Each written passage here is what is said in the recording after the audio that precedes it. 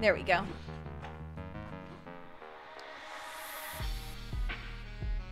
Ooh, I came back for a good song too. Oh wow, everything is in the wrong spots. Here we go. Hold on. Put you over here. And you over here. I just watched a little mini documentary about the Beetlejuice musical. It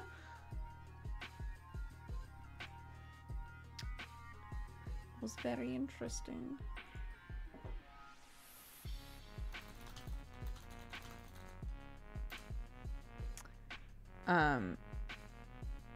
There's a YouTube channel called Wait in the Wings, and they do like a ton of musical theater and like stage play deep dives about ones that did well, ones that don't do well. You know, it's really, really interesting. And I watched their one on Beetlejuice. There is a Beetlejuice music. So, hold on. Yeah, okay. Hi. There is a Beetlejuice musical. So, I had heard about it, and then I felt like I suddenly didn't hear anything about it, and it turns out that's because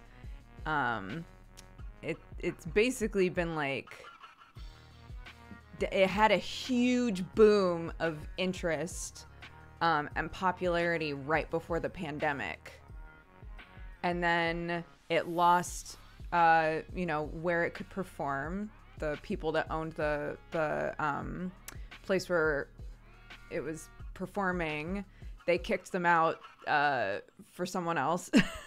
We don't have to get into who, but if you watch the video, you'll be like, oh, well. And so they were like, well, it's fine. We'll just find a new place to perform. And then the pandemic happened, and they haven't been able to like do anything.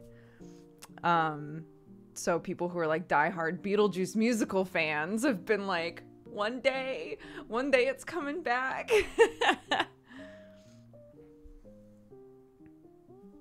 This is not no. This is my normal camera. When I tell you that the light quality in the room is what determines if the stream looks good or not, I am not lying to you. How much light is coming through there? Which lights are on in my room? Can I find the perfect balance? Sometimes there just isn't one. Today, it's all right. I was able to watch the musical before the pandemic. You lucky. Well, not a lot of people are able to right now.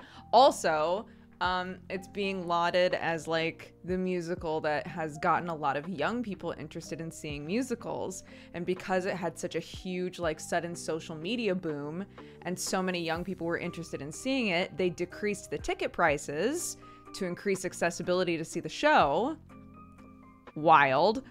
And recouped like a ton of money that they had lost when originally only like normal theater goers were going to it, and were like, this is very weird and crude and I don't like it very much. And then they found their actual audience, and it was young people, but younger people aren't always able to afford a crazy expensive musical Broadway ticket, right? So they decreased the price and had like 70% of the people coming to see Beetlejuice were in an age demographic that they had never, that they just don't have at Broadway. So I was like, that's pretty fucking cool. Anyways, and then the pandemic happened and it all went to shit, but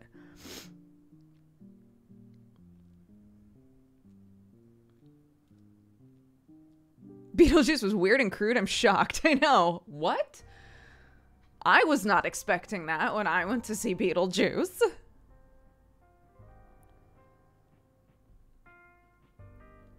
Yeah, my mom and I used to go in Portland.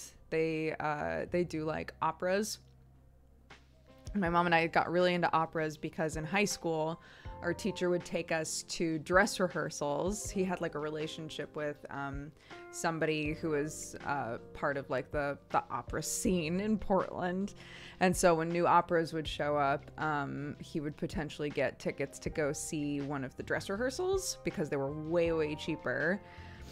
And so I went to see one of those, and I was like, this is actually so cool, because sometimes they put subtitles at the top, and then you actually know what's going on. Big fan of subtitles, even into adulthood. So I was like, Mommy, we gotta go see an opera. It was so fun.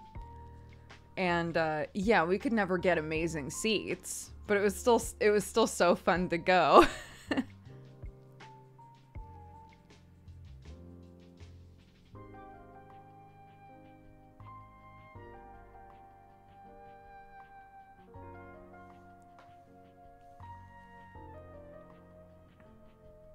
Yeah, I want to find a place to see like musicals and things I mean, we were able to get into London pretty easily to go see stuff with RT and Kelly when we saw the play out there.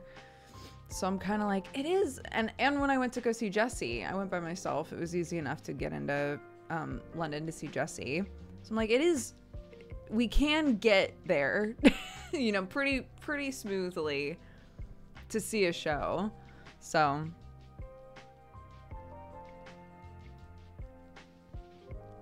hi Spoopy, how are you?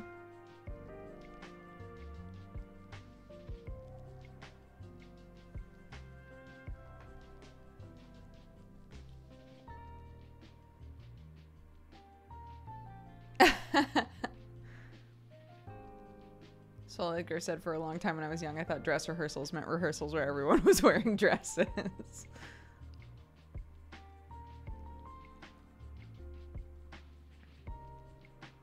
If they're above you, shouldn't they be called super titles? I guess so.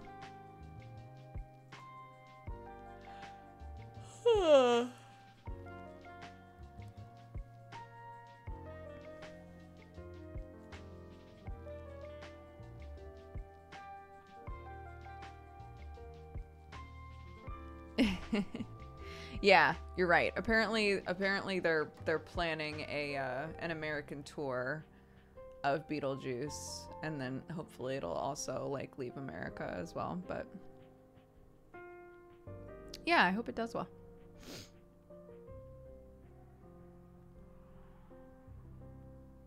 But yeah, Wait in the Wings on YouTube.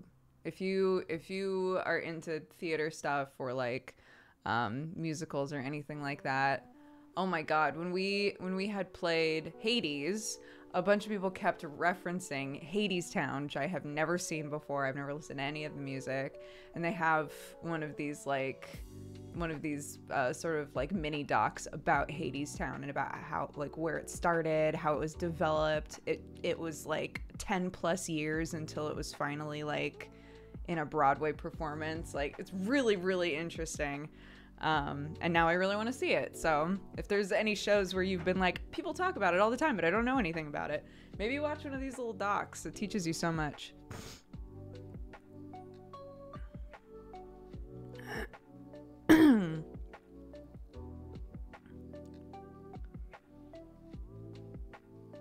I like the swoop. Oh, thank you. How are you, John? You'll be delighted to know we've made the full circle back to playing doctors again, but nobody is allowed to be just a normal doctor anymore. The computer, the PC tower that is in the living room that we use for VR now, we just kind of stick it off in the corner so that it doesn't get messed with, you know, when it's like the Clarky room, right? I had gone to do something in the kitchen. When I came in, I heard her talking, and I was like, who are you talking to, honey? And she was like, I'm talking to the doctor, and then pointed to the PC tower, and I was like, oh, is it a robot doctor? And she was like, yes, it is a robot doctor. And then, so now there's a robot doctor, and we go to the robot doctor, but sometimes she wants to be the robot doctor. Whenever we play doctor now, it starts off as robot doctor. And it's the PC first. We both have to go to the playground and get hurt. We have to go to the playground and go on the seesaw, and we fall off the seesaw and we hurt our legs. That's how it always has to begin. And then we hobble back to the living room and we go, Dr. Robot, we've hurt our legs. What should we do? And then Dr. Robot scans our legs and says a bunch of beep boops, and then we're told to get some rest. And then we pretend to sleep on the rug.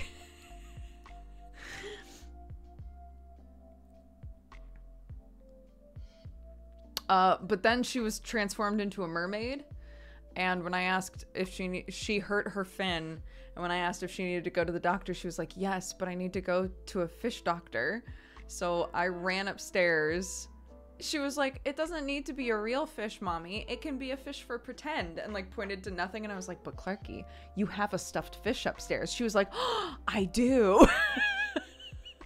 So I ran upstairs and we got the fish doctor. So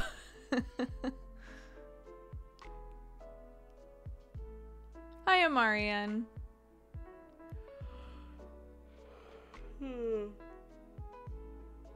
Exactly. Yeah, she hurt her leg on the seesaw. She came in. Dr. Robot was like, well, that's gonna have to go.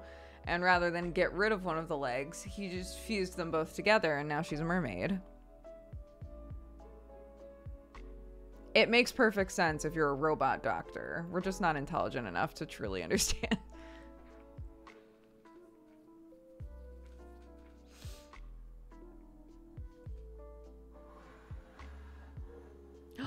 Also, this is something that no one is going to be excited about but me, unless you've been in this position. So, I really hate grocery shopping. I hate it. And for the longest time, it was almost impossible to get click and collect slots out here. Forget having groceries delivered, not really an option, but like click and collect seemed more accessible, right? You like put together an order and then you go pick it up at the store. Even that was so difficult to get a slot for that I just gave up at a certain point. So I had never done click and collect. And then yesterday I was like, you know what? I have so much stuff that I need to get for Thanksgiving, and I would feel so much better if I just had it. It's like, but I really don't want to go to the store and like traipse around and try and make sure I get everything. And then I thought, I'm gonna see if I can do click and collect. And I could. And I went to pick it up right after I dropped off Clarky today. I will never go in a grocery store again. It was amazing. It was so great. I pulled up. I booped the link. I said, yes, I'm here. I'm in Bay A. And then a lovely person came from out of fucking nowhere with all my groceries in crates and let me pack them up however I wanted and go on my fucking way. It was amazing. I will never go in a store again. It's like, this is great. Why the fuck have I been going in grocery stores? Oh, it was amazing. It was so great. I know. I have everything that I need for Thanksgiving now. It's all done. Mwah. Bella, Bella.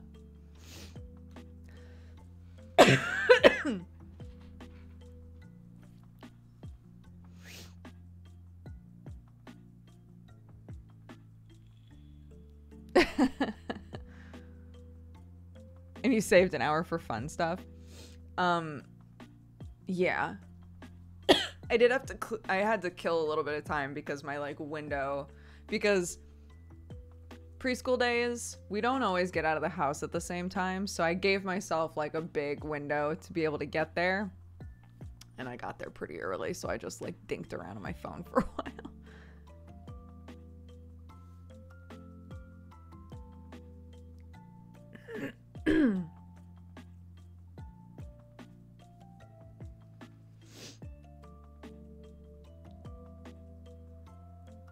Thanksgiving is this week. It's this Thursday. And for anybody who didn't hear this, Sam invited Joe and Dave to come down this weekend to do Thanksgiving with us because he knew that I would be really sad. So so he like asked the boys if they were able to come out for Friendsgiving. So we're gonna do that this weekend. I'm very excited about it. And I have everything to make the pumpkin hand pies. So Sam said he would help me make those so I can drop those off to everybody in the family on Thursday.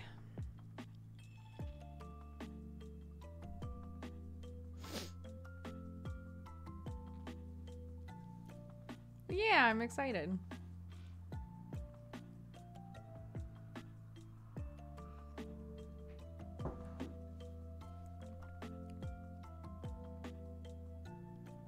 I think we're gonna have to do it Sunday. I think Sunday is gonna have to be the day. I think we're gonna have more dessert than dinner in my house. My sisters are making 3 kinds of pie. That's a lot of pie.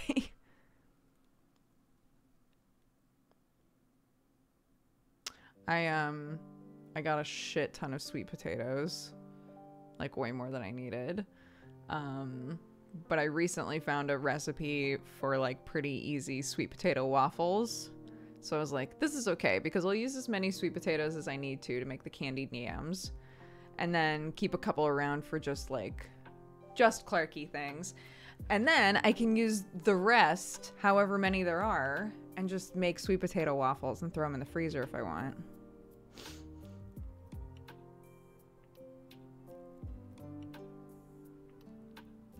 Do you do presents on Thanksgiving? We do in my family, yeah. So I'm trying to figure out what I think the equivalent for that with this family is food, right? So yeah, so I processed all of the cooking pumpkins that we had in the house and made my own pumpkin puree, so that's all done. I just need to mix it with everything else, and then we just got pre-made pastry dough. Should be easy enough, I think.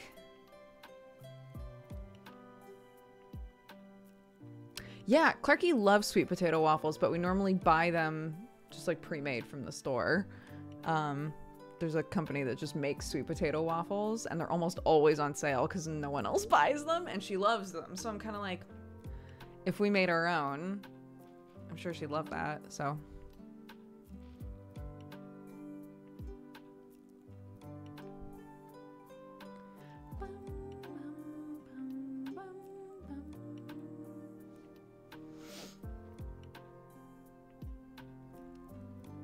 The other thing that I had to do, though,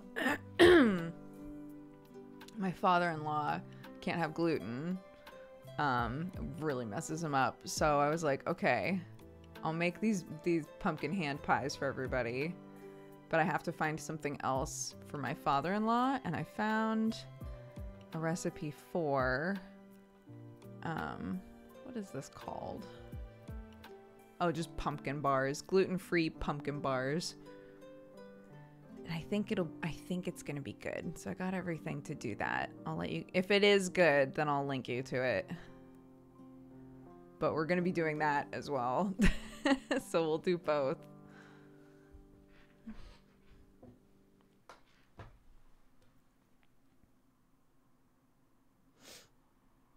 Yeah, it's not a thing here. Thanksgiving is a US thing, and I'm American. So. But my my lovely family out here knows that I really wanted to be in America for Thanksgiving to see my family, and I wasn't able to go, so they're all being very sweet. So I wanted to drop something off to them, because when I'm home, we all give each other something little and just say like, I love you so much. Thank you for being in my life. I'm very grateful for you, etc. So I plan to do that. We just are gonna make these little pumpkin pies that you can hold, and I'll write a little note with each one. And then yeah, have the buds over. So that'll be sweet. Yeah, I couldn't find gluten-free pastry, unfortunately. I've looked in a couple stores.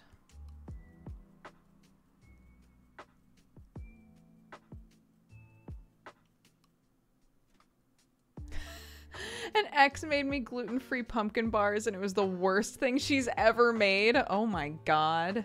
Well, we'll find out. I'll make them and see. We'll see.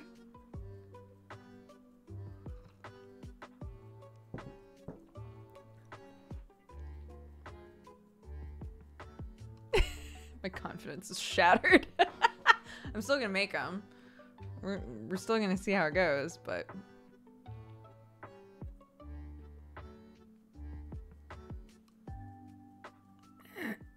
I tried to make a Father's Day cake from gluten-free flour. It just didn't work out. I've heard that gluten-free flour takes some like getting used to, and it does not work exactly the same. So I'm glad I'm not the only one who renders whole pumpkins. Yeah, I mean, we eat the seeds. This time I gave the kind of like fleshy bit that isn't, you know, the meat of the pumpkin. I just gave it to the chickens and they loved it. It's just the skin. I have no idea what to do with the skin, so it's composting.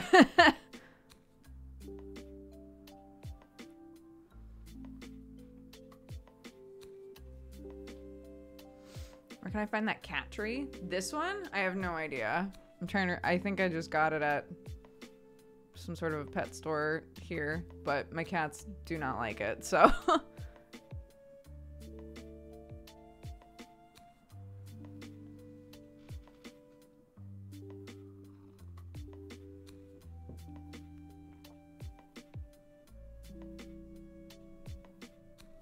I've read once baked you can eat the skin like crisps. I don't know that I would want to eat that skin. I mean, I'll try it. But remembering the texture it takes on when I was peeling it off the rest of the pumpkin, I'm like...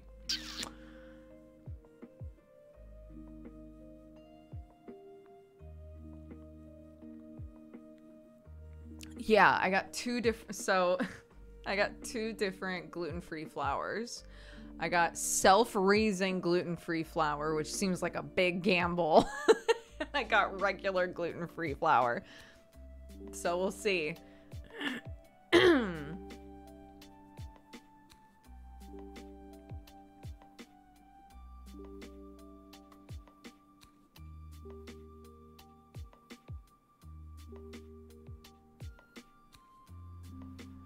Oh, thank you, Samwise. I'm glad to hear you're doing good.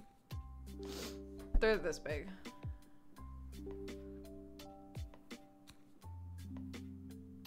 Not very.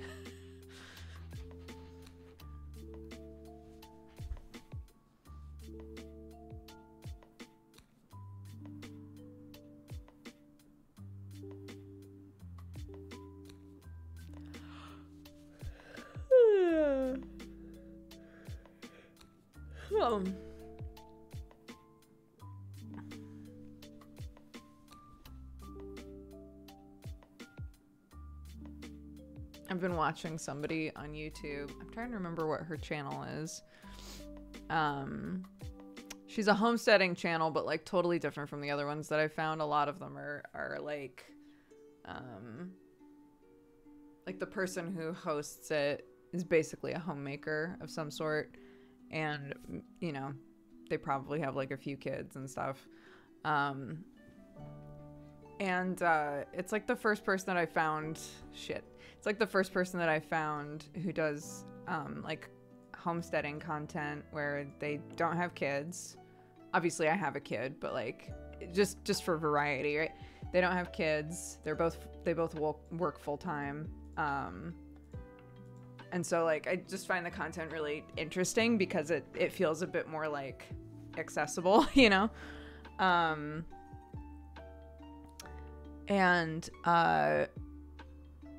Something that she does is she literally like once a week or once every couple of weeks just preps up a ton of dough, like pizza dough, pastry dough, like pie dough, like all of it, because she makes a bunch of quiches too. So she was like, if you just prep up a ton of it, it keeps really well in the freezer or however you want to store it.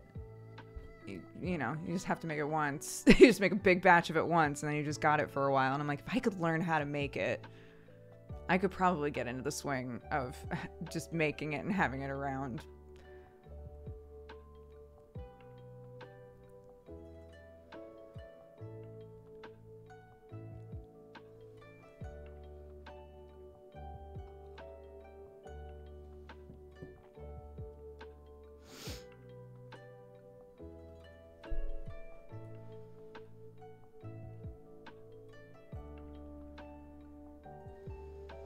Oh, yeah, our sourdough starter died.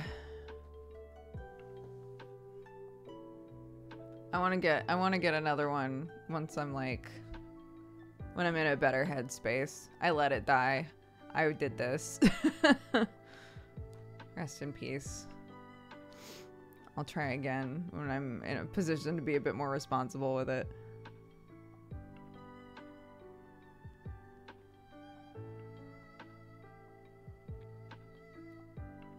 I moited it. One day, Sam came in and he looked in the fridge and he goes, "Honey, what is this?" And just gestured to a fully separated thing in a jar that was my sourdough starter. And I was like, well, it was something beautiful, honey. And he was like, I'm glad. Does it need to be in the fridge anymore? I was like, no, probably not.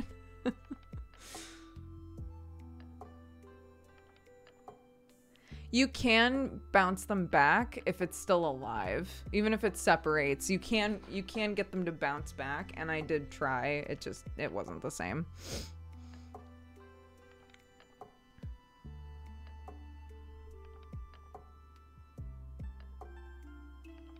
I'm trying to remember if this is when we had No, we had the good fridge.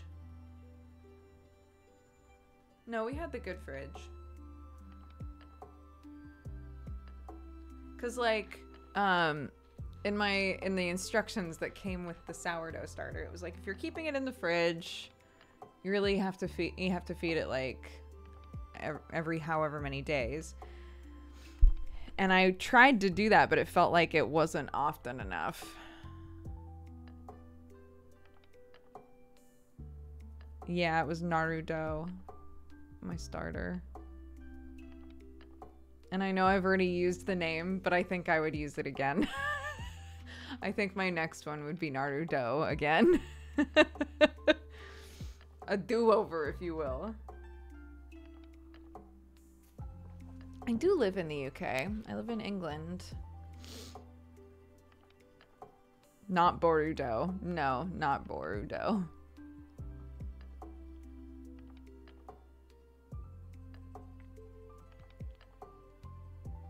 The mistake is if you name your sourdough starter, which I did, and then Brad died. Brad, the sourdough starter. Naruto Shippuden. That's the one. That's the one. That's what I needed. There it is.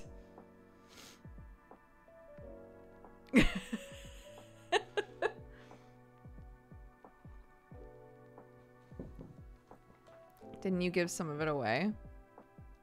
I did. I gave some to my mother-in-law, but she confirmed that hers also died. So, we're just a cursed family.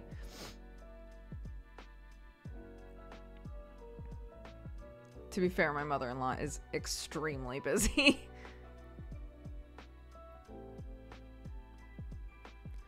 It is Monday. Let's go, gamers. It's Monday, the beginning of potentially our last week of Sherlock Holmesing. We'll see how it goes.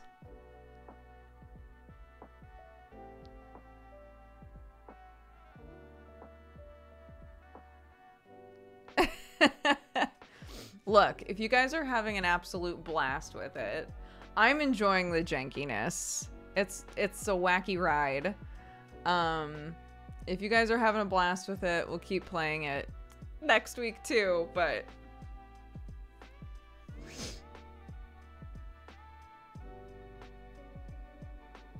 did you clean your washing machine and dishwasher filters, chat? Not that you have to. But as a reminder, I did find glass in my dishwasher filter, so it's worth checking. It's worth looking.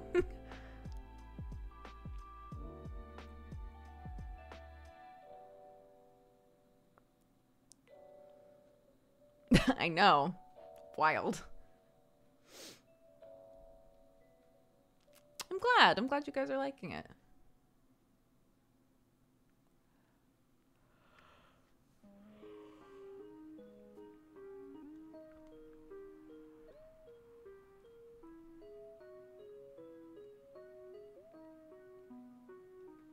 I realized I was an adult when I found out I had to clean my dishwasher. I watched SMD yesterday and I washed my bedding. Hell yeah. That's what's up.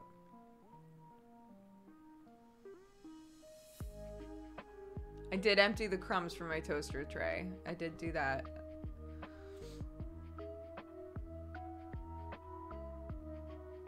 Oh my god. You know what else I started watching was I'm not done with it yet, but I started watching a documentary about Repo the Genetic Opera.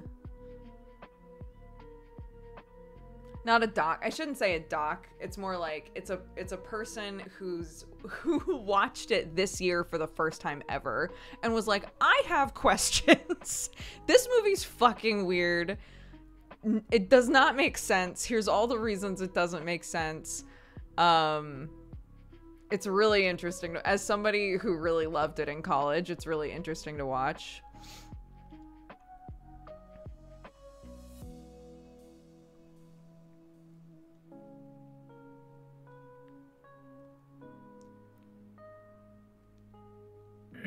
Yeah, it's by any of you who love Repo or have never heard of Repo in your life and want to see somebody in 2021 talk about a rock opera, a like sometimes terrible, sometimes wonderful rock opera. The creator's name is Laura Crone. Lauracrone.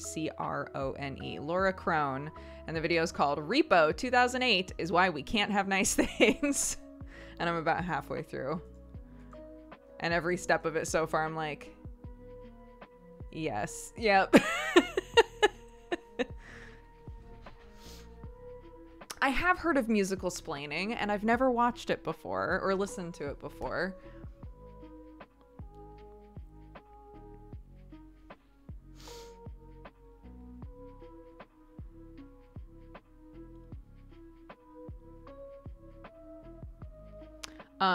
Honestly, one of the best parts of I did the thing that I do sometimes where I get about halfway through a video and then I scroll down to read the comments before I've even finished it.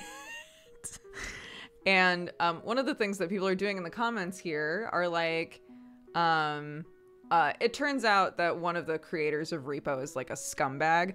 So it's people being like, hey, if you want to find out about other people who are making content like this, but it's really good, here are some options, here are some suggestions. And I was like, ooh, I have new things to watch. That's fun.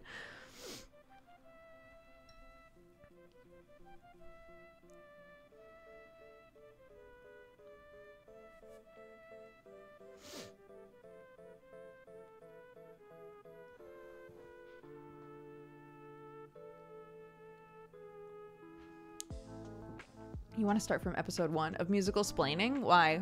Are they not like about, is each one not about a specific show? Or is it just better watching from the start for some reason? Listening.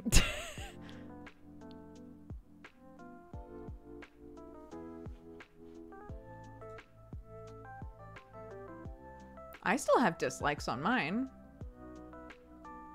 Somebody said dislikes are gone. Now you have to? I still have dislikes on every video I watch on YouTube.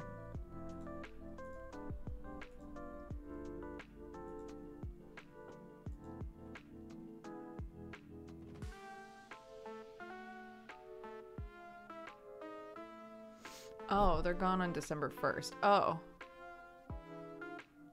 Oh, interesting. It's rolling out in waves. Oh.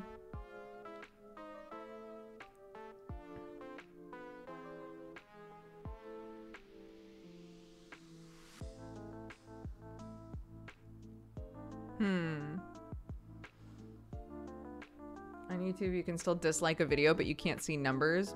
Also not true on mine. So it's definitely rolling out in waves. Let's see. DIY magnetic bookmarks, 27 dislikes.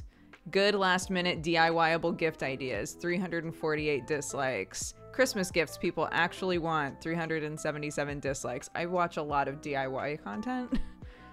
Repo is why we can't have nice things, 196 dislikes.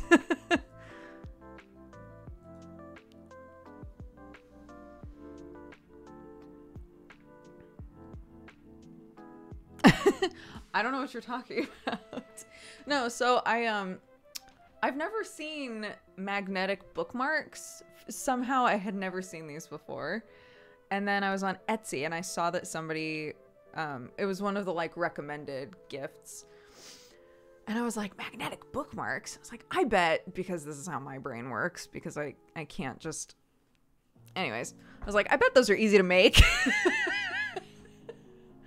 So I immediately went on YouTube and I was like, somebody's probably made a video about how to make these, which they have.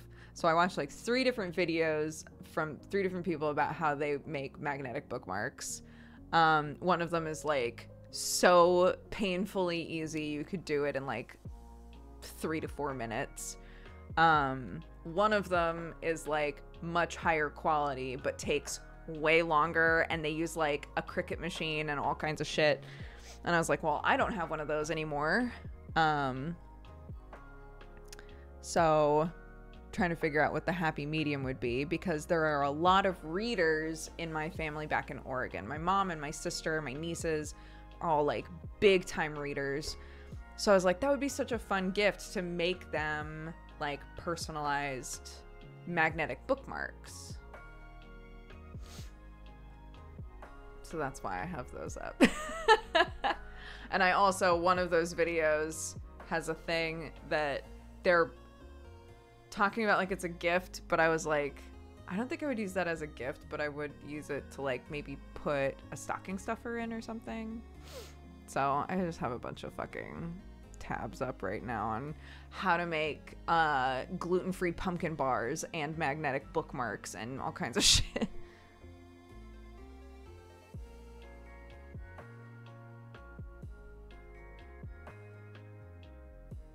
Where do you get the magnets to make magnetic bookmarks? So one of them used what we've used in previous stuff, which is magnet sheets. One of them just used magnet sheets.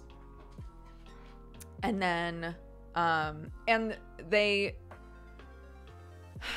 used a Cricut machine, but I do not think it was necessary.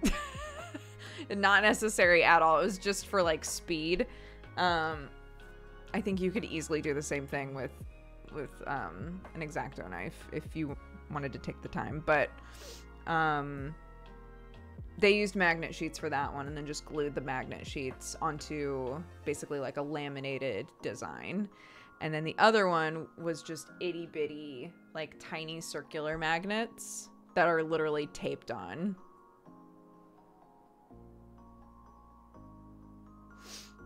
This is what I'm saying. It's the difference between like, oh, a pretty involved project and it works. Oh, I used to call them Cricut, but I think it's supposed to be pronounced Cricut. It's Cricut. They're machines that you can basically import designs into, and they will cut a variety of different materials for you. People use them for like vinyl labels and all kinds of shit.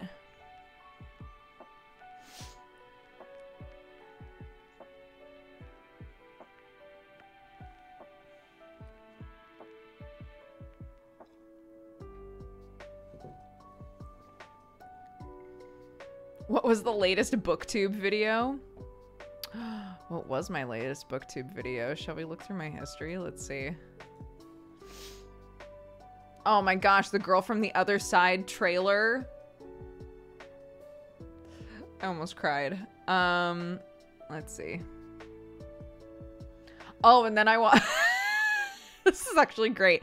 And then I watched a whole bunch of videos of a, like, amateur doll restorer restoring her old Sailor Moon dolls. Very cute, because I love watching doll restoration videos, but I loved that it's a whole series, and she's like learning as she goes. She doesn't really know everything about how to restore dolls, so it's fun. It's like a little bit janky, in a nice way, I guess. More Broadway videos. My Little Pony restoration. Look, don't worry about it. Oh, you guys recommended that I start watching Girl with the Dogs, so I watched a couple Girl with the Dogs videos. Very cute. Acre Homestead is the name of the homesteader that I love watching. She's fantastic. She's so just like genuine and chill. If you want to watch Acre Homestead, I highly recommend. Wow, it's been a while since I've watched a BookTube video, I think. Yeah,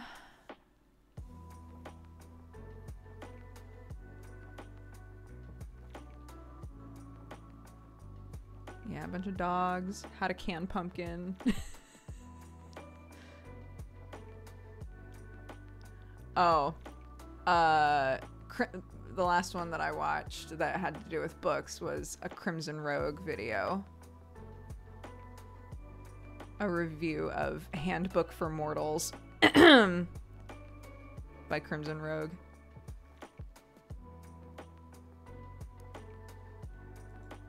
So there you go. We found it.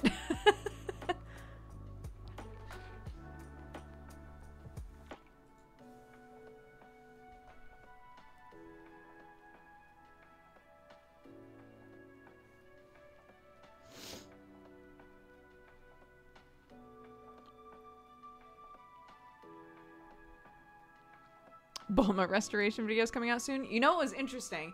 Do you remember how I had a Bulma that I really hated because it was always sticky? So actually she ran into this with one of her dolls.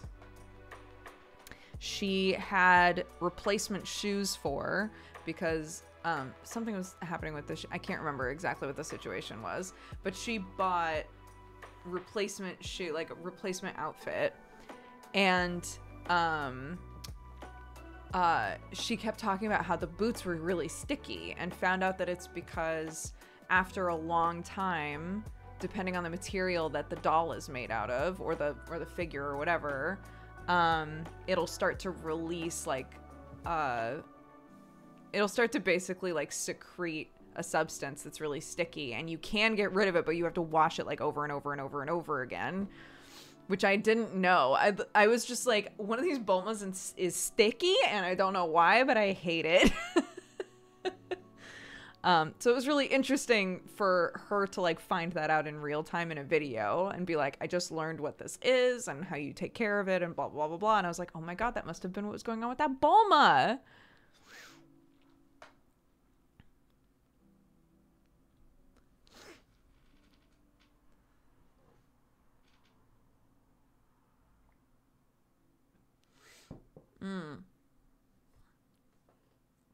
Do you still have that Bulma? No, I left most of my Bulmas back in America.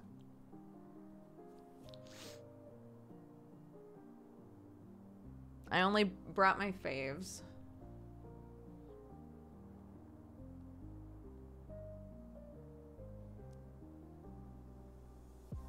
I clean my controllers like a lunatic. I know, I always feel so bad.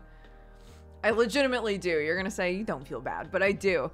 I feel bad knowing that there are people who watch my channel and I'll be using a controller and then I'll reach off frame and grab a crisp or nuts or something and eat them and then immediately touch the controller again.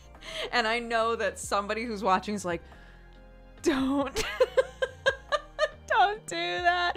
Or even typing, right? Typing and eating at the same time is really, some people really, really hate that.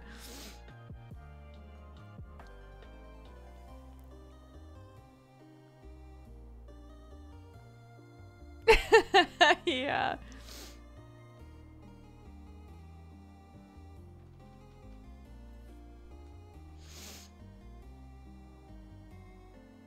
When was the last time you cleaned your keyboard? A couple months ago, I think. I dropped something down in between the bits, so I just took it apart and cleaned it. I could probably use another cleaning. Yeah, there's some weird shit in there. I could probably clean it again.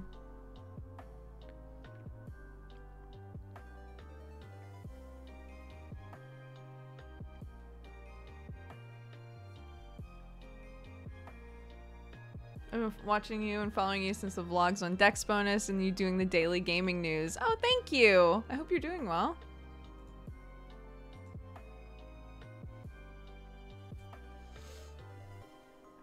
My current keyboard is a bit of a pain to clean. I have 2 keys that I've tried to take off and they will not come off. And I don't know if this is like evidence of a past... I don't think that I've spilled anything on this keyboard. I think the last time I spilled stuff was on the old keyboard and we tried to clean it and I was like, I'm sure it's fine. And then it wasn't fine. And I swapped it for this one. And I don't think I've ever spilled anything on this one. So I'm really confused why there are 2 keys that have just given up the ghost on me. No, it's not the metal bar thing. I do know exactly what you're talking about. It's not a metal bar situation. They're like tiny keys.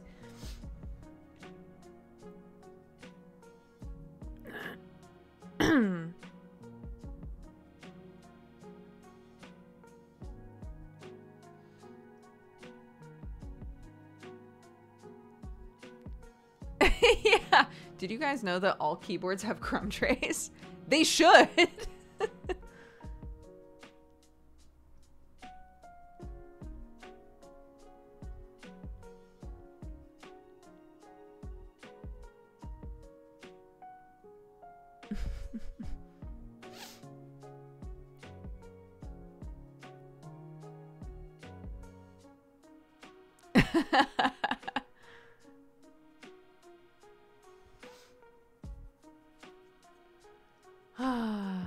So red today.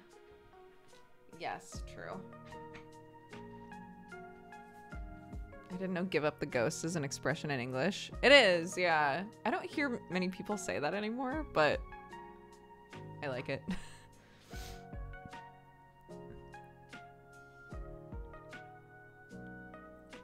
Oh, I never really saw Daily Bite, but I remember Friendzone. It's how I became a fan. I miss Friendzone a lot. I'm glad that you remember it fondly. Unless you don't. Unless you remember it unfondly, which is also fine. You're still here. I'm going to count it as a win. I do know that Guild of Dungeoneering had a big update. Yeah, they said they reworked a bunch of stuff. It's a thing in German. Oh, interesting.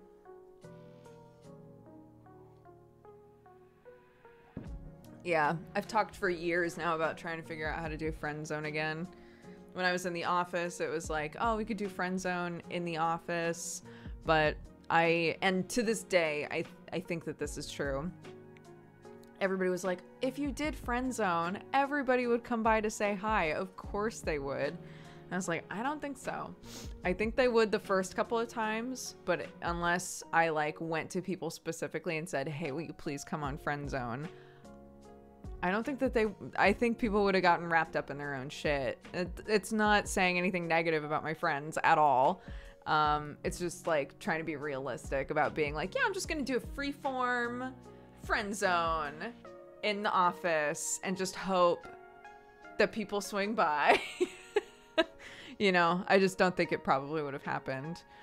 And then we moved and I was like, oh, well, maybe, you know, because I've had some loneliness problems, maybe it would be fun to do like a Friendzone sort of thing, but like from afar. But then what would that look like? It would also require me to like reach out to people and be like, hey, do you want to come on Friend Zone this week? You know? So I watched something with you in it and I hated it and I'm chilling here out of spite. I know you're goofing, but I want that to be true for someone. I want somebody to just be like, I hate this bitch. I'll never leave.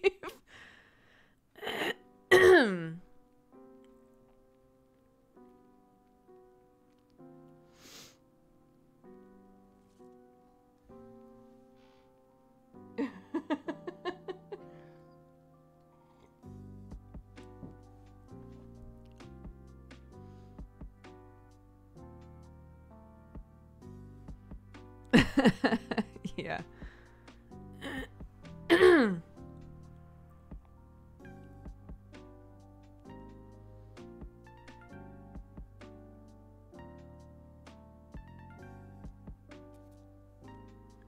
Oh yeah, I have no doubt in my mind that there are a non-zero number of people that watch me and think that I'm a horrible person, but still watch me. And that's fine. They don't matter. You guys matter. The people that actually like enjoy yourselves when you come by and want to hang out. That's great. Lurker or not, I'm delighted that you're here. I made a choice at one point to just not worry about it anymore. You know, if I'm not somebody's cup of tea, that's fine, whether they watch or not.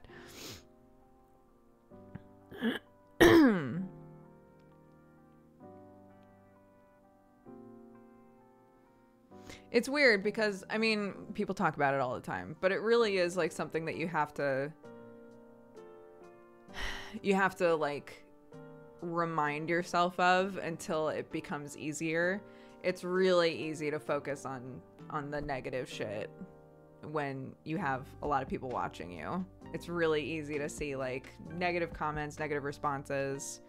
And I'm all for taking critique and listening when people don't like something I've done. Absolutely. I think I should try and learn from that. And you know, sometimes it becomes obvious that somebody's just not into the vibe, you know, like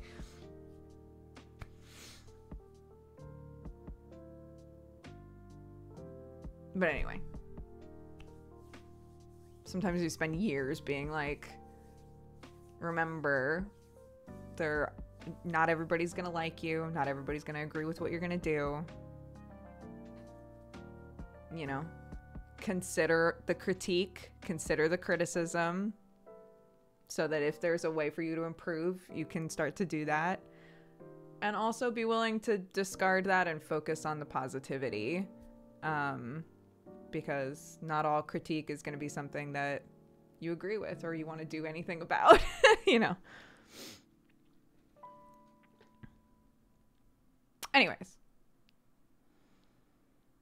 I didn't mean for us to like actually veer into this. I just wanted the bottom line to be that I appreciate all of you guys who are here.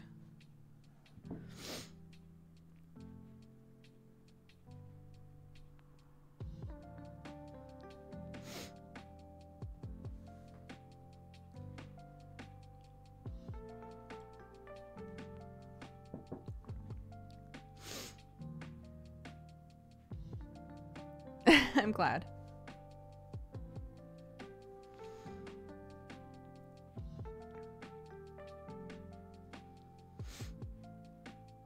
We could round that off with a cheers or something. Oh my gosh. Should we? In this economy? I would love to. Hold on, let's open up Channel Point Redemption because I closed it while we were starting stream because I'm silly.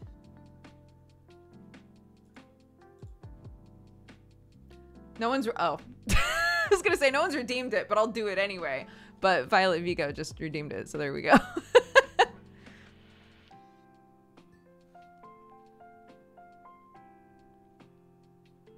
I was always told that if you critique, you also have to say as many things as you like. A friend of mine used to do what's called the compliment sandwich, which is you try to think of 2 good things to say on either side of the bad thing.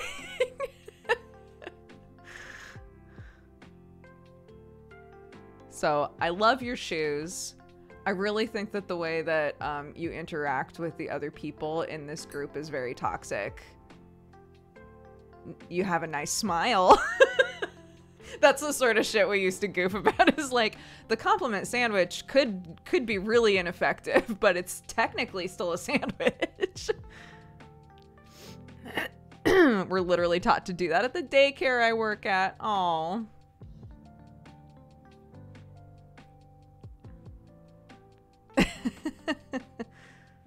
I do the compliment sandwich when I coach kids soccer. I tell them what they did well, tell them what and how to fix what they're doing, and then tell them that they're doing great. I love it.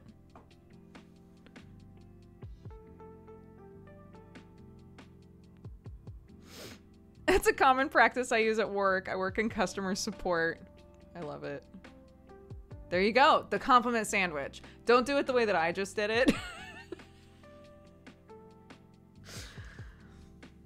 It was because, this was my friend Sarah, who was like one of my absolute best friends in college, and I loved her, and I keep meaning to reach out to her. I should do it today, to reach out and see how she's doing. But anyways,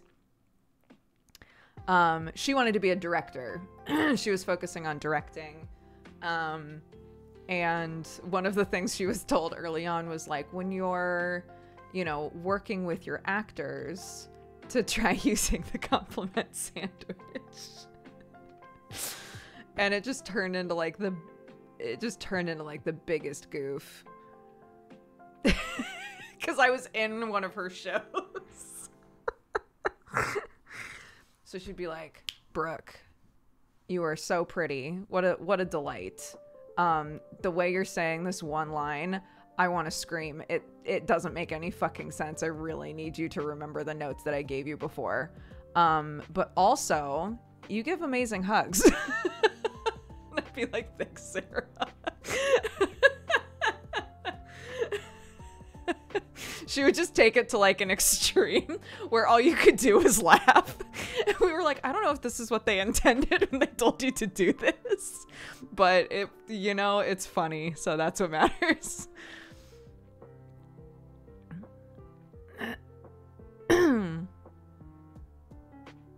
Compliment sandwich is a good practice if for no other reason than to remind people to include the positive and not just the negative. I absolutely agree.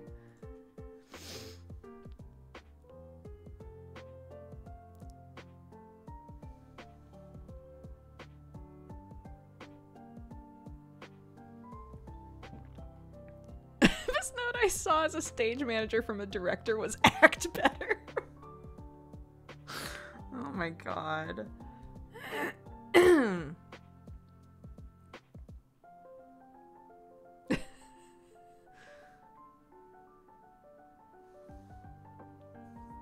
Tweet that you're live. Oh, I'm fine.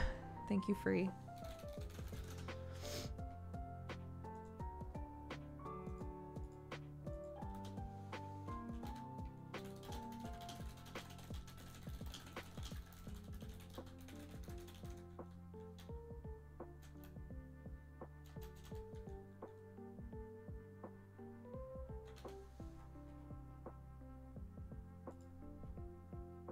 Sorry. I just saw an interesting tweet from Children of Morta. I'm sorry. Okay.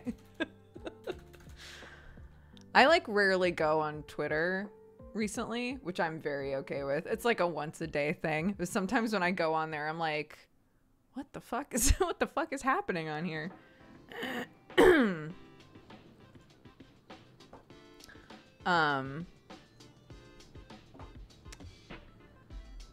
When someone says take a 10-minute break, I still say thank you 10. Yo, I love that though. I love things like that. The call and response stuff. Those are some of my favorite things to see in like current teacher content, is when teachers come up with like a fun call and response for their kids to get them to listen to direction. I love it. It's very cute. Anyway, what I was gonna say is the new Arcane episodes came out. I have not watched them yet.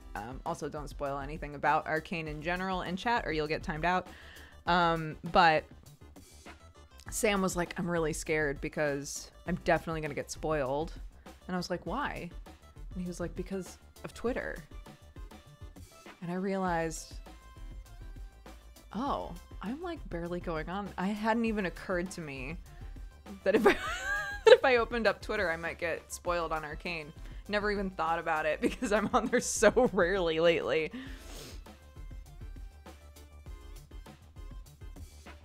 What I can say, there are 9 episodes total. I've seen 6 and I love it. So can't speak for the whole thing, but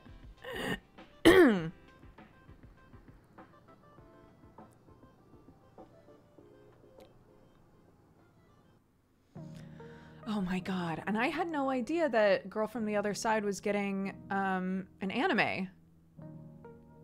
I didn't know that. And an anime by Wit? Oh my god.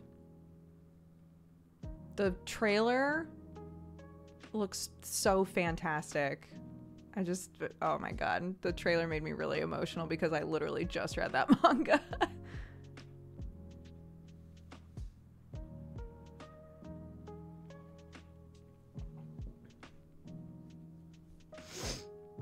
Oh my god. Yeah. Sam does the same thing sometimes. This is also why I thought this was funny. And being like, what if I get spoiled on Arcane? He accidentally spoils himself on stuff all the time. All the time. He'll look things up and then be like, oh man, I read a spoiler. And I'm like, then why did you look that up? Why did you do that?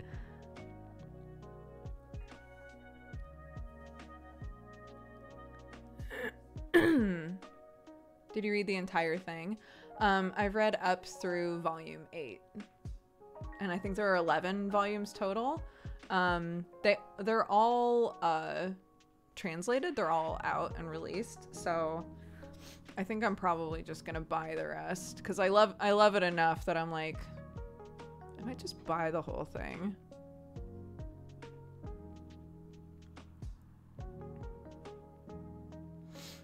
Someone spoiled One Piece for me in the comments of a post about Harry Potter. It's a minefield out there, guys. You never know.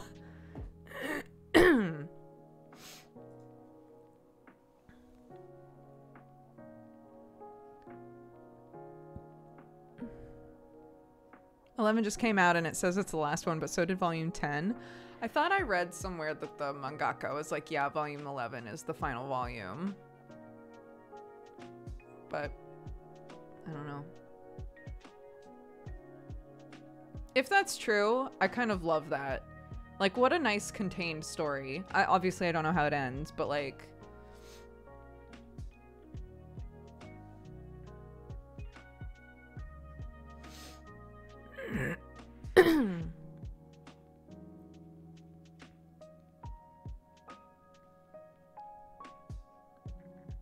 I did know Lore Olympus is getting a Netflix show. My Lore Olympus actually just showed up. It's beautiful. Wait, hold on. It just showed up. The first volume just came out. It's so nice. It's so pretty. I love it. Yay. I forgot that, like, I had bought it, which was the whole idea. So we read Lore Olympus. It was the first, like, non, I guess, manga or manhwa that we had ever read on MangaPod, I think. Because we wanted to start incorporating, like, webtoons and stuff like that. So we read Lore Olympus because so many people said that it's fantastic. And I really loved it. And when we were done with, like, that section of reading, I literally just sat and read the rest, like, everything that was out so far. And then realized that the first volume was going to be coming out this month in November. So I was like, you know what I'm going to do? I'm just going to go pre-order it. And that way it'll be a nice surprise for myself. And then on the day, I got a little text that was like, hey, Lore Olympus is going to be showing up today. And I was like, oh, what a surprise for little old me.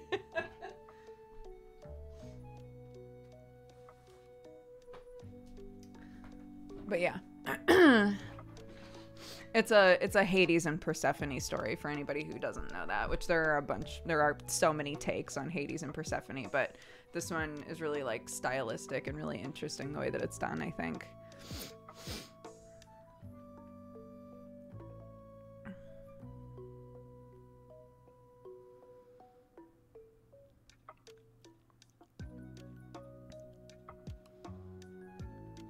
Definitely a maturity warning on it though.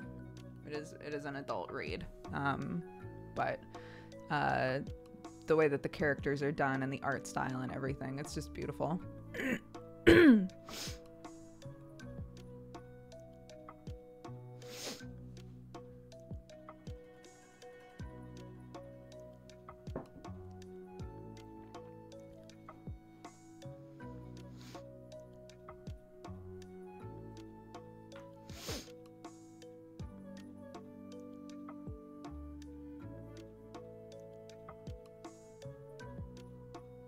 It looks satisfying to touch. Is that overly specific? Yes, but it's okay.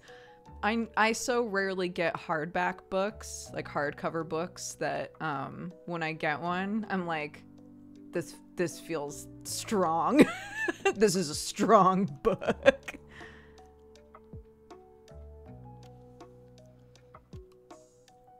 I've also heard that Punderworld is good. Yeah, I've never read Punderworld either.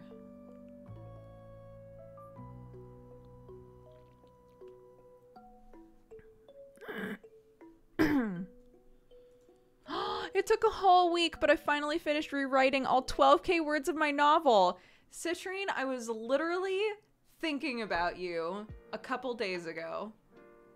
And I was like, I really hope that they managed to go back and rewrite that. And you did it! That's amazing! Congratulations! Now save it in 8 places.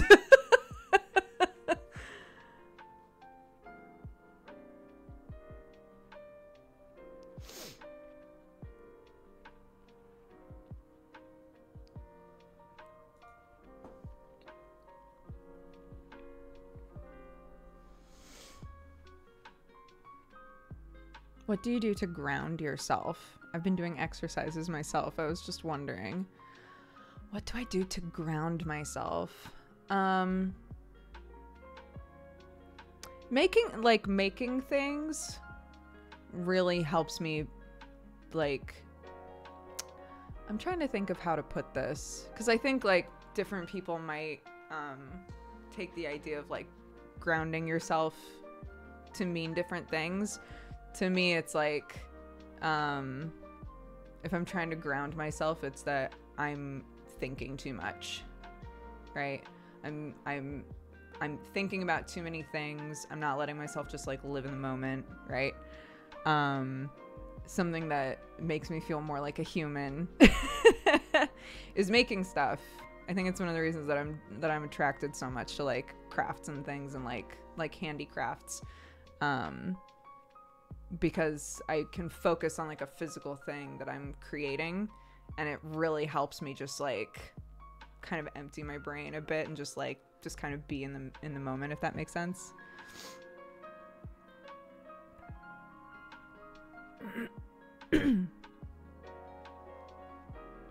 I watch Gilmore Girls. It's the only thing that can calm my chaotic brain. Yo, sometimes a show that you've seen a million times is the ticket to just be like, head empty. I don't have to pay attention to this. I've seen it so many times. It's just background noise. I don't have to pay attention, but I can if I want to. That's great.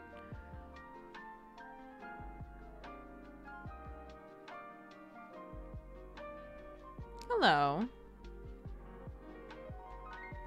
Will you be sticking to weekly Tuesday streams for Endwalker launch? I normally do. When a new thing comes out, just because like Tiri has been my consistent Final Fantasy XIV buddy for years, And if Tuesdays are the only days that we can make work, then we'll just slowly plug our way through the new content together, you know. I'm not in a rush to like completely focus on Endwalker or any other expansion when they come out. I can do them slow and be fine with that.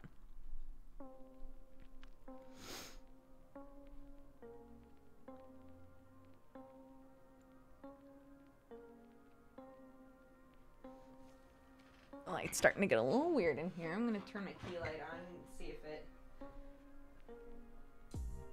is okay. Yeah, that's fine.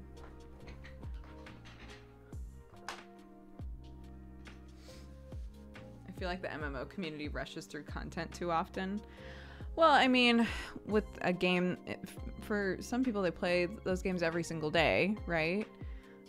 So to have new content is like, oh my god, I want to experience it myself. I don't want to get spoiled on anything. I need to play it now, right?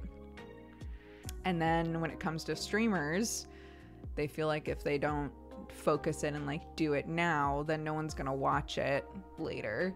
I'm in the, I guess, fortunate position of I play Final Fantasy XIV every week, every Tuesday night. It doesn't get incredible viewership, like in comparison, you know, we get a few hundred people in here and it's super chill. I'm not trying to, you know, make a bunch of money off of Final Fantasy XIV content. It's my time to spend with my cousin, and hang out and chat and play a game that I really like. So I have no interest really in rushing through it.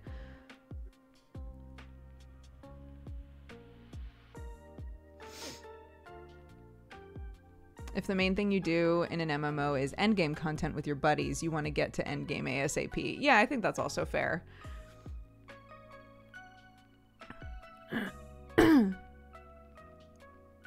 No, Tiri and I think for the most part, both of us only play on Tuesdays.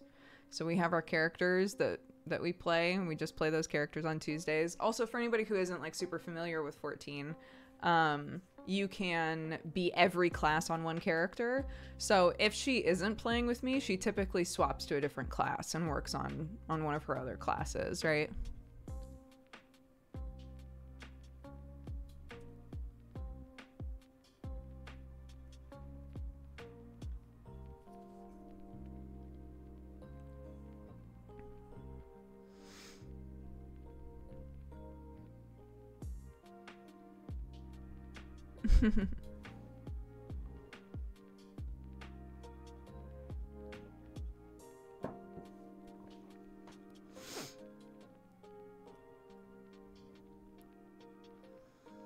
You're doing machinist now? That's fun.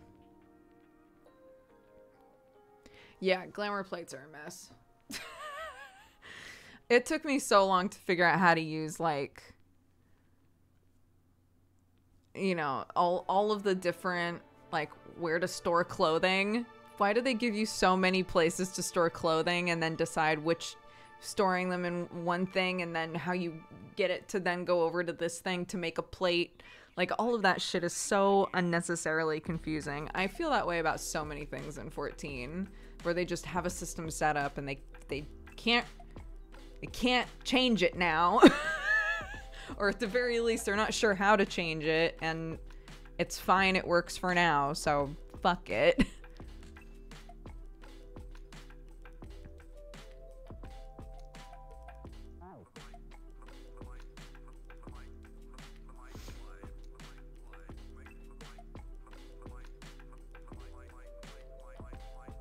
I know.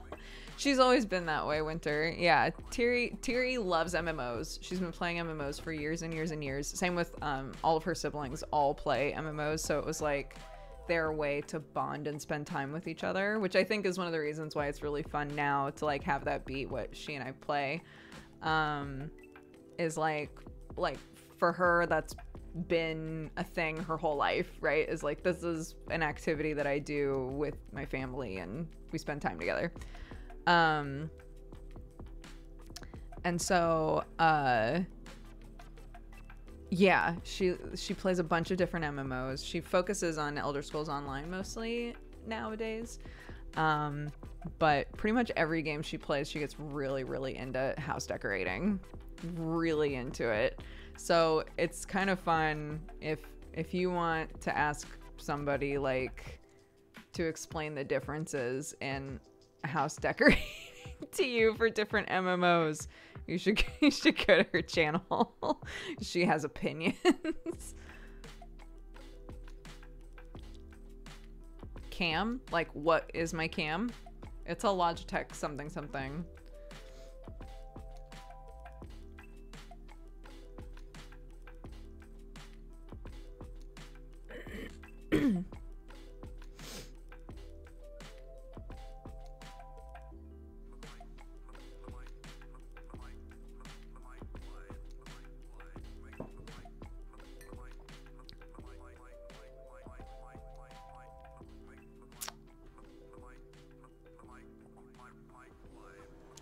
Let me check.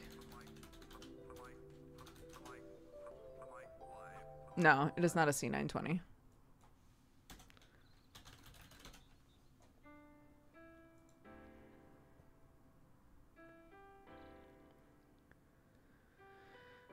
It is...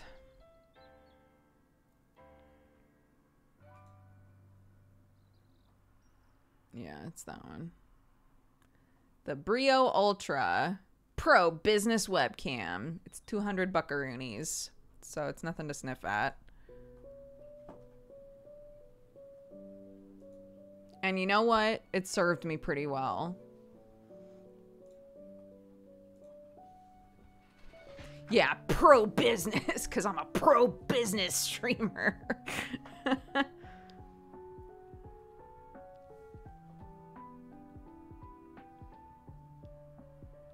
That's a big mug. It is.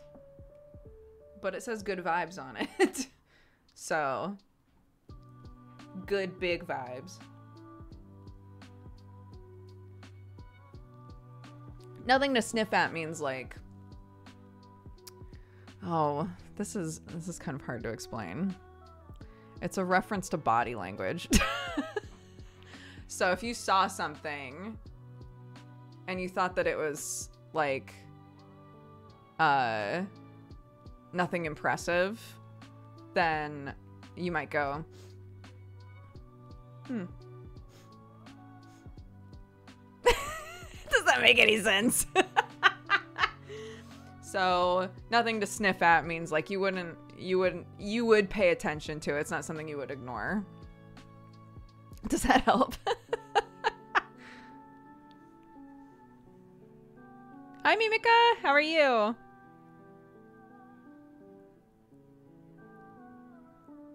Nothing to sneeze at makes no sense to me, but a lot of people say nothing to sneeze at.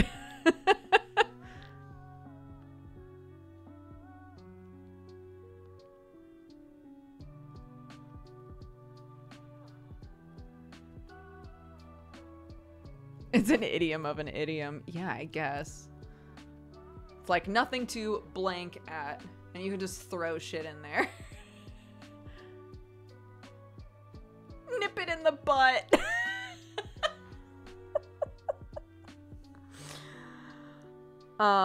Yeah. Nip it in the butt. It's also good.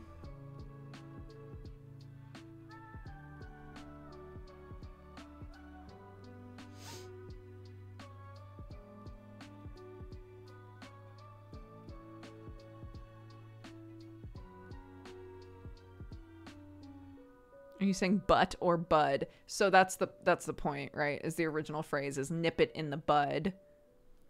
But people say nip it in the butt. Which was the point that Mimiko was trying to make, I think.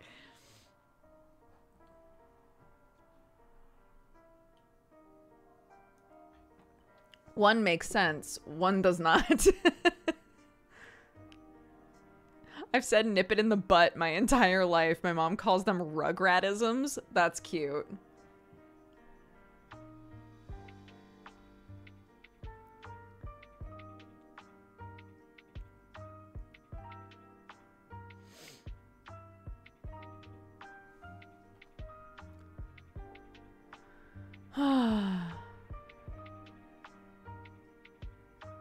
I say it's nothing to scoff at, which is probably wrong. No, that's another one that totally makes sense.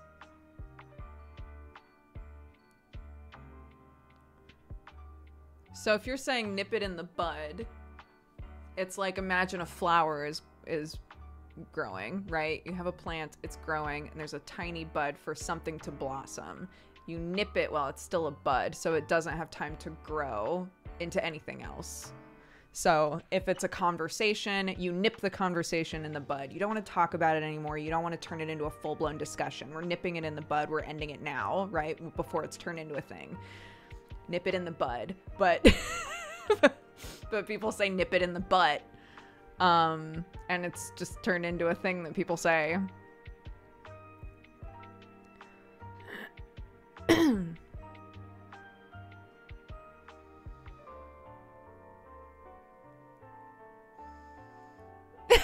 Colleague of mine says battle down the hatchets.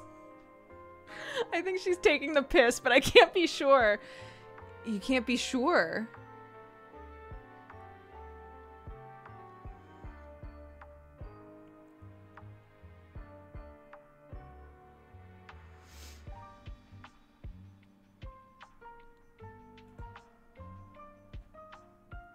You can't ask. You can't ask.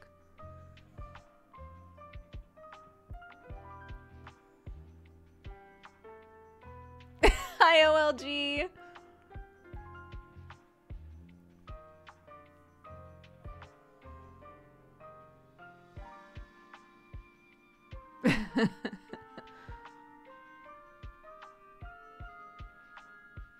This conversation is a wild ride for Automod, I bet.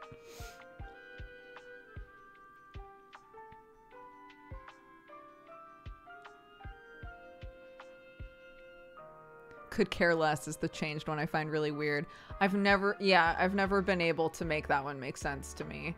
Because people will argue back and forth like, it does make sense to say you could care less. And I'm like, but if you could care less, it means you, but then that means you care though. Right? Could care less drives me crazy. I also could care less about many things.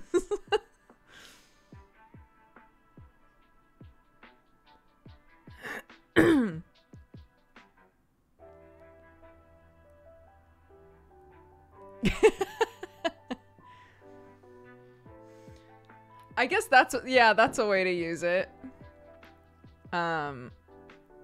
More Kid said, "Be warned, I could care less. If you keep this up, I will." I can, sure. Like you're trying my patience. I could care less about this. I'm currently invested, but I'm willing to throw that investment to the wind. People underestimate how truly little I could care. Oh, God.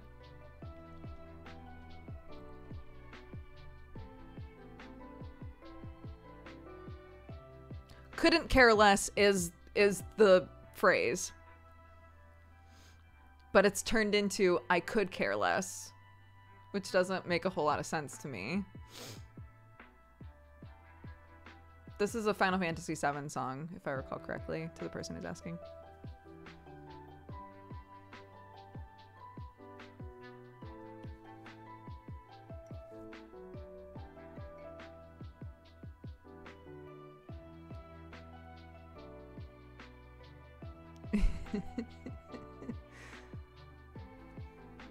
Jonich, did you mean to write believe? Cosmo Canyon, I believe. If you did, I love that. Doogs, what's new? What's cracking this week? A lot. It's Thanksgiving week. I'm gonna wrangle my husband into making some little mini pumpkin pies to give to people in the family on Thursday. I'm very excited. I also have an appointment to finally get my residency stuff sorted so that I can go to America when I need to. And And the boys are coming to visit this weekend. It's a big week.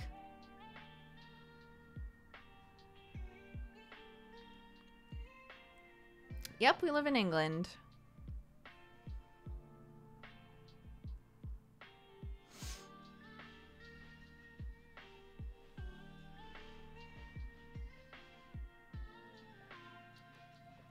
Joe and Dave, I think, are both gonna come.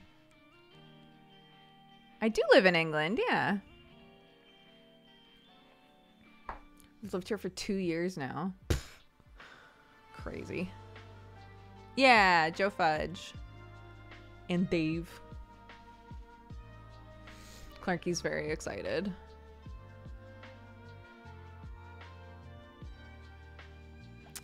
I think Free and Alex typically do Friendsgiving. some sort of a Thanksgiving thing. Correct me if I'm wrong, Free. But yeah, we were going to be going to America for Thanksgiving, but some stuff got jumbled with my residency. And I currently am not able to leave the country because I'm waiting on something. So we had to cancel our trip.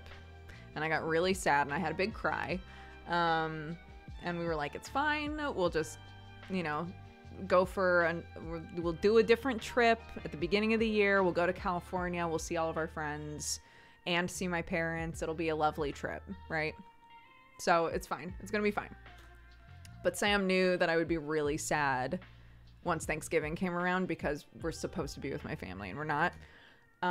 So he secretly went to our UK boys and he was like, do you guys want to come over for a Friendsgiving? And they were both like, sure. So,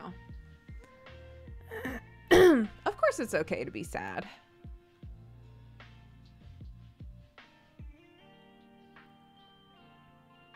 I think it would be weird if I wasn't sad. So yeah, I'm feeling some sad feelings, but setting up a different time to go is great. Knowing that we do have plans for Thanksgiving, even small ones, great. So, yeah.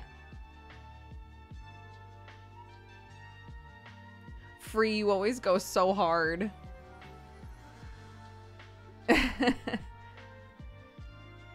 Oh my god, yeah, I went looking for a turkey.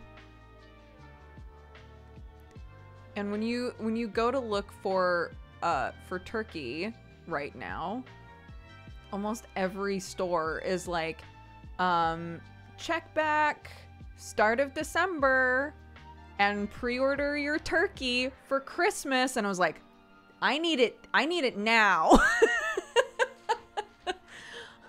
Wait. I did take one of your guys' advice though, and I got I can't remember what it's called. A crown. I didn't get a whole turkey. I got just like part of a turkey. So that was much easier to find than whole turkeys.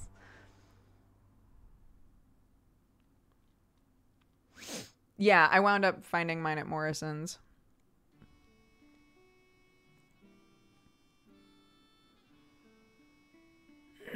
I'm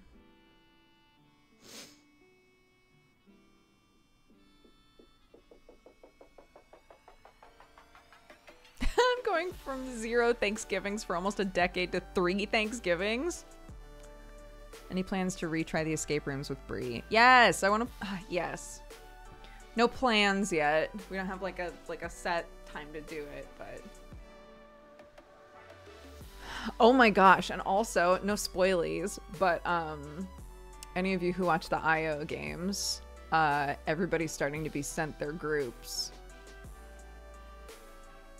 Everybody's starting to be sent their groups, so I know who my group is for phase 3, and I'm very excited. It's gonna be a really good group, I think.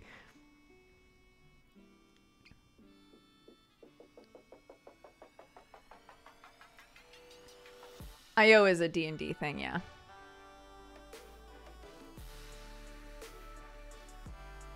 No, I'm not gonna say who's in it because I don't think anything is currently set in stone or anything like that, but everybody that's in the group like saw the list and basically said, hell yeah, I'm in. So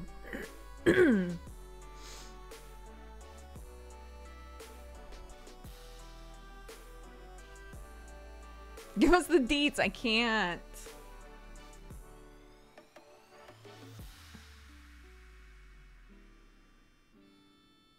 No more Brie bonus. I suggested making Brie bonus a regularly scheduled thing, and Brie liked that tweet. I think that makes it officially true. I would be super down.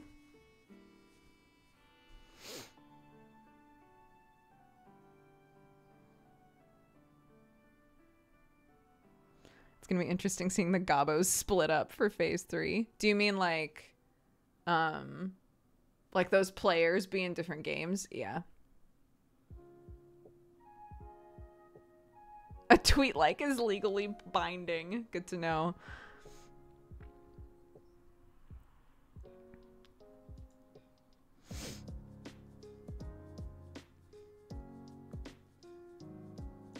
Yeah, I think the implication so far from Brett, and I guess he's doing like a big stream to give more info eventually, but the implication I think has been that it's going to be a big enough time skip that there will be a lot more like technology. So I'm kind of, Joe and I were talking and we were like, feels like, cause anytime I have like character ideas, I toss them at Joe.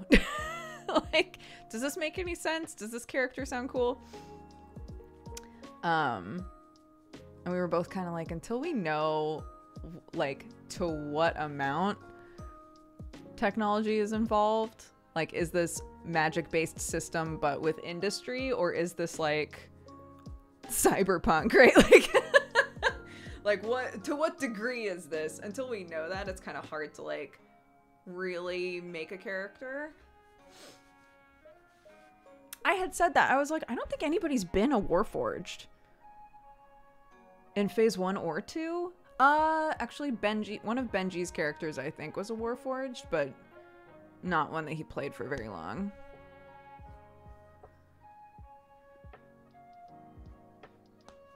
Anyways.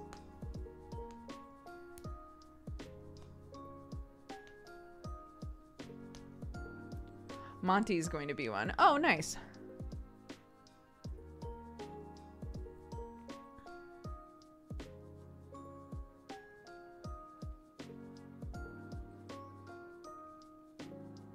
Hi, Avi. How are you?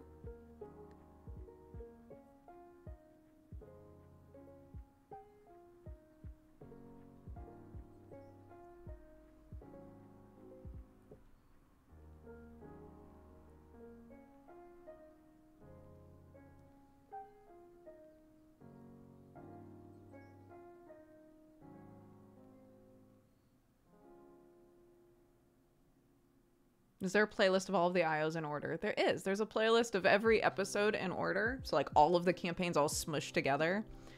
And then there are individual playlists for each campaign, if I recall correctly. But the one that I'm on is called Misdemeanor. It's a pirate themed show. We were the second online IO show to start, and we're still going. Beep. But I'm gonna have to say goodbye to my sweet boy soon, and I'm having trouble with like currently. So we've had to take 2 weeks off because Laura has vacation, and then next weekend is Thanksgiving weekend, and a couple of people have said that they can't make it.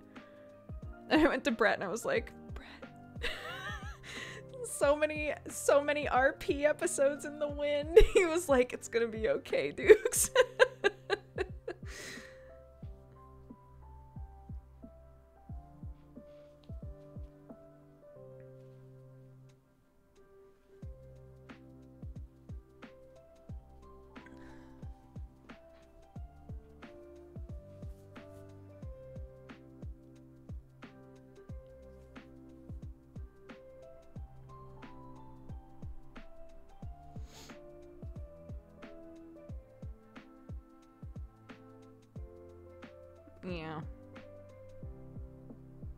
It's fine. It just means that I can, like, basically fan fiction what I think happens to him and then send it to Brett and be like, do what you will with these ideas for what the rest of his life looked like.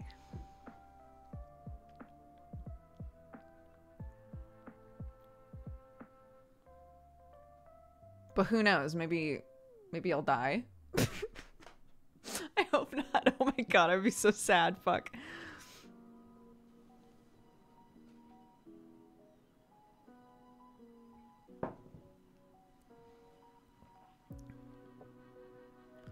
No, Brett's already set the time for like the final fight, I think.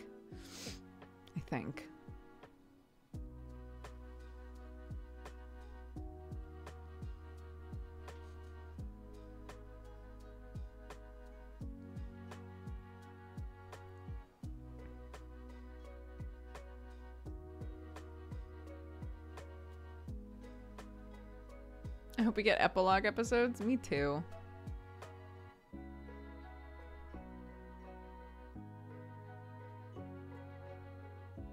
I'm gonna make a goof comment on his huge influential world impact, and then I realized it might be too close to spoils.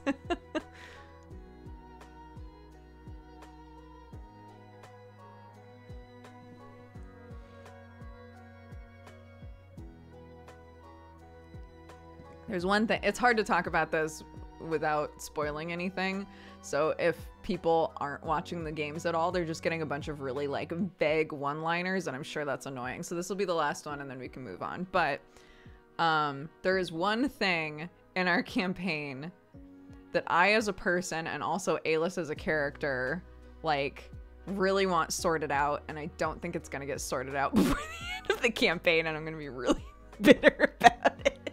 Because I'll just be like, if only we had a couple more sessions. If only we had a couple more sessions, we would have had it figured out. Fuck. But who knows?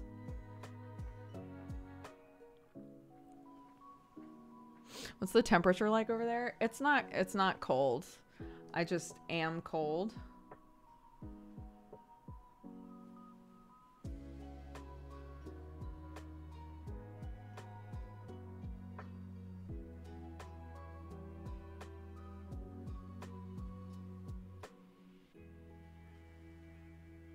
Yeah, it's 10 degrees, so it's not that cold.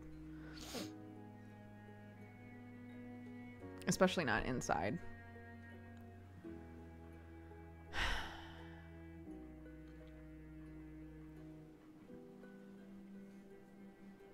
But somebody was saying, I had said that when I'm on my period, I'm always freezing.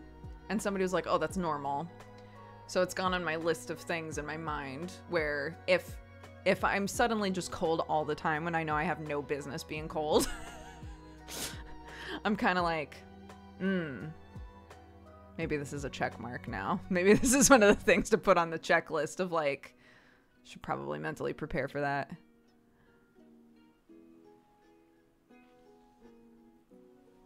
"10 degrees isn't that cold," stares in Israeli weather. My friends in Estonia got their first proper snow. Aw. Man, I would love to go back to Estonia.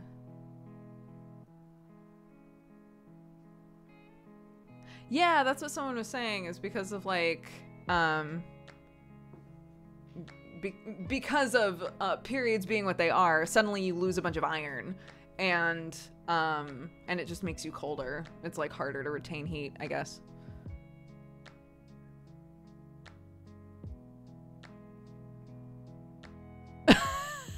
I flipped my phone to Celsius the other day.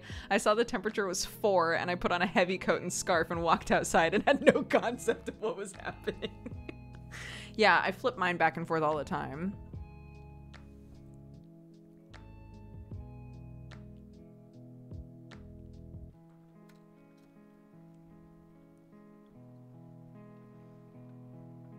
It doesn't really snow where we are in the country. It's like really rare. So I don't know that we're gonna get snow, but if we do, imagining the chickens outside just like, what? What is this?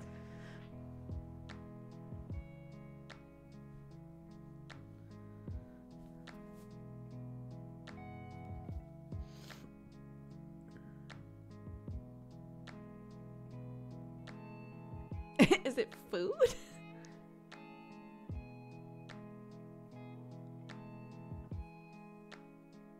The wind was strong enough last night that it knocked it. I have 2 big barrels. One of them has the chicken feed in it, and the other one has the chicken feed in it, and the other one has their bedding. And I went outside last night to close up the coop and realized that the wind had blown over the barrel with the bedding in it. And I was like, oh my God. Thank God it didn't pop open. Like, the lids are pretty difficult to get off. And normally I'm like, God, I hate how hard it is for me to wrench the tops off of these things. And then I was so thankful for that going over there, because if all the bedding had just blown away the wind, I would have been so upset.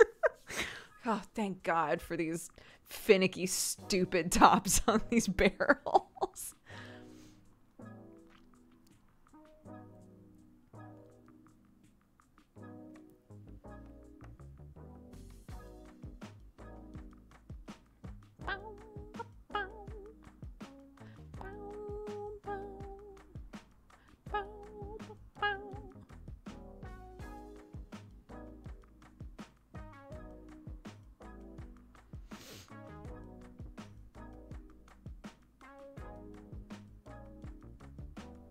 We didn't do a cheers. No, I got distracted.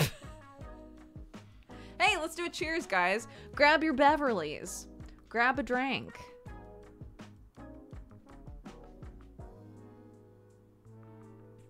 We did a cheers. We did not. We didn't do a cheers. Nope. We talked about it. It did not happen. We discussed it at length. And I went to see if somebody had redeemed it. Violet redeemed it. And then I proceeded to talk about something completely different.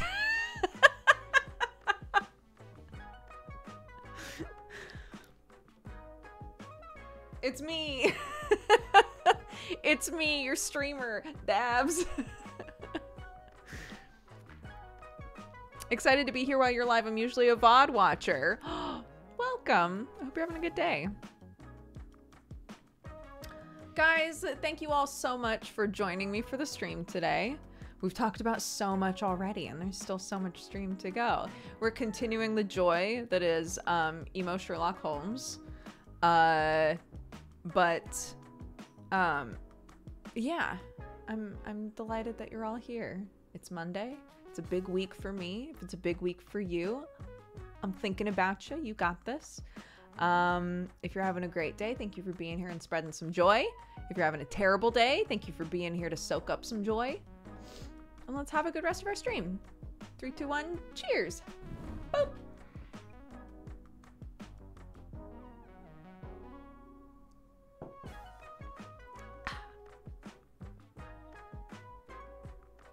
I just want to confirm she said chicken feed. Yeah, I said chicken feed, not feet. I do not have a barrel filled with chicken feet. Oh, an update, by the way. So, Watson has decided that she hates the food that I made. Sherlock loves it, and it's super effective at getting him to eat slower. He's stuck there looking at the mat for like 15 minutes. It's incredible. Watson, she ate it the first time, and every time after that just kind of sniffs it, licks a little, and then walks away. She did not like it. So I was like, that's okay. That means that I can make what I think somebody called cat soup. I think I can make cat soup for Sherlock, and then just continue to feed Watson just normal food. Because he's the one that I'm most like worried about just inhaling all of his food anyway. And he's also the one who's carrying more weight. So for him to, you know, get some of that, the pumpkin puree and things in his body to help with his joints and stuff. If he likes it, great. He's also the one that doesn't have teeth. So just in general, it's more for him than for Watson. So if he's the one who likes it and Watson doesn't give a shit, that's actually just fine.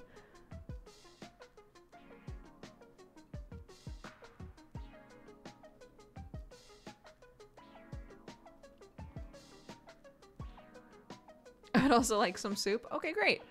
Cat soup in my house contains cat dry food, equal parts cat dry food and water blended up into a slurry. And then we put some nice wet cat food in there and mix it up. We add a little bit of herring oil as well as a nice big plop of pumpkin puree. Just for you. Straight from my kitchen to your arms.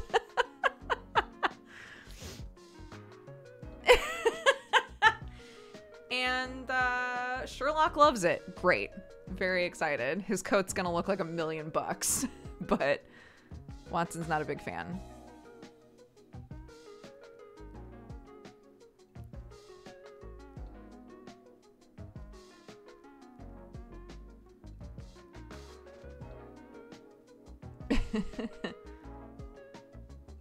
Yeah, I'll make cat soup on stream sometime.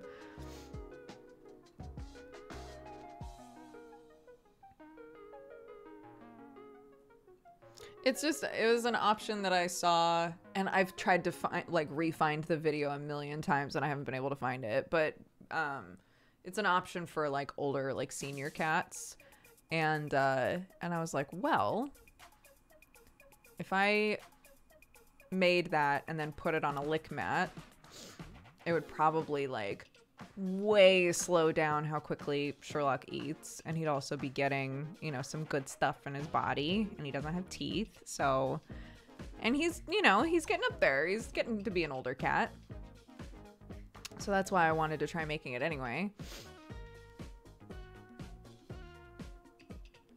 You ever tried bug-based cat food with your cats? I haven't. I have seen it, like, talked about before, but I don't remember, like, ever really pursuing it, to be honest.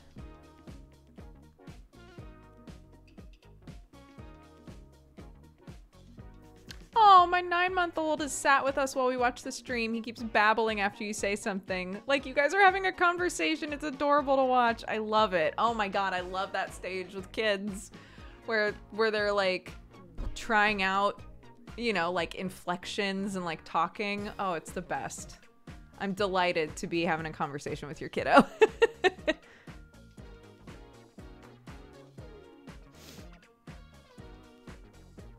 Love Bug is the one that was recommended to me. I'll look it up.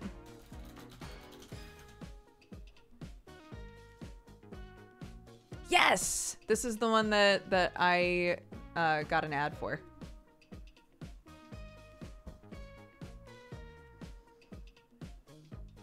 I will look at that again. Thank you for bringing that up. My sister had her 4th kid this week. I don't know how she does it. It's a lot, man. Somebody was saying, like, once you have a couple, your life doesn't change that much, just adding more. And I was like, I guess that makes sense. It makes sense why, you know, if people already have 2 or more, it doesn't seem like that big of a deal to just keep having more kids. I was talking about it with Jesse, actually, because I was like, I can't imagine. And I've said this on stream 1,000,000 times. Like, I think it's lovely when people have big families. You know, whether they birthed them, adopted them, whatever. I think it's great. I am so perfectly happy with 1 kid that the idea of adding another one, again, either getting pregnant or adopting or any of that, is so completely off my radar. It's just like, there's so much stuff that we've gotten past with Clark where I'm like, I can't imagine doing that again. I can't imagine.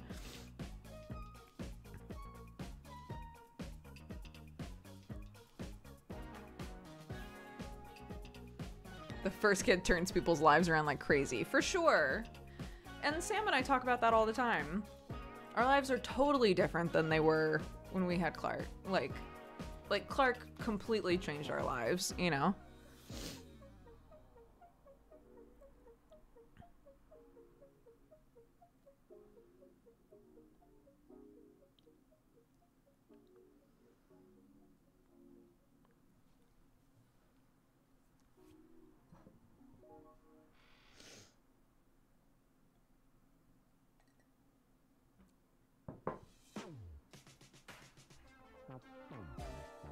What would you guys be doing otherwise? I mean, it's just, it's little things. Like I was saying the other day, you can't just leave the house whenever you want. You know, there are things that we used to do that were really fun that we just can't do anymore. Once the kid's in bed, you're stuck at the house. You can't leave, right? Not together. Like Sam and I can't at 2 a.m. be like, let's go do something, you know? God, getting on planes is hard. Sometimes people will be like, oh my gosh, have you seen this movie? And I always want to be like, no, it's such a pain in the ass to be able to go to the cinema. No, I haven't seen that movie. It's just, everything is just a little bit harder. Sam and I could be working, you know, have like schedules where we saw each other more often. You know, there's just a lot of things that are different now. Is she worth it? Of course. Of course, absolutely. And I love being a mom. It's one of the coolest things I've ever gotten to do. But yeah, to act like it's all amazing and there aren't times where you're like, oh man, it sucks that we can't do that a bit easier now.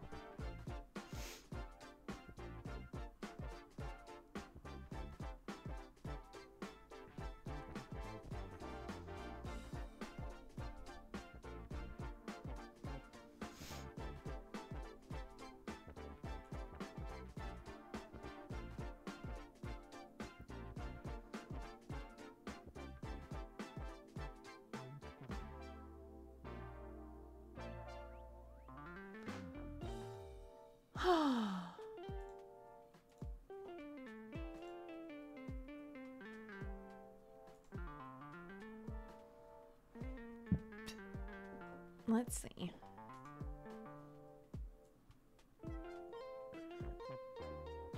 Shall we start thinking about doing some Sherlock?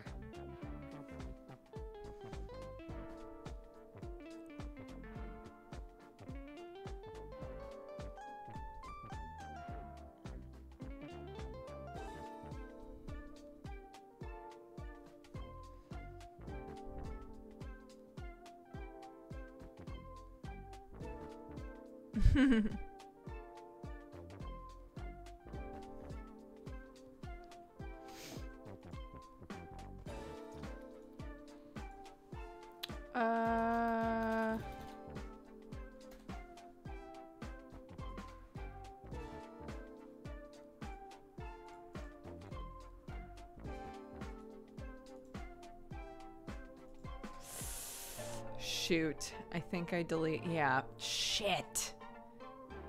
I forgot to save the warnings, the Sherlock warnings, when I changed it for MangaPod. Dang it. Well, okay. Sexism, racism,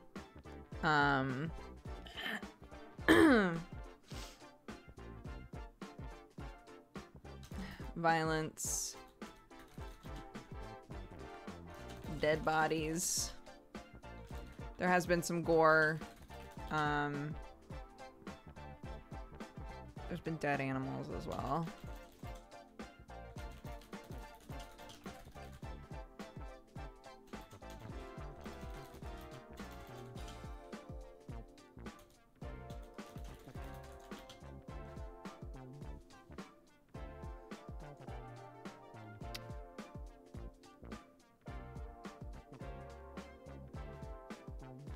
Here's the warning list. Oh my gosh.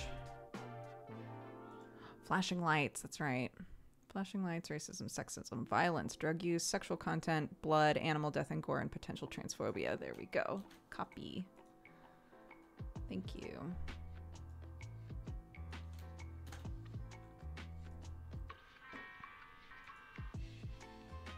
No math.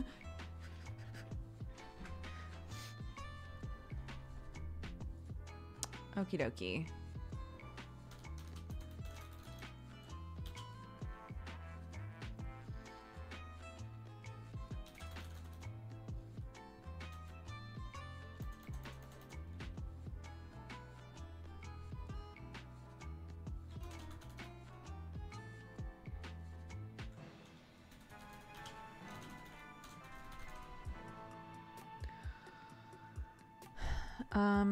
And it's Monday, so later there is nothing.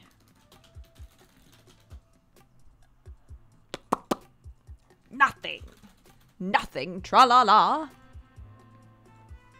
No backseating, please, and no spoiling, please.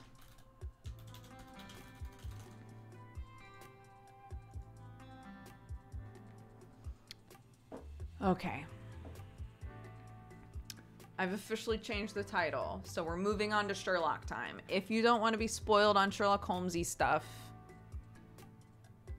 now's the time to take off. I will give you a moment. Yeah, we're playing Sherlock Holmes Chapter 1. We played it last week, and we're also going to play it this week.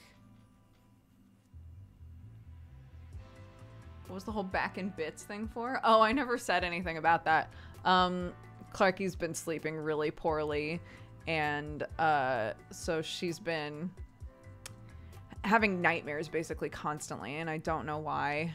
But it's really rough because she startles herself awake and then she looks for me.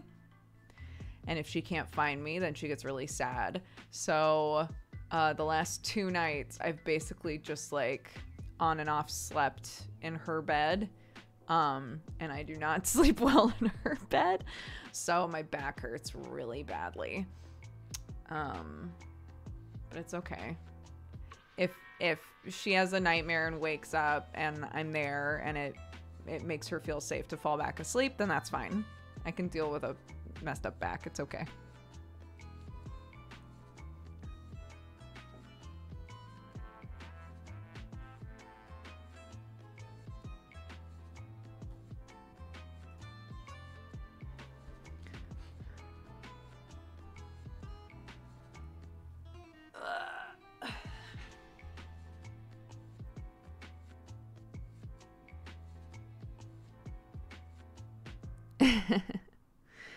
Anywho, okay, yeah, so we're playing Sherlock Holmes.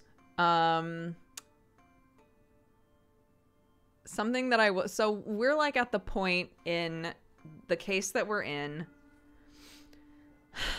where we can accuse somebody. So we're still in this case that's about like an elephant trampling a dude and whether or not the elephant was like encouraged to do it for one reason or another. And if so, who was it that did it? So I, Sam style, went and looked to see how people felt about this case. Because I was like, okay, I had my own issues with games like Crimes and Punishments, right?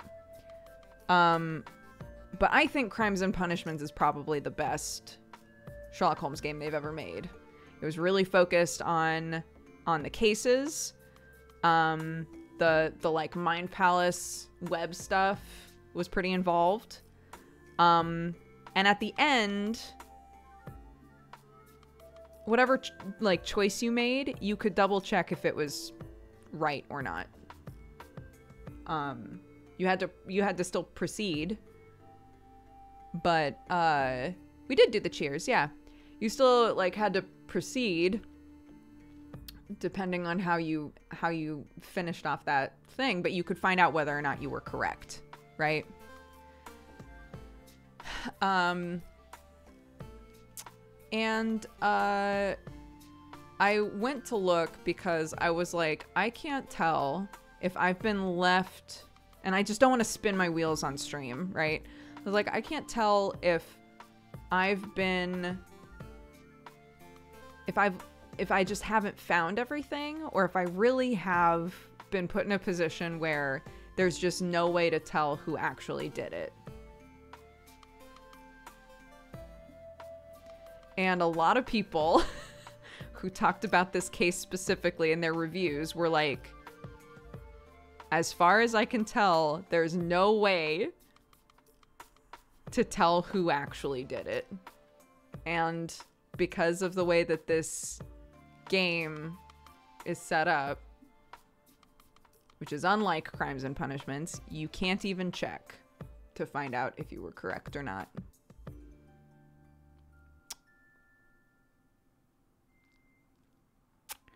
Which is really annoying. So I'm like,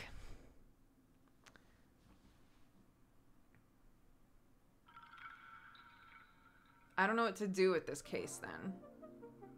If it really is that I've found everything for this case and there's no way to know who did what, do I have to just come up with my own narrative here?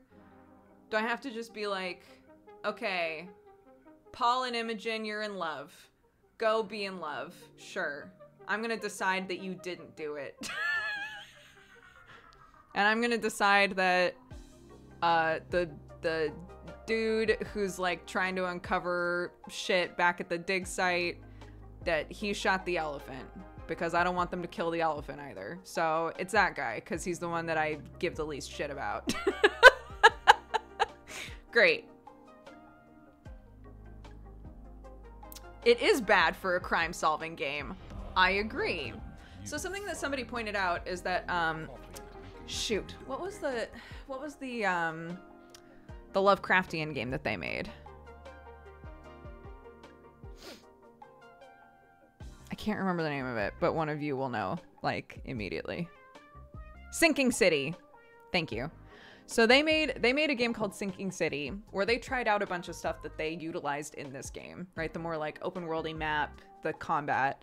And at the time that Sinking City came out, a lot of the reviews were like, should really revisit how the combat works in this game, should really revisit the map, and like there's a lot in this game that needs work, right? And we played some Sinking City, and I'm now playing this game, and now that it's been pointed out to me, I'm like, yeah, they are frustrating for the same reasons. Like they tried to do something different and unique and interesting with this game. Like to change up the Sherlock Holmes format. Great. But a Sherlock Holmes game that doesn't have enough focus on reasoning through the information that you're given to find the answer bothers me. Well, and also, and again, we don't know if this is like a confirmed thing or not because we haven't played the rest of the game, but I was saying that one of the issues that I also have with this game so far is that Sherlock, as our protagonist, he makes generalizations about people based on like the time period. He says period typical, like racist, sexist, etc. sort of things, right? And I was saying, if by the end of this game none of that is challenged, so he can have some character growth and we can say, oh, he was young and he's now learned some stuff and now he can become a better detective in the future because he's paying attention and learning things about people that are not based on like stereotypes, right? If that never gets challenged and he never learns anything, I'm gonna be annoyed beyond belief. Beyond belief. Not every secret or mystery can be solved. This is a video game about Sherlock Holmes. There is a right answer. And if there isn't a right answer you can figure out in the game is not made properly. In my opinion. You can feel free to disagree. Anyways, let's play a game.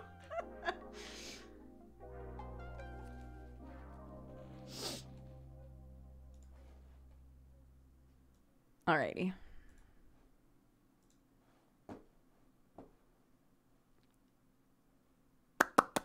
Anywho, let's condemn somebody and just like assume in our internal fan fiction that we're correct and this person deserves to go to jail. That's the way I'm playing this now.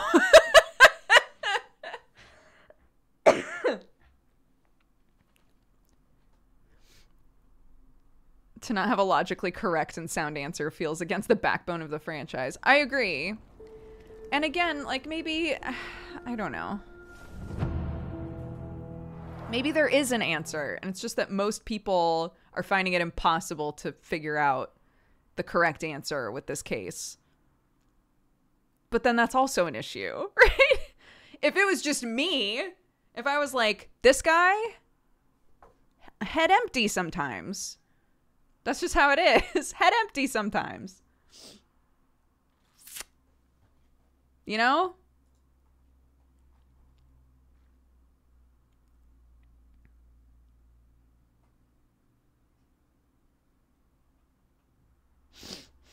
You can make a choice and then say like, so, yeah, so I'll show you.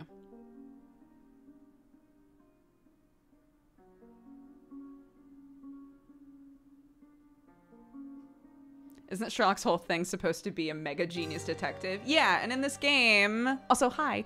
Yeah, and in this game, you're playing like a young Sherlock Holmes, like an early 20s Sherlock Holmes, which is why I'm like, I'm willing to give him the benefit of the doubt with some stuff that he says and does, because he's a kid, right? You can be a mega genius and also be a dick and say dickish shit. And I'm like, this is a perfect opportunity for him to like learn and grow, etc. But in the context of the game of like solving cases, if they're like, well, he's young, so he's just not sure. I'm like, no, that's not right. I don't like that. Oh, his eyes were closed. That was very alarming. This is why I save scumming games. But again, this game doesn't tell you if you're wrong or not. That's something that in Crimes and Punishments you could find out if you were correct. We're just gonna make a choice and be like, it's that one.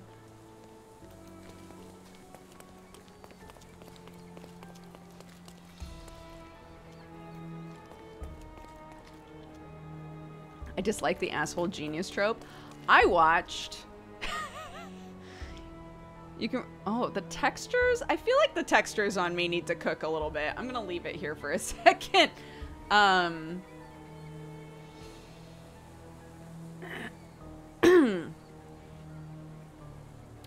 So there's like a 6-part series about House.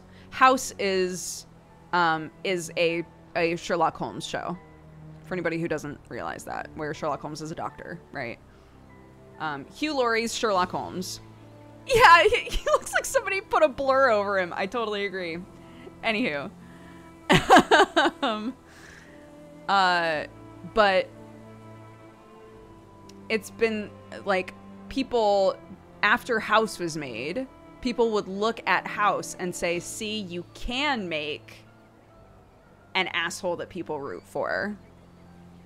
It's a character type that a lot of people feel really uncomfortable trying to do because sometimes you just make an asshole and nobody likes them and nobody's rooting for them, right? So to do the delicate balance of like, this is an asshole that people root for is hard. And it's become really common now to at least attempt that.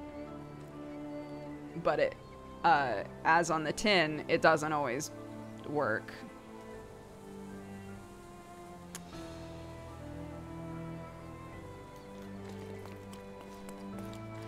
Right, and then there's that. John asked that I find all 3 of Nabe and Laura's adventures. And I hate this too because I don't know how I'm supposed to do that. I like tried to find every major building to see if there was a library. I haven't been able to find one. I can't tell because when we continued on with this case, John at one point was like, you should really look for those books. And I was like, okay, obviously those books are important to the case, but no matter what I do, I cannot figure out how to find these books. And now it's kind of obfuscated for me if I'm supposed to, if I'm even able to find these books yet. Right? Is this like a, you can just find them in the future? Or if this is, you need to find them now for this case?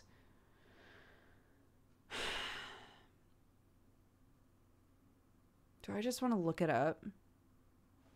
I'm going to.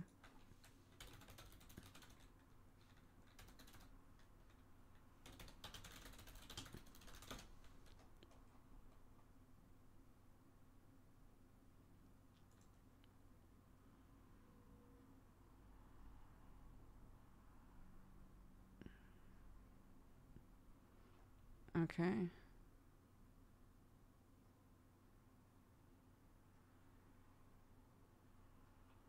Okay.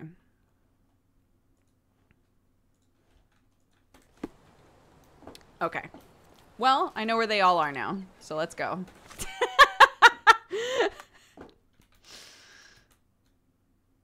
That wasn't entirely what my intention was, but it is what it is. Now I know where they are, and I'm just gonna go get them. And we'll see if it matters or not.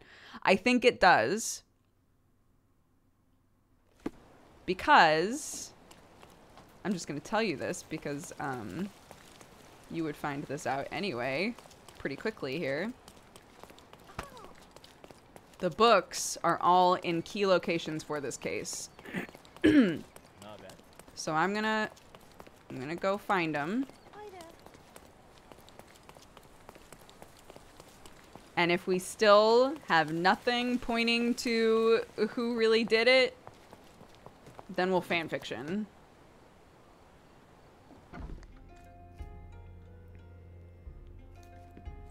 Apparently there's one hidden in here somewhere. I didn't look long enough to find out exactly where it is. Because if I know that it's in here, then that should be enough, I think.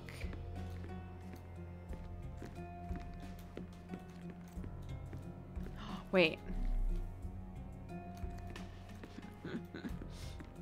Keep forgetting I have a ping. So, one is apparently in this workshop somewhere.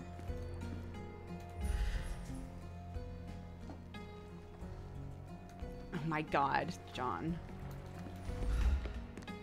John is so alarming.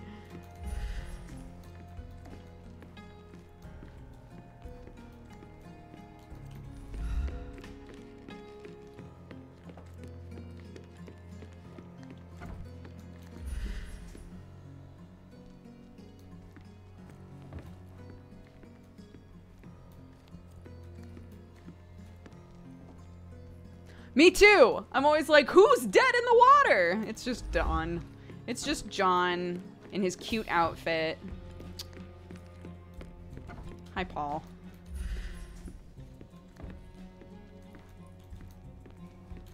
I've decided you didn't do it unless proven otherwise. FYI. Found everything here.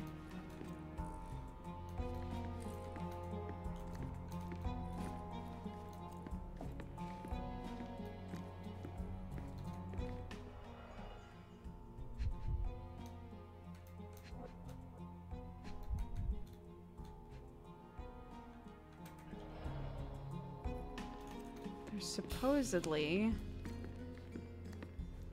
a book somewhere in here. Have I mentioned the book? Oh, damn it. No. I have to leave you for a moment. Don't sail too far away. All I can do is accuse them. Okay.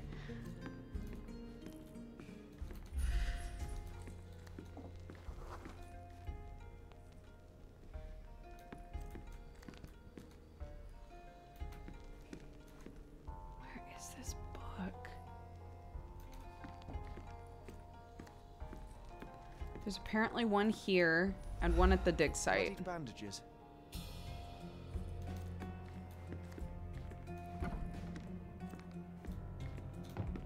My hairstyle? Or Paul's hairstyle?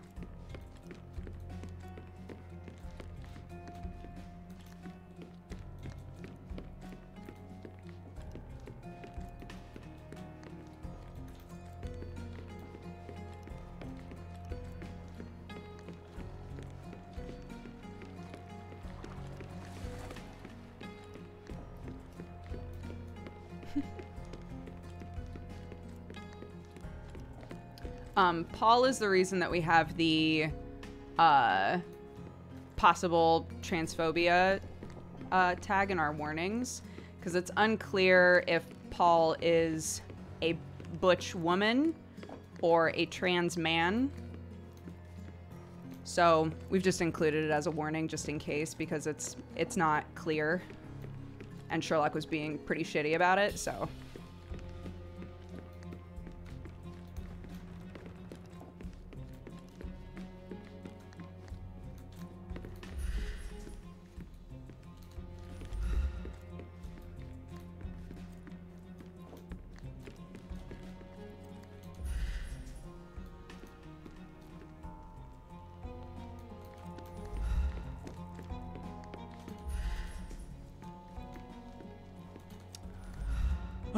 Okay, where is it?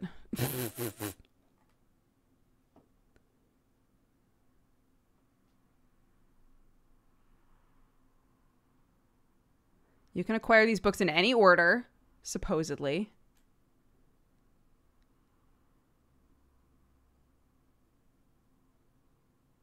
You need to go near the end of the room. You can analyze your surroundings. Okay.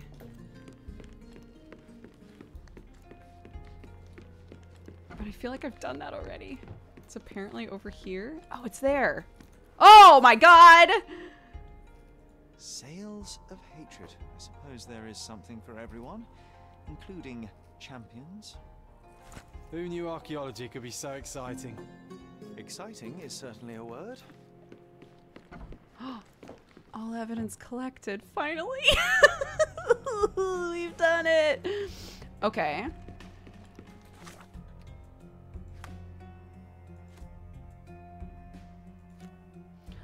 Wallace de Orem continues his experimental trilogy with an innovative second part concerning the most crucial couple in the history of archaeology, Nabe and Laura. They've achieved success, although their victory comes at a cost. Dr. Madbone's true identity has forced Nabe to question his life and that of everyone around him, even Laura. His greatest enemy is his father. His greatest friend might be a monster. In the second installment, readers will learn more about the specific past of both characters, how they survived for so long in the heart of the desert, and if archaeology can resurrect the dead. Dr. Madbone was only a pawn in the game of a larger threat. Okay.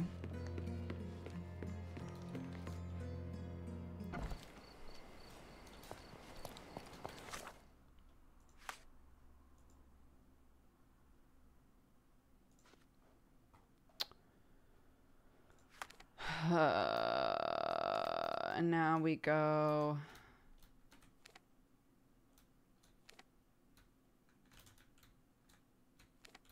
here.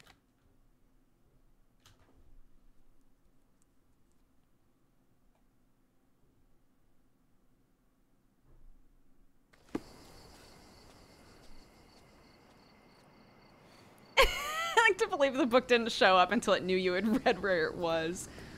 The worst. Sorry. Just kidding, I'm not sorry. I'm gonna get changed right in front of everybody like an asshole.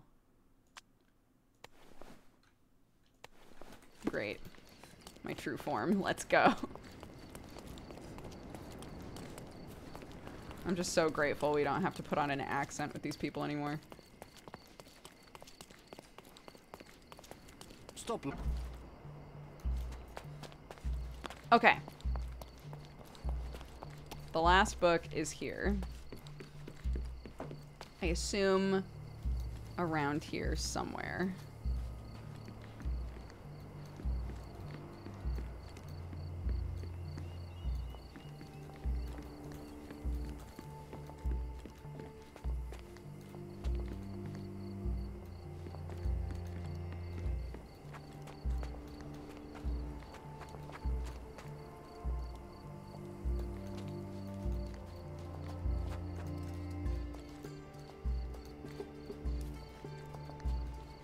God.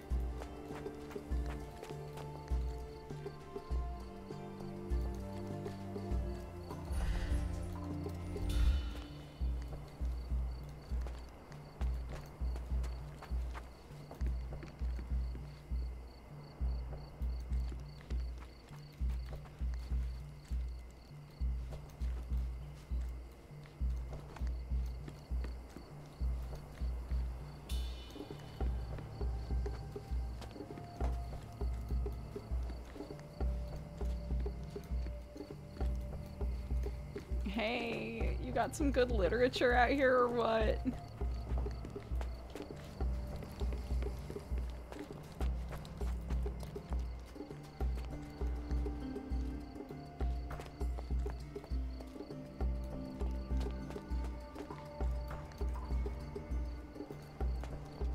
If there's any way for me to get up there.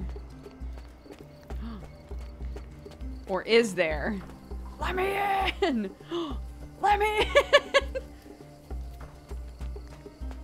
Let me in! Oh my god, I thought maybe. I really thought. Okay.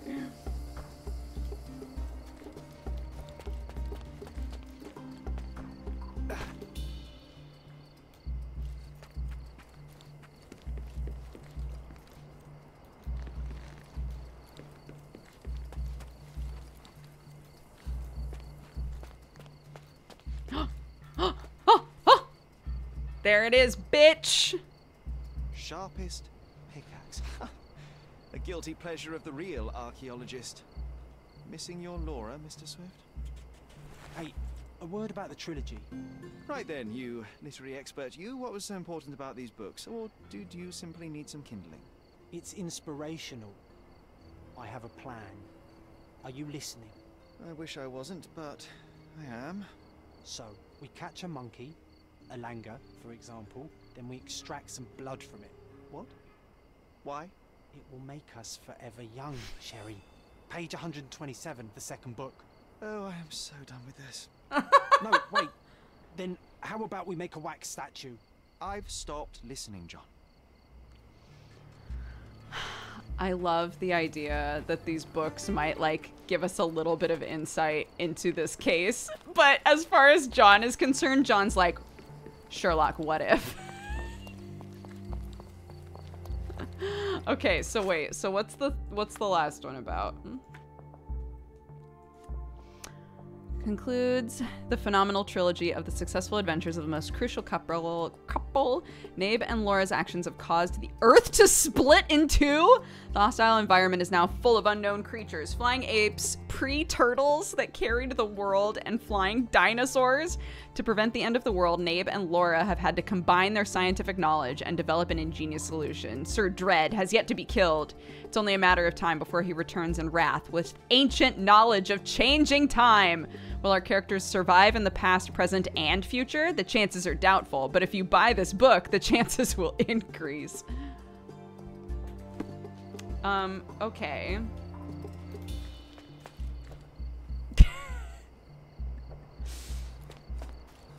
Pre-turtles, not post-turtles, but pre-turtles. Yeah, I think I'm still committed to our fan fiction. If the books were trying to tell us something, the second book, Nabe and Laura, they had a rough patch, and we weren't sure about Laura, right? But in the end, together, they could accomplish anything. And as far as Imogen is concerned, she and Paul are Nabe and Laura. That tells me that she and Paul are endgame, and that this bitch down here shot the elephant. So here we go.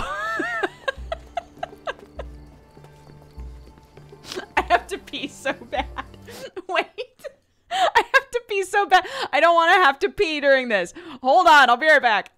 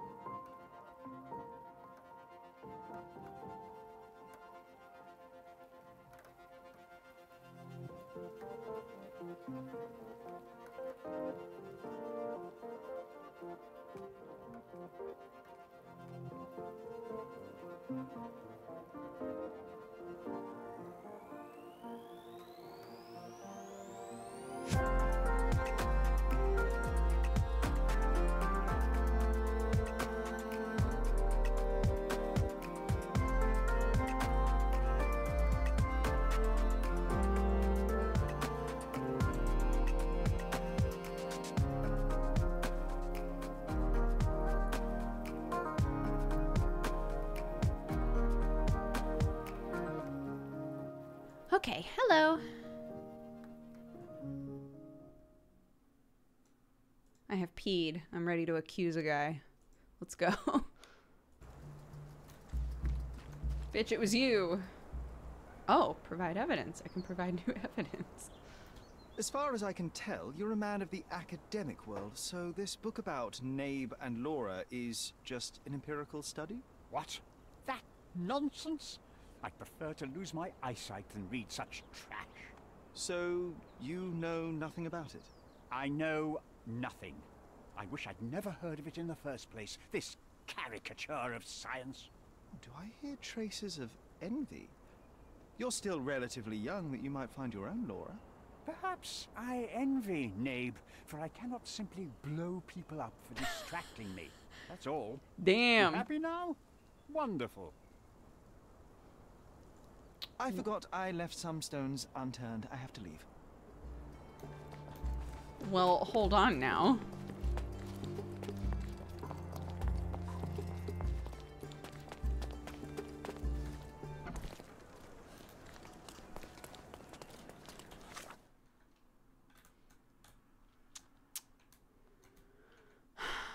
Where am I going? Where's our house? Here.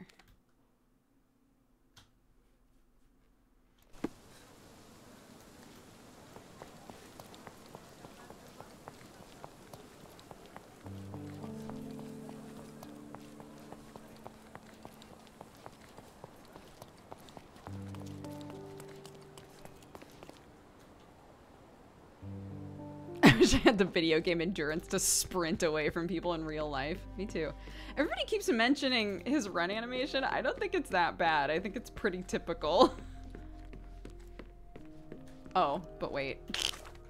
She doesn't know me looking like this.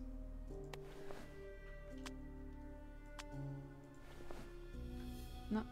No. There we go. Hello. Oh, okay, never mind. I have to leave you for now. Well, okay.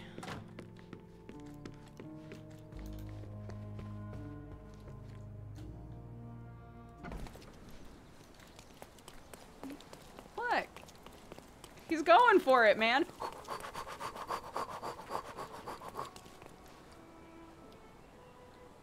Okay.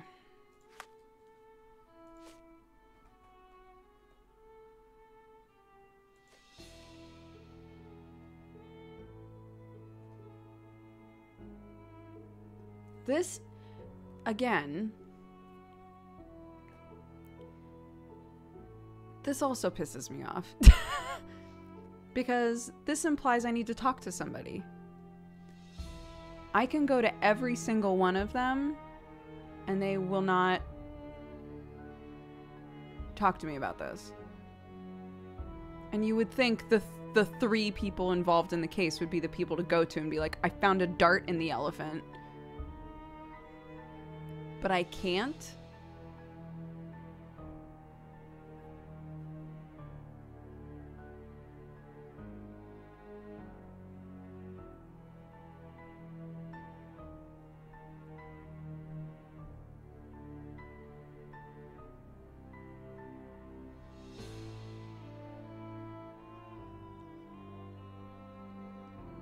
Did I try to talk to Paul about this?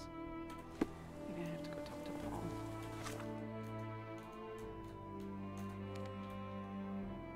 I'm gonna try. No, because I already tried. And it said, accuse Paul.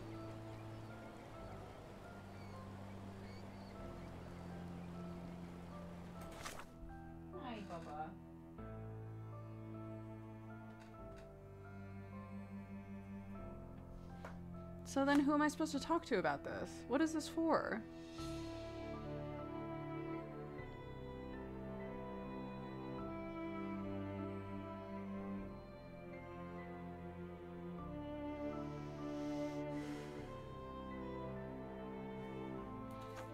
This is the shit that makes this game frustrating. I just don't know.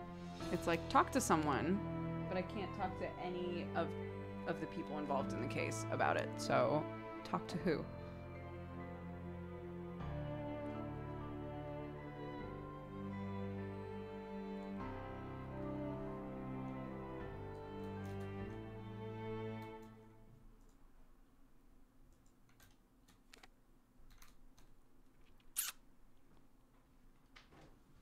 Hi, darling.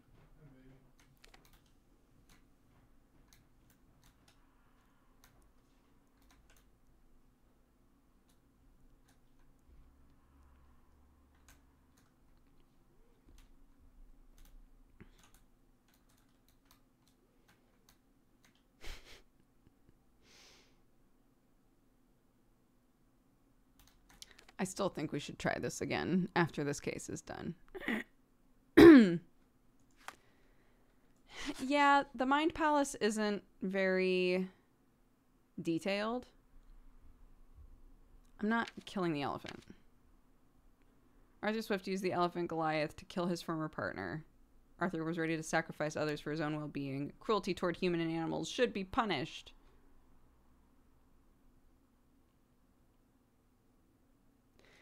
Oh God, this bothers me so much.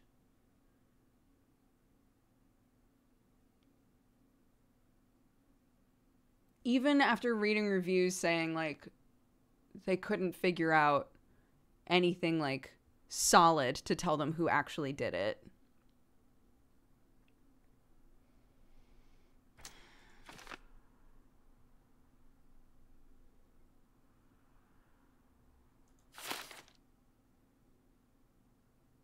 I also hate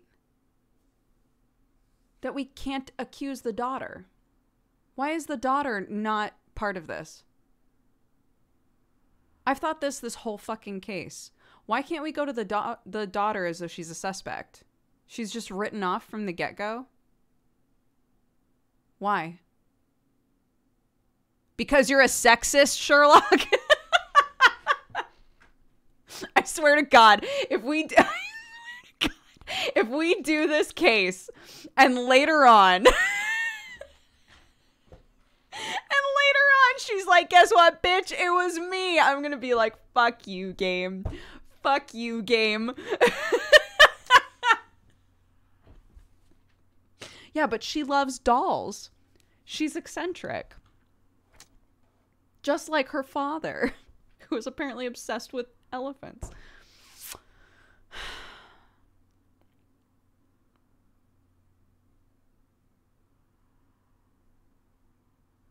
Like, I hate this. There has to be a way to know for certain who did this. We all have to be missing something. There has to be a way. Because, no. No. No.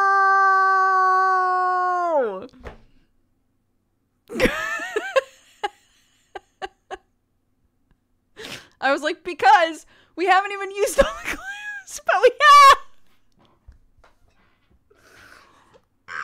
Okay.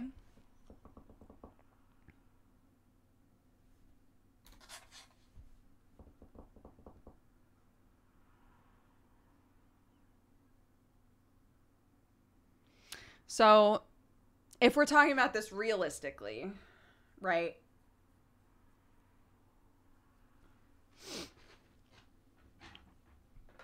So,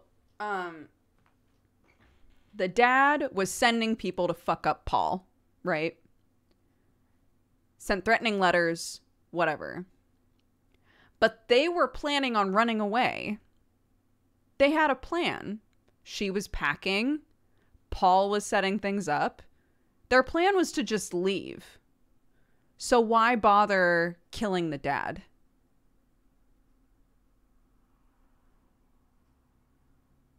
Because the dad wouldn't let her leave?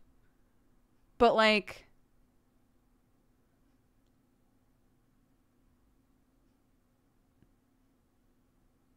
In this guy's situation, they literally shared the business, right? Like his entire life was on the line here in terms of like his findings and what to do with them and being like a respected like archaeologist. And his business partner, who is the victim, was like, no, let's turn it into a thing. And I feel like this guy has more of a reason to kill the victim. I feel like. But I don't want it to be based on feelings. I want facts.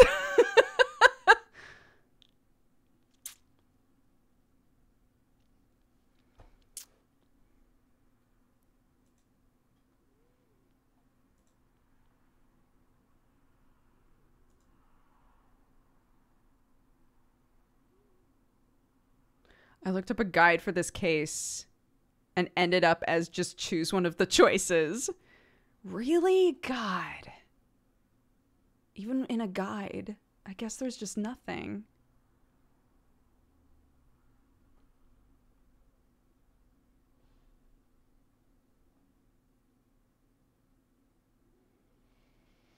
Okay. It's Arthur. Arthur sucks. That's the one.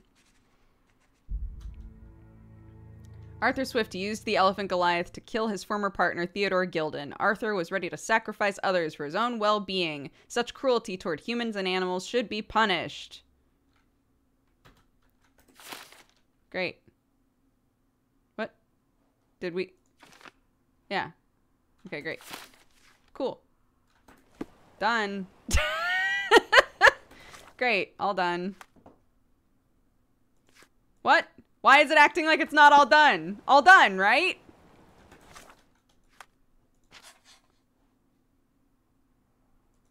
Yeah, yes. All done?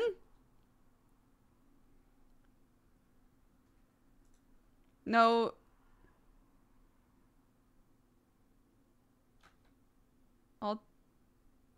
All done?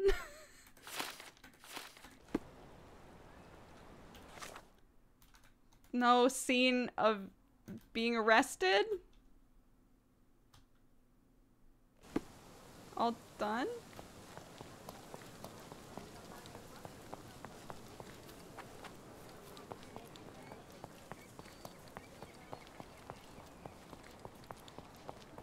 If I go talk to the daughter?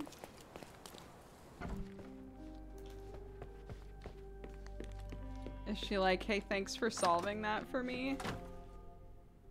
No! It's acting like I can still accuse Goliath. Why? Why? What?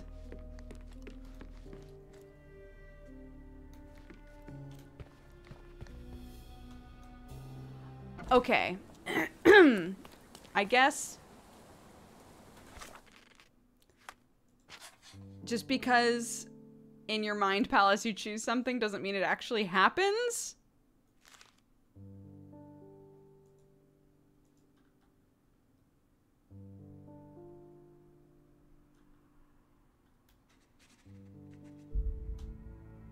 I can say like, yeah, this is what I'm doing. But then I think I have to go there. I don't know why they let you put that in there with a picture of like, yep, they're getting carted away. If that's not what's actually happening, then how do we accuse? I think I have to go to him in person and accuse him. So I don't know what the point is of doing it in my mind palace, but that's fine. That's fine, I guess. Oh, right.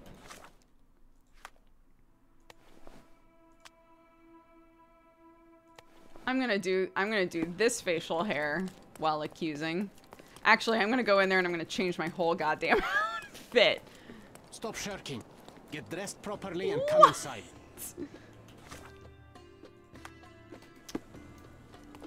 Can't believe this.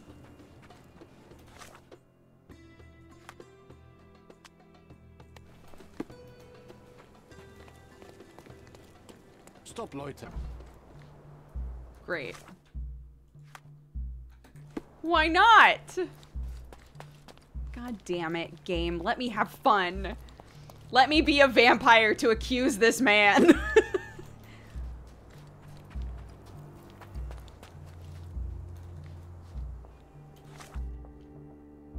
No! I hate it here. Alright, well, I accuse you. You are guilty, Mr. Swift. Killing Theodore Gilden was a testing challenge. You succeeded. What makes you think I'm somehow involved in Gilden's death? My partner's death, I might remind you.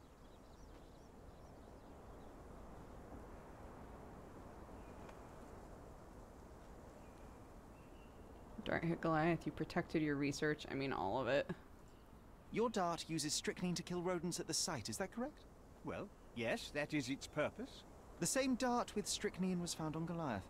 The very same substance is a powerful stimulant. It causes convulsions, a flow of energy. You shot Goliath. The elephant became extremely energetic, agitated, and so terrified that it killed its owner. For a man of your age, it was easier to hit a larger grey target than a small man. You said it yourself. Goliath killed Theodore, and your strychnine speculations are absurd. Only athletes use it as a stimulant, not elephants. True, but one dart of strychnine would not be enough to kill the elephant, and you knew it. Let me tell you a story. A man spends almost 5 years of his life locating an artifact. He puts every ounce of energy and money into his research. The same man even goes so far as to sign a contract with a ruthless man, a businessman. It was a risk, but the reward would be worth it. Years go by, and there's still no result, so the businessman decides to end the man's research. He spits on the research, he promises to bury the site under an eccentric project. All of this is just his whim. Theodore Gilden could do anything he wanted with this place, and you were anxious about the fate of your research. You wished to protect it. You tried to tame Gilden's eccentricity, but you killed him instead. Theodore wasn't trying to sabotage my career. We had a disagreement, but it wasn't as dire as you describe it. He wasn't a pleasure to talk to, but killing him? Nonsense. You were there when Theodore Gilden died. Nonsense. I visited him many times, but I wasn't there when the elephant killed him. Then I must have made a mistake, because the murderer met Goliath's rage personally.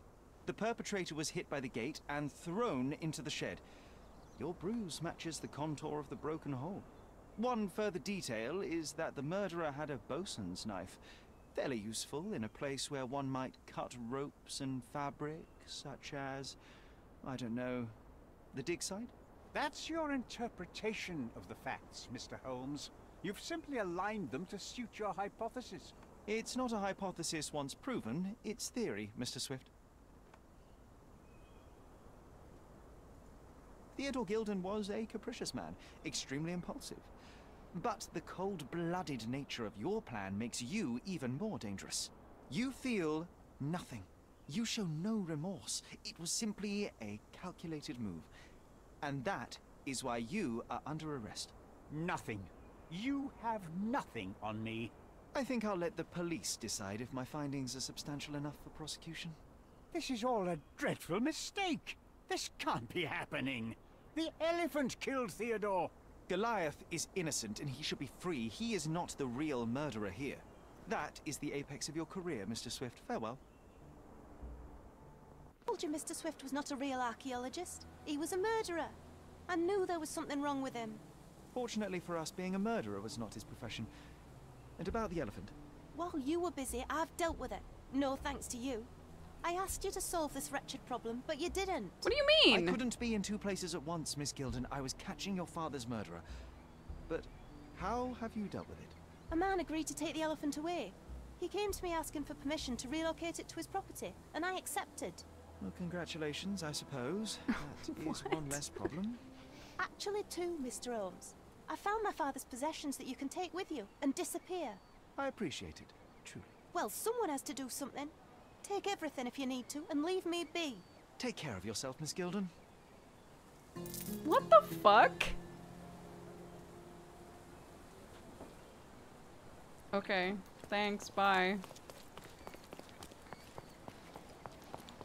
She just really wanted me to kill that elephant, dude. She was like, you didn't kill the elephant, so everything you've been doing this whole time is garbage.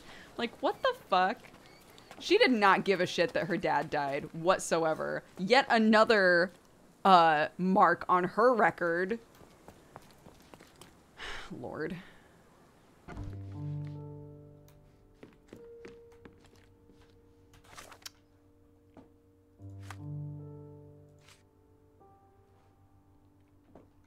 I managed to get from our neighbor were a few objects Theodore had stored that are supposedly connected to my family. Miss Gilden left them on a bench near the entrance to her manor. Oh, did I not actually grab it? That's funny. My bad. Oops.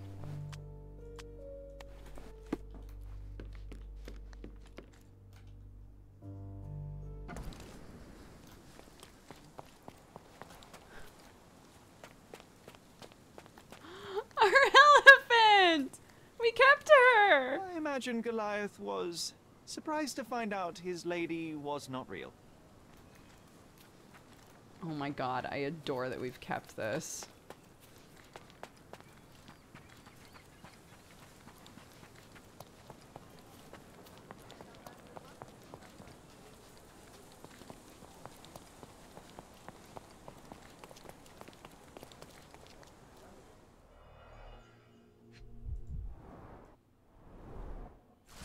My dear Theodore, you know I value our friendship more than most other bonds. We share the same restless soul. Your acceptance and support in trying times has been a blessing. I'm endlessly grateful for the turn of fate that saw Seeger and I joined the same expedition as you. It changed my life for the better. Nevertheless, I am not blind nor a hypocrite. I know that your feelings toward me have deepened. Oh no, Theodore, you cad. Forgive me, Theodore, but I do not feel as you do. I must spare you the pain of one-sided love before it is too late. See enclosed the necklace you so thoughtfully gifted in remembrance of our adventure together. I cannot in good conscience continue to wear it. I know this letter will cause you such hurt, and for that I can but apologize deeply, yet my heart is with Seeger, who is still unaware of your desires. If this sees the end of our friendship, I will understand, but I truly hope we can continue to share the conversations, collaborations, and kindnesses that have brought me such joy all these years. Yours respectfully, Violet. Yo, props, Mom.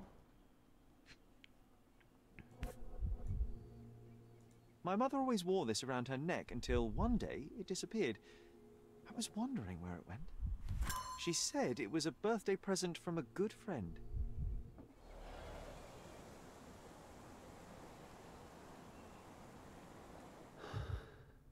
Oh.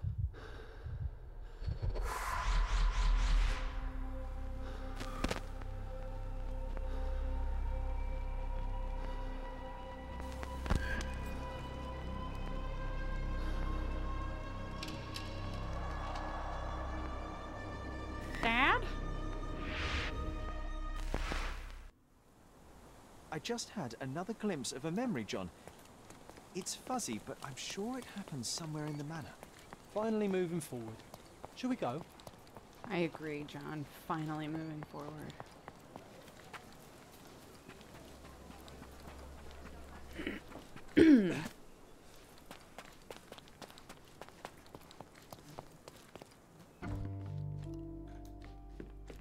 You know, I envy you, Sherry. You can talk to other people and they won't ignore you. And Aw. I envy you. You can ignore any person you're bored with. You don't miss out on much. Most men are dull, unlike yourself. Well, I'm flattered.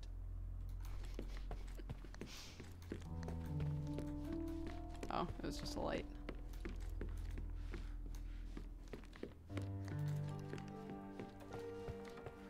Is it this door?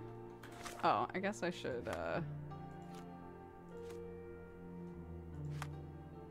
yeah. Pin and qua. Yeah, I thought it was this one. I had a surprise for my mother. Dirt! You had a shovel with you, John. I was holding an ancient Greek vase, or rather, Quite a big piece of it. I remember now, we dug up the vase from Greek ruins here on Cordona, and were eager to show my mother right away.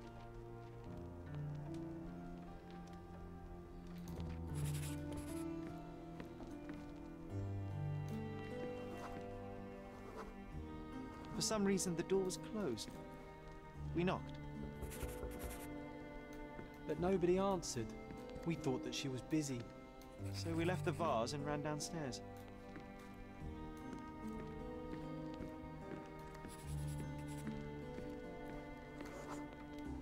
I decided to gather some archaeological tools in order to take a closer look at the vase.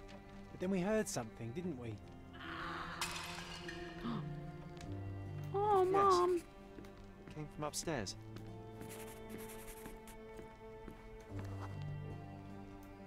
The vase was broken, shards scattered all over the floor. And your mother was standing at the door. Indeed, John. I doubt it was her. Let me concentrate.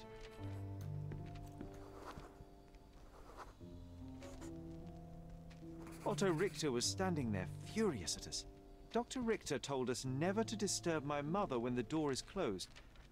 He said she had broken the vase. But we didn't believe him. I bet he smashed it.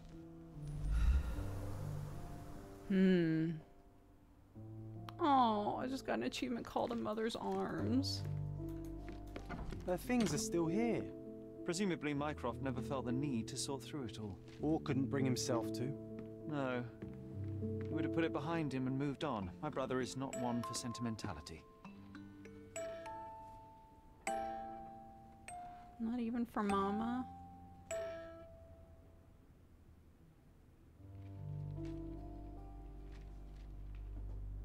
Oh my god, a bathtub right next to the bed. The dream. I know she was sick. I'm just... Look what I found. The White King is under attack. Sherry, can you save him and checkmate the opponent in one move? Oh my god. You're not obliged to be here, Sherry. We can leave any time you want. It reminds me of my mother. Looks like it was damaged by a blunt object. It reminds me of my mother. Oh right, because we found that.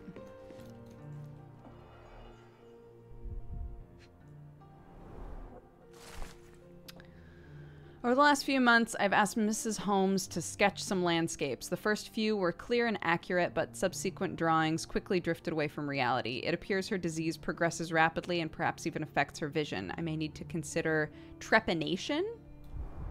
I don't know what that is.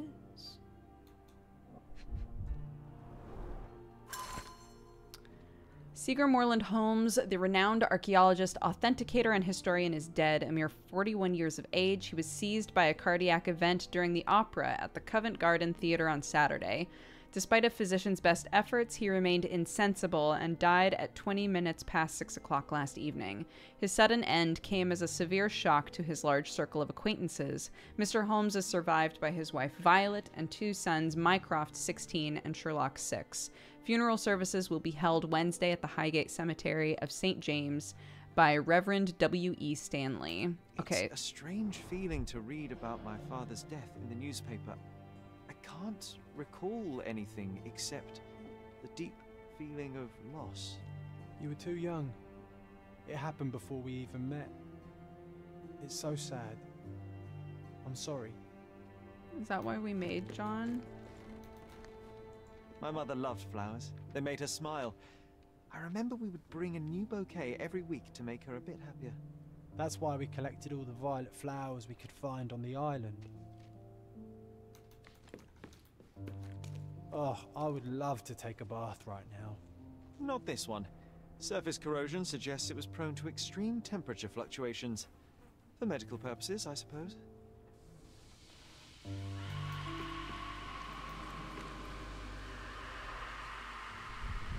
Is that supposed to sound like somebody screaming? 1 dram dissolved in a glass of water administered daily, not to exceed 1 dose in 24 hours. 1 dram dissolved in a glass of water administered daily, not to exceed 1 dose in 24 hours, not to be given to children. Seems this was the most frequently used medication.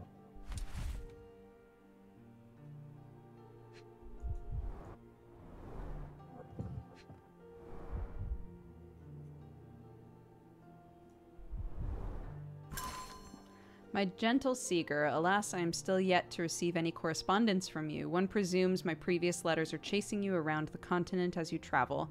I hope you are in good health and already on your way home. Forgive me my impatience, but life without your kind voice and bright eyes is scarcely worth living. The boys need their father around too. I can tell that they miss you, though as you well know, Mycroft is not one to wear his heart on his sleeve.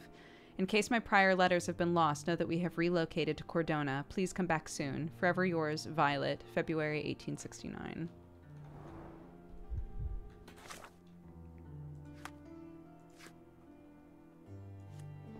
Sherlock's mother often mentioned her fascination with the ancient Greek ruins located in Cordona. One day we decided to surprise her. We took a shovel to the ruins and uncovered a nearly intact Greek vase. We wanted to show her what we found immediately. For some reason, the door to Mrs. Holmes' room was closed when we returned. We knocked, but nobody answered, so we left the vase near the door and retreated downstairs. Sherry wanted to get some archaeological tools in order to take a closer look at the artifact. Alas, it was not to be. As the manor echoed with the sound of shattering ceramic, we scurried upstairs to discover the vase broken, shards scattered all over the floor. Otto Richter was standing there with the door open. He was very angry with us. Dr. Richter told us to never disturb Sherlock's mother when the door is closed. He claimed that she broke our vase in an outburst, but we didn't believe him. I bet he was the one who broke it.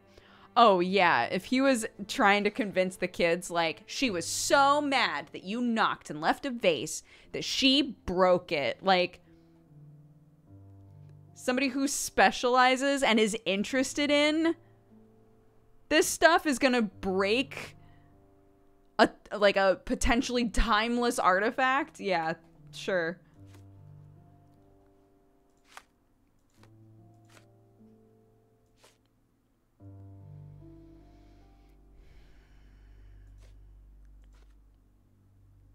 Bottle with oh, I can't do anything with it though. Okay.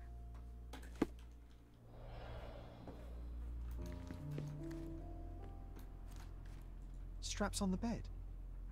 Just doesn't look right.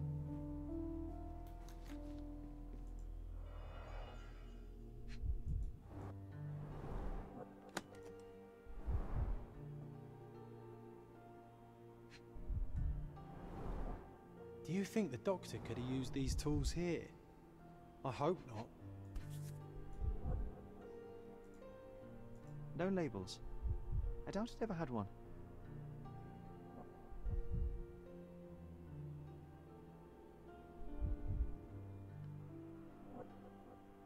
There appear to be residues of the bottle's contents at the bottom. Observations of Mrs. Violet Holmes, Dr. Otto Richter, 19th of May, 1868. Initial consultation reveals the patient suffers from sleep problems, periods of anxiety, and slight confusion of memories. Prescribed a strong sedative to be administered daily and will continue to monitor symptoms. Sedation has helped minimize anxiety attacks, but Mrs. Holmes now experiences catatonia, apathy, and prolonged depressive states. Moreover, the patient's confusion has worsened. She's begun writing letters to her deceased husband as if he were alive. I've prescribed 6 further drugs to balance her mental state and weekly hydrotherapy. The current drug regimen has delivered middling results, with confusion worsening into near constant delusion. Patient grows aggravated when these beliefs are contradicted, prompting aggressive behavior. I've now witnessed several episodes of violence against her own family and toward herself. Consequently, I ordered that bars be installed on the windows and that Mrs. Holmes be strapped to her bed at night. The dosage of all medications has been raised. I've prescribed the patient additional hypnotherapy sessions as well as mild hallucinogens. Oh, it brings back some memories. What the fuck?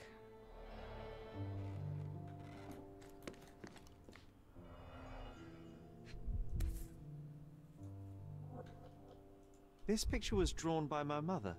I recognize her hand. There's a date on it, 8th of December, 1868.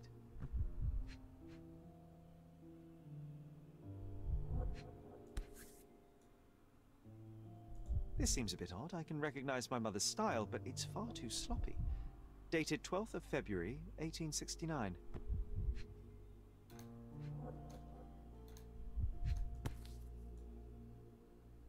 It's difficult to tell what this is meant to represent. There's no date at all. I assume this is meant to show, like,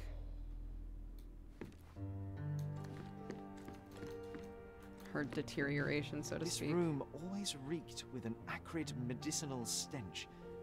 And here is the reason.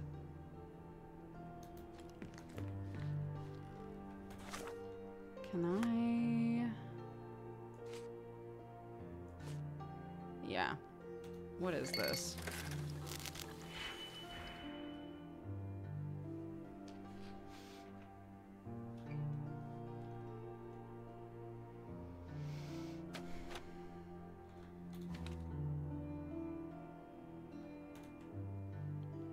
Subtracts 1.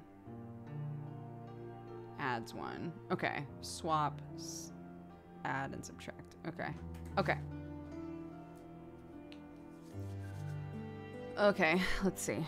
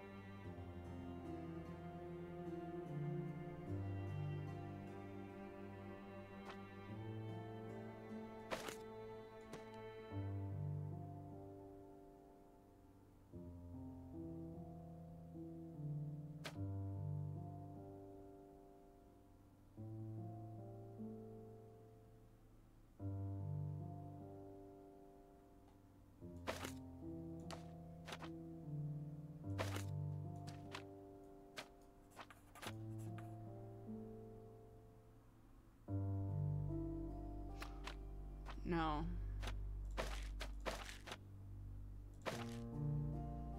Yeah, we're doing math. It should be warning.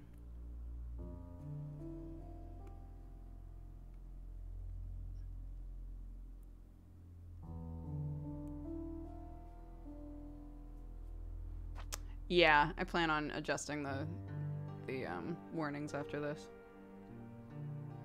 With each case, we must add more.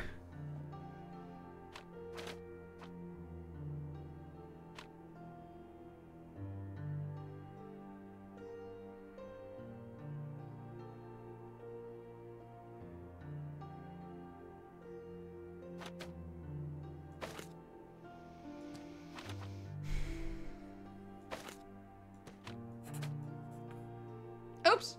Just kidding. How do negatives work? Okay.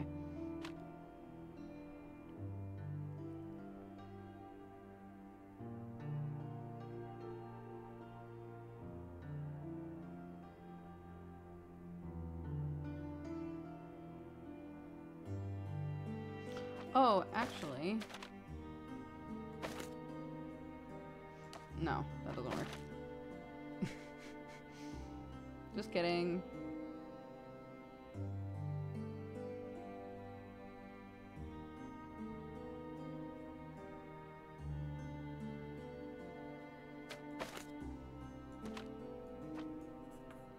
Math is more of a goof warning that we always add, because people get really upset when you can't do math. And sometimes I have a little bit of trouble, so, you know.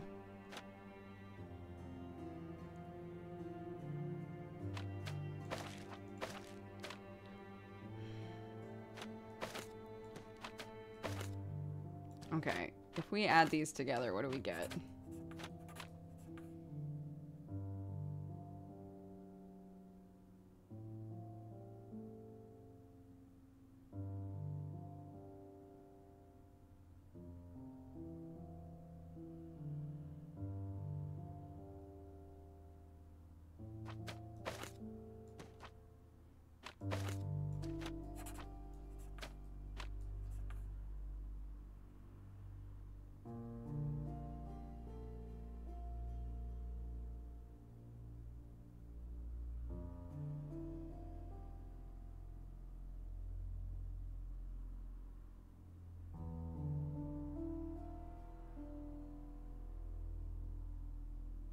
Oof, dude.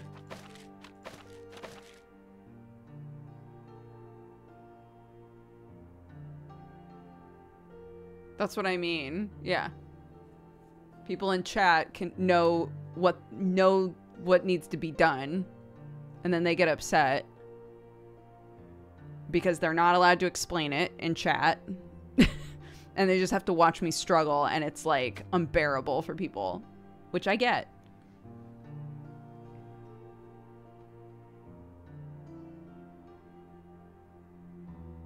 My brain is empty, no thoughts behind my eyes.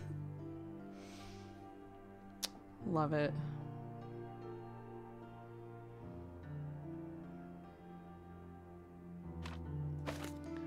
Okay.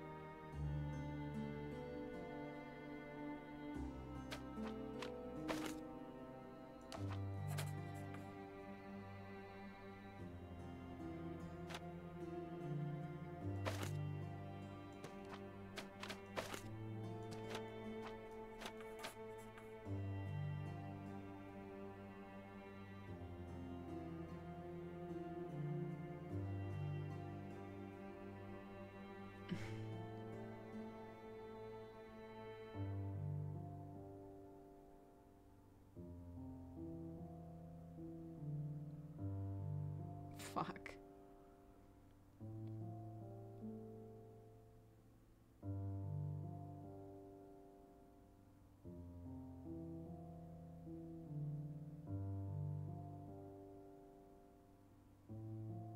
I don't think the square matters at all. It really bothers me that it's there. I don't think that it matters whatsoever.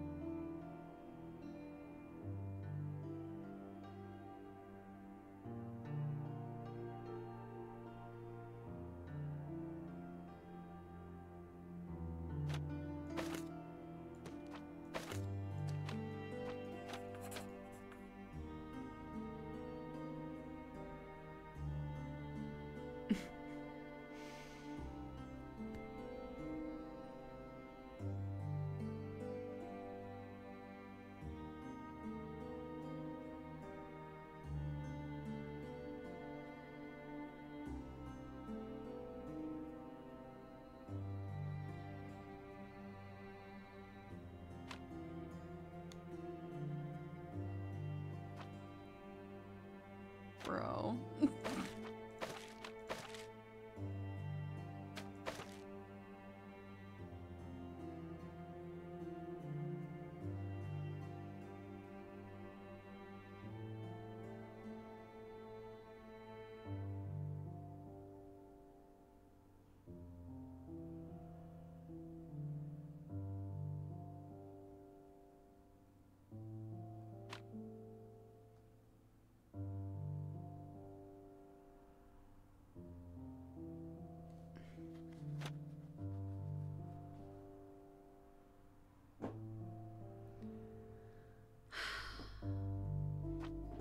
I know. Here, I'll do the warnings now.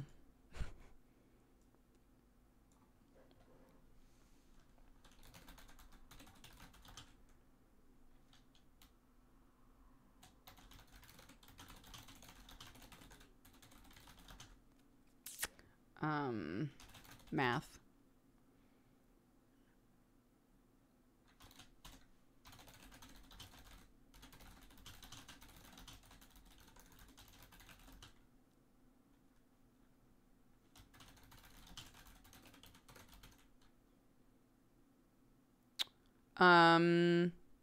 Based off of the title of things. So this is what I've added: math, and also harmful depictions of mental illness and mania, because that's what's implied is what we're going to like recall in this memory, and medical malpractice. Is there anything else that I should add that you can think of?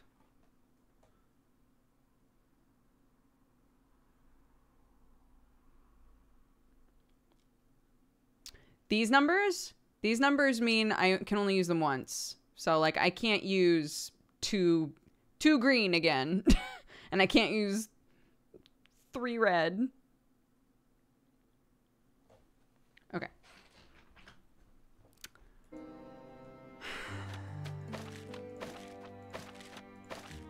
Lord.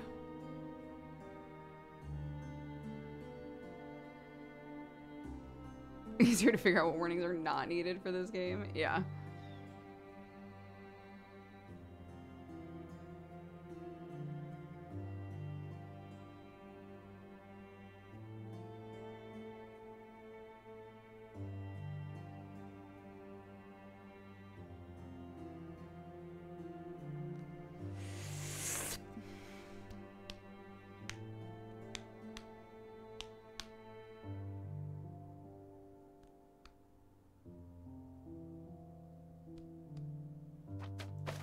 Okay, bear with me.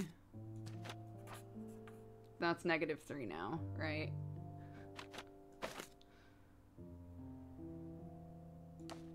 We add that to this. And then we add this.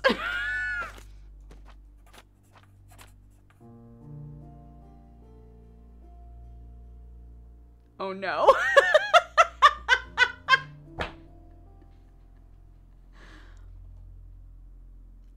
Well, hold on. Hold on. I know we might still, maybe we can save it. Ah! Okay.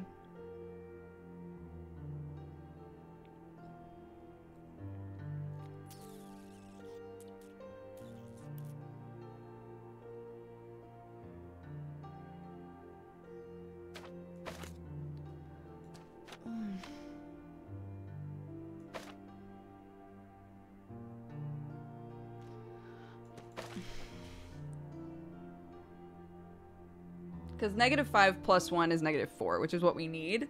But we can't, if we reverse polarity or whatever on this thing, not polarity, but like if we turn this into -3, -1, then this will be -6. But then we can add +2, but we don't need any more red. +2! Wait. Oh, fuck. Okay, hold on. Lord. Okay. Okay. What was I doing? What did I do just then? Please. Oh my god. Okay.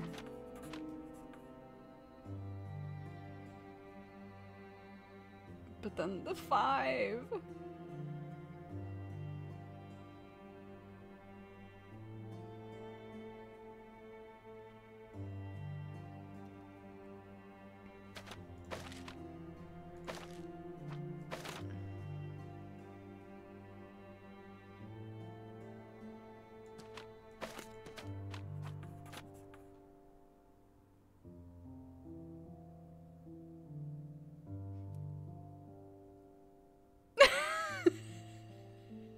Hold on. Don't say anything. Just don't say anything yet.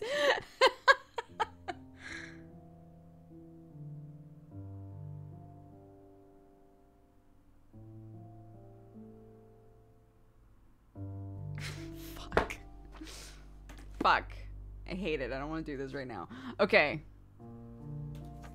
Sure. Let's play chess with John. That sounds more fun.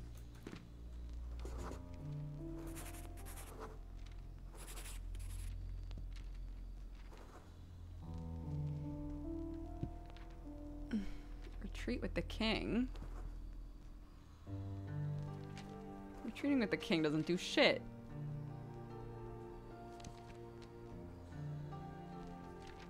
I guess it depends which direction I retreat in, though.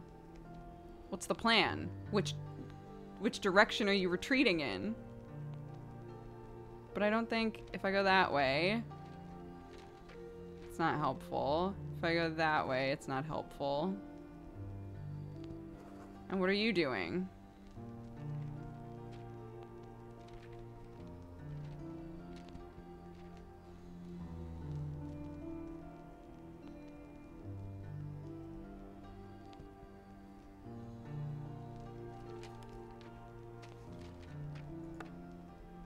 Oh, nice move. Oh, You I saved see. the king and checkmated the black king with the rook.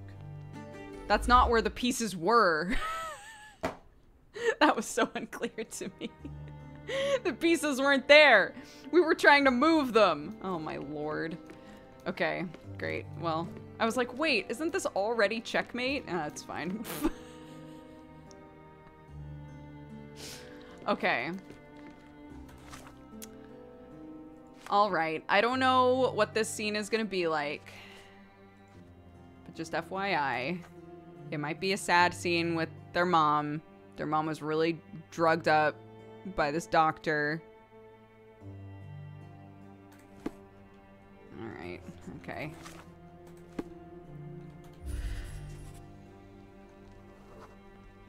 The broken plate shards were all over the floor. Mycroft had to change his suit as the one he was wearing was completely stained. Mother was troubled that morning. Something we did upset her. Dr. Richter tried to calm her down. We had to put the tray with Mother's morning tea down, but why? It's starting to ring a bell. I think it happened in the morning.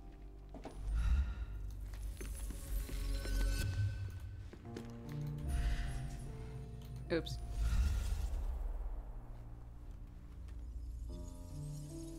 How do you feel about this game? Wait until it's on sale.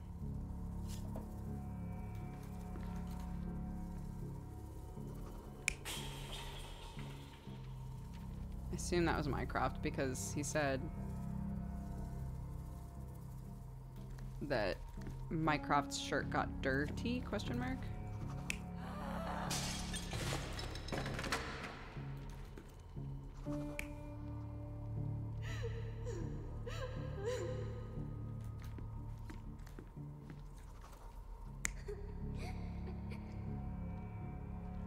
Oh, this is so sad.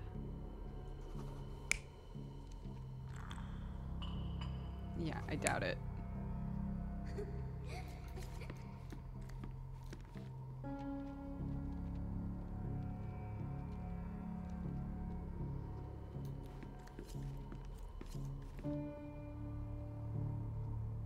Yeah, because John's not real in this game. This is not John Watson. This is an imaginary friend that we've had our whole lives since our dad died. We just found out that we like created John after our dad died. So we use him to like work through cases, basically. You're not even trying, Sherry. In Concentrate. now in this context, that's how you that's how you're gonna talk. Okay. Oh, I guess that makes more sense with that. You're not even What do you trying, mean? Sherry. Concentrate. Oh, because I guess this is different. Oh, right, because it got him dirty. I see. I see what's happening here. Okay. I don't believe you! Liars! Get away from me! It's not true! It's not real! What? Oh. Everything will be okay, Sherry. I promise.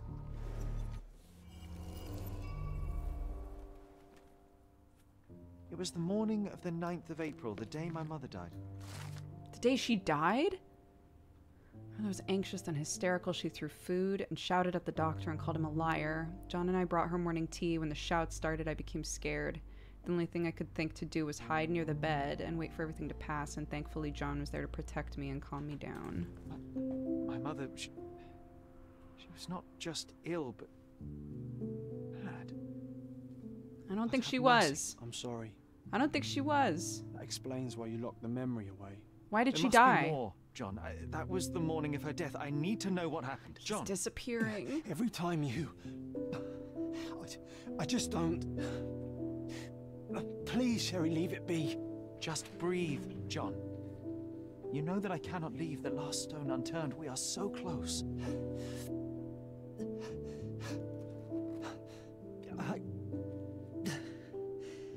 I know. What is he wearing? Don't worry about it. Can we at least leave it for another day?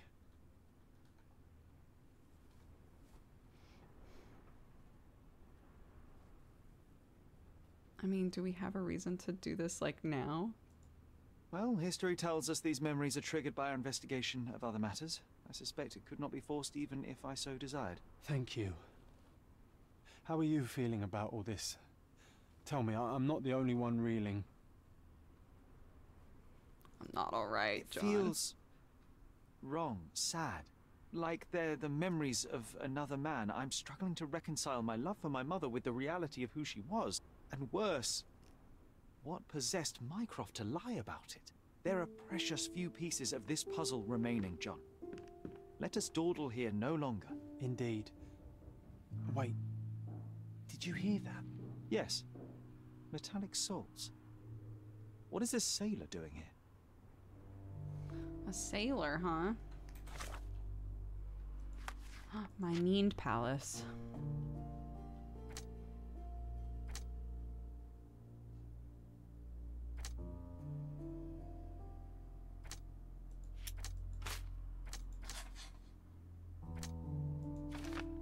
There are no records about my mother's death. He had a family friend, right? Mycroft hid the truth about the death of our mother and lied when he told me that she died of tuberculosis. Mother's struggles with mental disease could well be hereditary. That's what you're thinking about right now?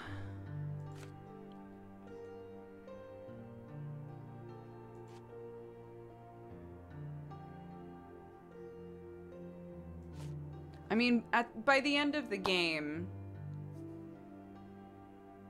we will have, like, what's the term? Fused? Like, John will not be there, right? Like, that's obviously what's gonna happen in this game.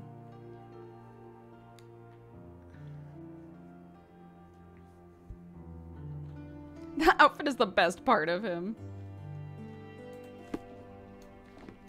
Look, we were given options for his outfit and we can't change them now. This is who he is. Hello? Sherlock Holmes, isn't it? I was looking for you. What's up? With whom do I have the pleasure of speaking? You can call me your new game. The rules are simple. I have something for you, but you alone must work out what that is. And that something is my prize, I suppose? You're a fast learner, sir. He's got pink paint on his head. Yeah, I have that same fake beard, sir. Pink paint in hair. Right. Shabby sailor uniform. Unblemished hands. Hiding something square-shaped. I was gonna say, they're not actually a sailor for sure. Man dressed as a sailor came to my house declaring that he was my new game. A drop of pink paint in his hair betrayed him as a man who was involved in the art sphere. His hands showed no signs of regular physical activity. No corns nor rough skin, which is at odds with his mariner's outfit. Few artists know my name or where I live. Vogel best fits the role of the game master. Considering the tiny square-shaped object in the fake sailor's pocket, I deduced he was employed at Vogel's art gallery, and the real reason for his visit was to pass me an invitation. Okay. I cannot believe that Mr. Vogel has somehow successfully called my attention to his gallery. You're here with an invitation to visit it, obviously. My word, you are fast, Mr. Holmes. Could you explain how you came to that I can't conclusion? imagine Explanations this are person my favorite part of any conversation. putting Hands a without any sign of sailor's regular outfit physical on activity and in not realizing, like, contradiction to one who oh, would most usually wear such a paint uniform. on my head. The paint in your hair is pink. I don't know of any military service that paints their ships pink unless they have launched a new fashionable fleet. A sailor with the soul of an artist? I would suggest rather a gallery employee disguised as a sailor to mislead me. How many artists on the island know where I live and of my passion for deduction? Werner Vogel is clearly at the top of the list. And you've been attempting to conceal something square-shaped within your pocket. An invitation, I suppose. An invitation to Mr. Vogel's gallery. That was remarkable, Mr. Holmes. Mr. Vogel was right about your genius. I Thanks. think he may have even underestimated you. This is your invitation. Please tell Mr. Vogel that the seed has been planted. He asked me to tell you to do so, if you win this little game. Farewell. My dear Sherlock Holmes, as you no doubt have already guessed, I would like to invite you to experience my art exhibition. Not only for the purpose of the contemplation of beauty, but in a more general need of your genius. You will find the gallery at the Caravanserai, at the crossroads of Bazaar Road and Hermes Avenue in Old City. Always your friend, we've met once, always your friend, Werner Vogel. Thanks. You can go. Johnny's not leaving. Okay. They don't paint their ships pink because they're cowards. Somebody had to say it. Mr. Sherlock Holmes, I presume. Correct. With whom do I have the pleasure? Emilio Estevao. Happy to make your acquaintance. I am here on behalf of Mycroft, your brother. Ah. He's on his way to Cordona. In the meantime, he requests your assistance with a sensitive matter. My orders are to provide you with the details. He wants to keep me busy, but I'm listening. You have my attention, Mr. Estevao. Mark Ridley, the son of General Arthur Ridley, is being blackmailed. Suffice to say, the compromising material is of a delicate nature. The matter is of no small importance to the Crown, especially given the status quo on Cordona.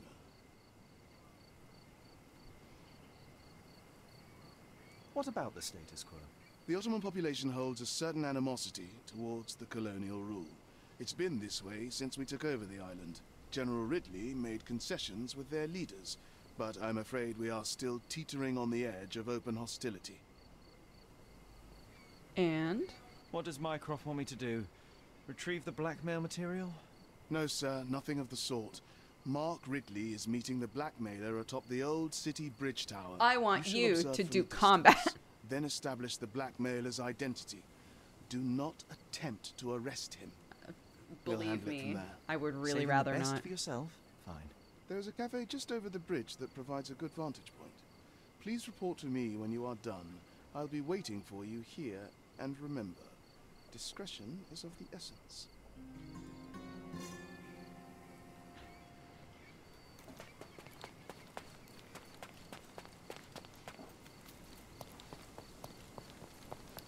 What if I don't want to? I know I said I was interested, but like... What if I'm like, it sounds like Mycroft's got this covered.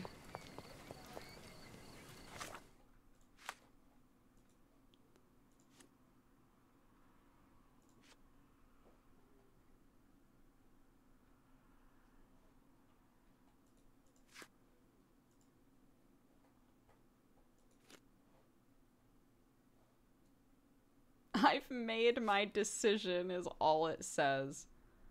I've made my decision.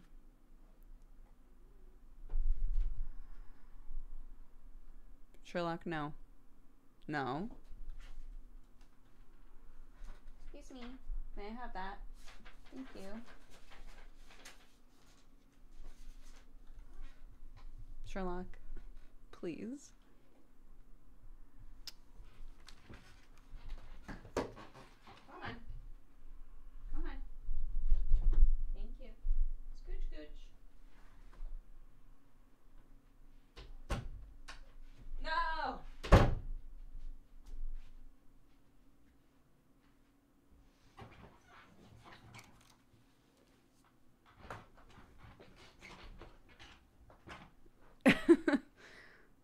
Both of my cats have learned, because they learn what annoys you, because all attention is good attention, right? It's just like kids. They will both hop up and rub all over my mic stand. And there is nothing more irritating. There is nothing more irritating to me. Do we know where this is? Oh. Oh. Hey, there's new stuff. Let's go. I was confused for a minute with Sherlock. You were scolding. I was kind of hoping that would be the case.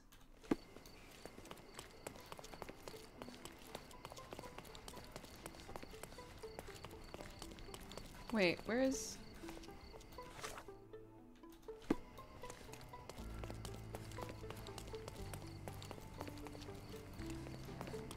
Is it because it's nighttime?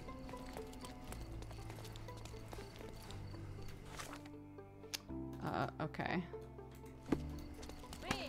Ow. I wish I could have a mini map. That would really help.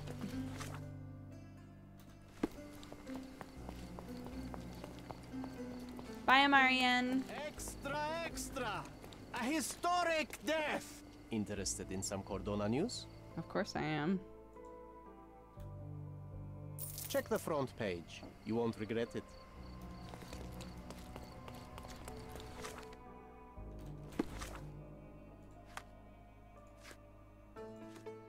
Many are immortalized by discoveries, good deeds, or achievements. Local archaeologist Arthur Swift will be in the books for a different reason. The murder of his partner Theodore Gilden. Using the latter's pet elephant, Mr. Swift shot a dart at the animal, causing the furious and confused animal to kill Mr. Gilden. The ostensive motive? Ancient Roman treasures. Mr. Swift's trial was initially postponed due to his poor health, but is due to commence soon. I hope we find out if we were right. I hope that it mattered what we chose. I hope it matters if we got that wrong. Come closer and try something on. The finest clothes for the finest citizens.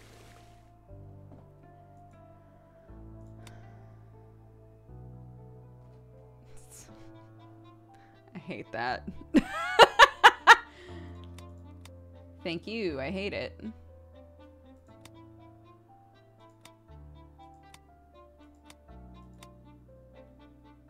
I don't know what this symbol means. If it means like these are things that get rotated out, but I feel like I see them all the time. Of course. Think it over. Take your time. Refresh your... My goods will brighten up your house. Great. Enjoy your purchase. Thank you.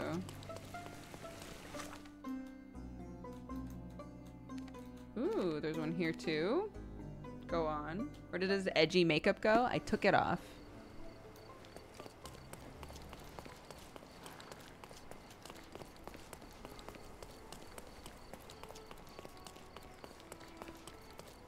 You'll never find such My goods will brighten up your house. Enjoy your purchase. Thank you. Tired of your garden view? Sorry, I have nothing to offer you at present. Anywhere else?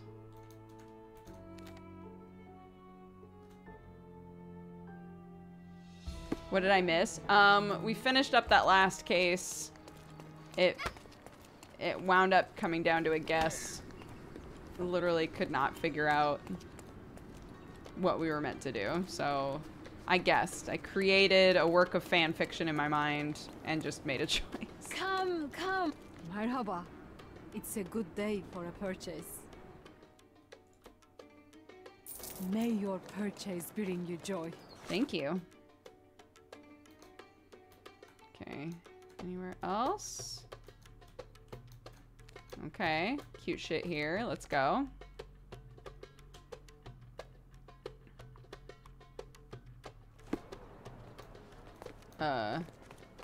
Yes, this way.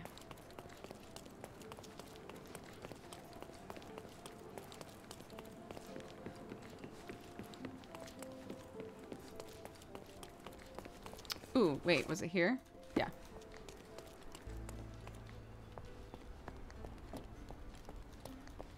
It's only fanfic if there's a canon version, and there wasn't, apparently. Like, what is that?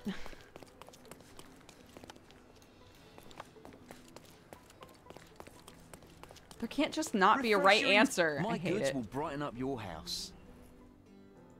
Cute! This goes in Mom's Enjoy your room. purchase. My mother's room redux. Did we get it all? Damn, that was fast.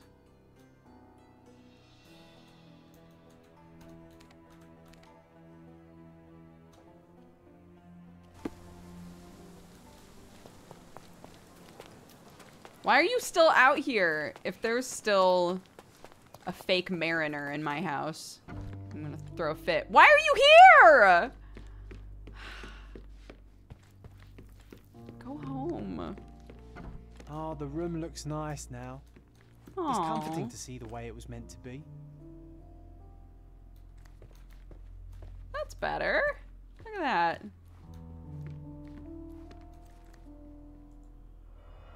Oh, they're still just on the floor so we can scan them. Okay. All right.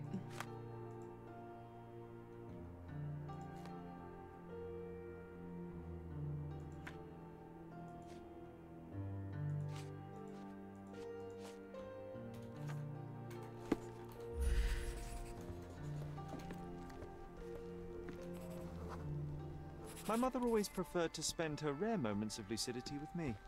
That's true. She even stopped Mycroft from joining you. Remember? Poor Mycroft. I do. He didn't show it, but he was upset. I think Mother paid more attention to me because I was younger. In her rare moments of lucidity, Sherlock's mother always wanted to spend time with him. One day, she found us preparing for the play. She helped us apply the stage makeup in front of the mirror. Mycroft wanted to join us, but she refused. He didn't show it, but I know he was upset. Violet always paid more attention to Sherry because he was younger. Poor Mycroft.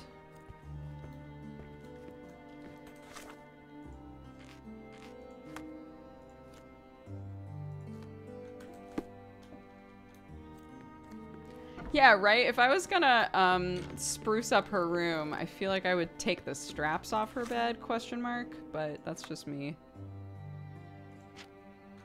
Muse from abroad. Okay.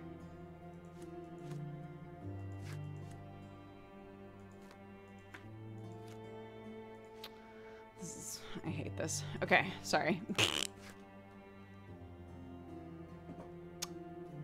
Bazaar and Hermes in Old City.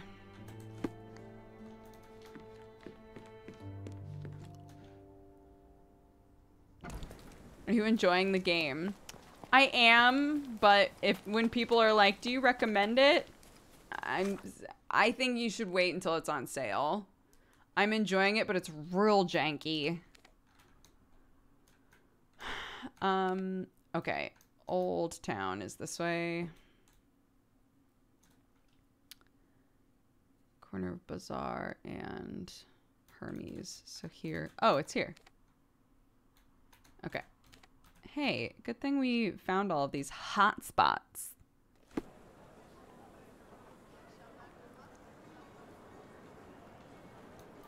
Which direction? Not that way.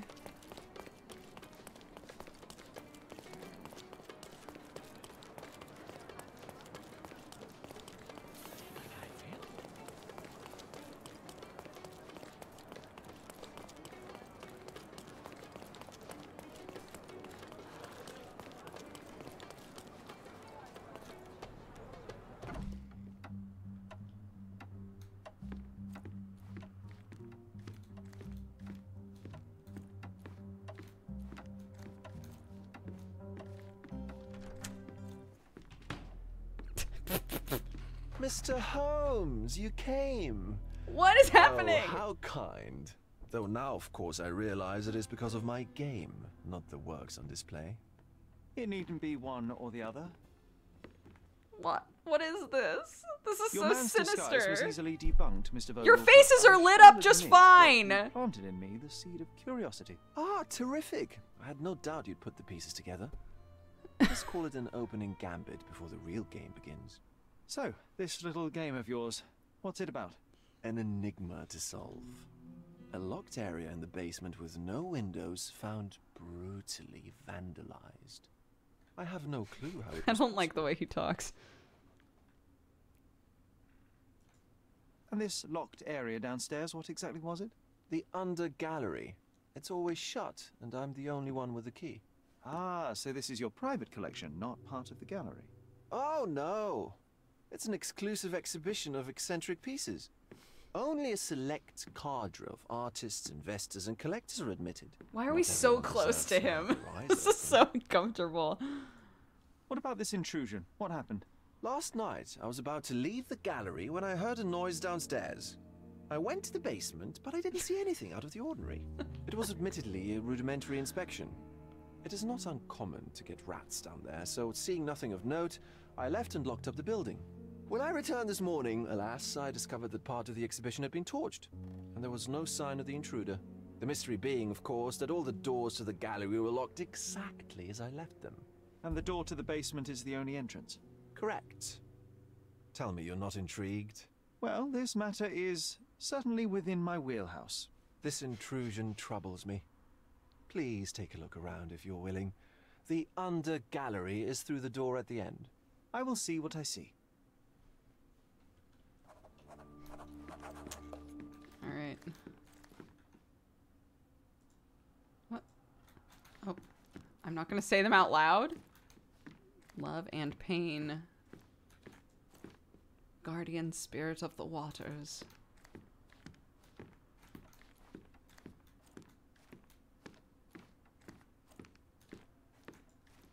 Pope Formosus and Stephen?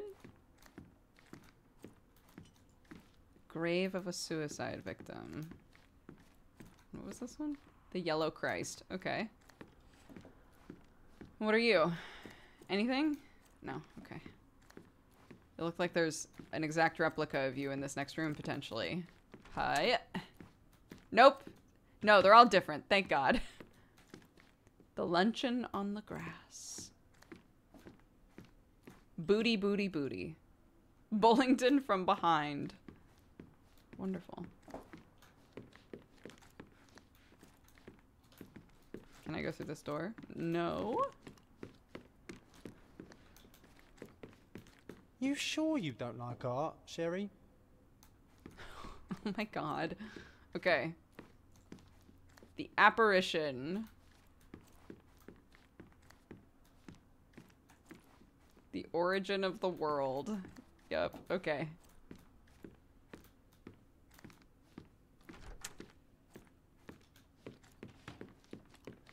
John.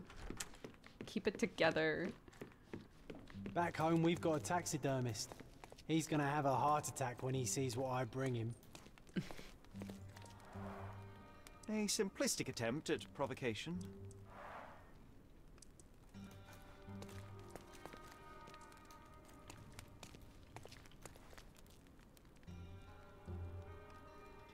How much you want to bet this is a secret door? How much money you betting me that that's gonna pop right open? Oh, Lord. Oh, God. A true artist never shows an unfinished piece.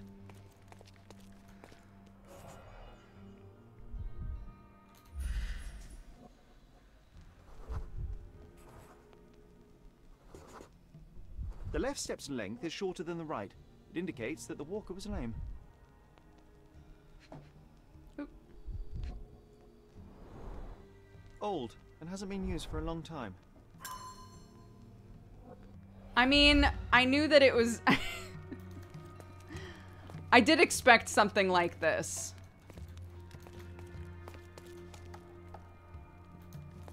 I think I've been thrown off by the fact that John was like, Sherlock, have you seen this painting of a vagina? I think art's pretty all right.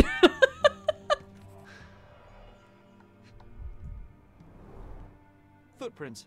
Size 9.5.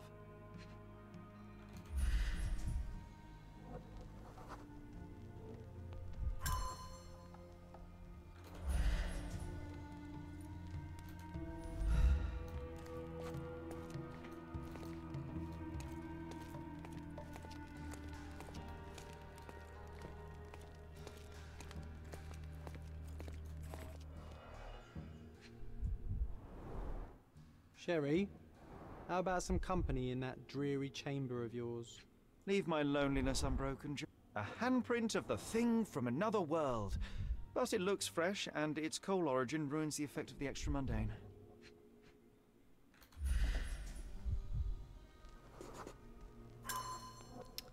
Okay, so this is like kind of obvious so far. Sodden and mold-ridden. One presumes deliberately.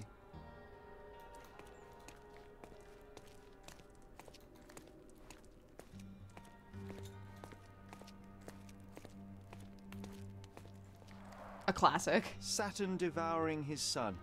Grim composition. Unflinching in its ferocity, yet somehow beautiful. The parasites of creativity. Or just a reflection of the artist's recreational interests. What are you trying to say, Sherlock? Don't be shy.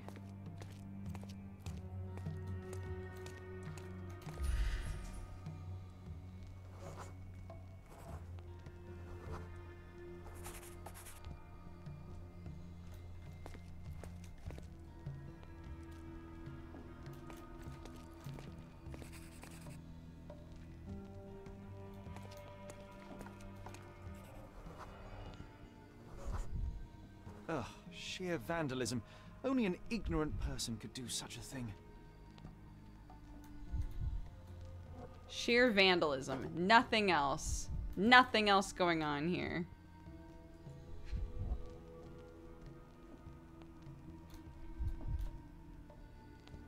Oh, okay, I can move this way a little bit. But that's it. Oh. Oh.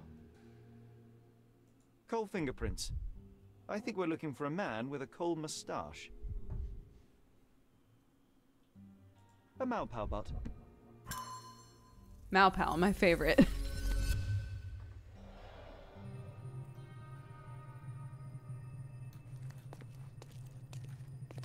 All right, my actual favorite part of playing this game. Let's go. It is time, John. John, what happened here?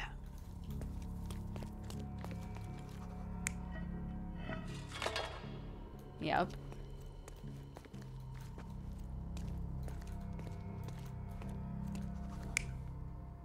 How does this look any different?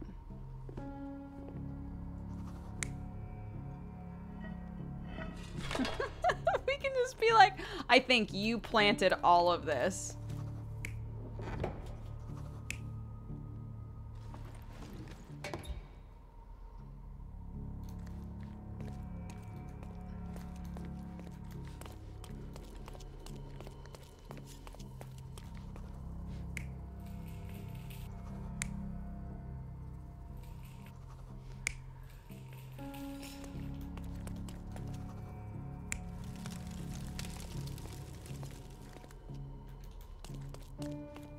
How weird. So this is literally just...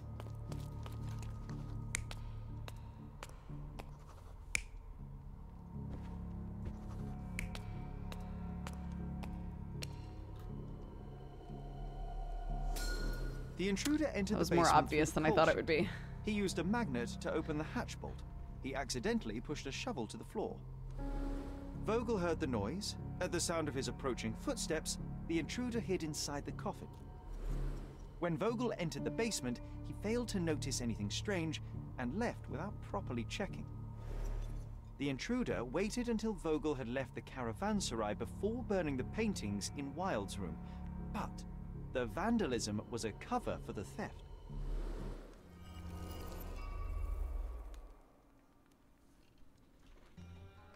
I can tell you're wrapped with attention. Okay, let's go.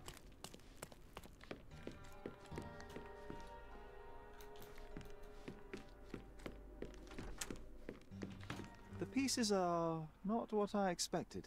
What do you think my collection is about?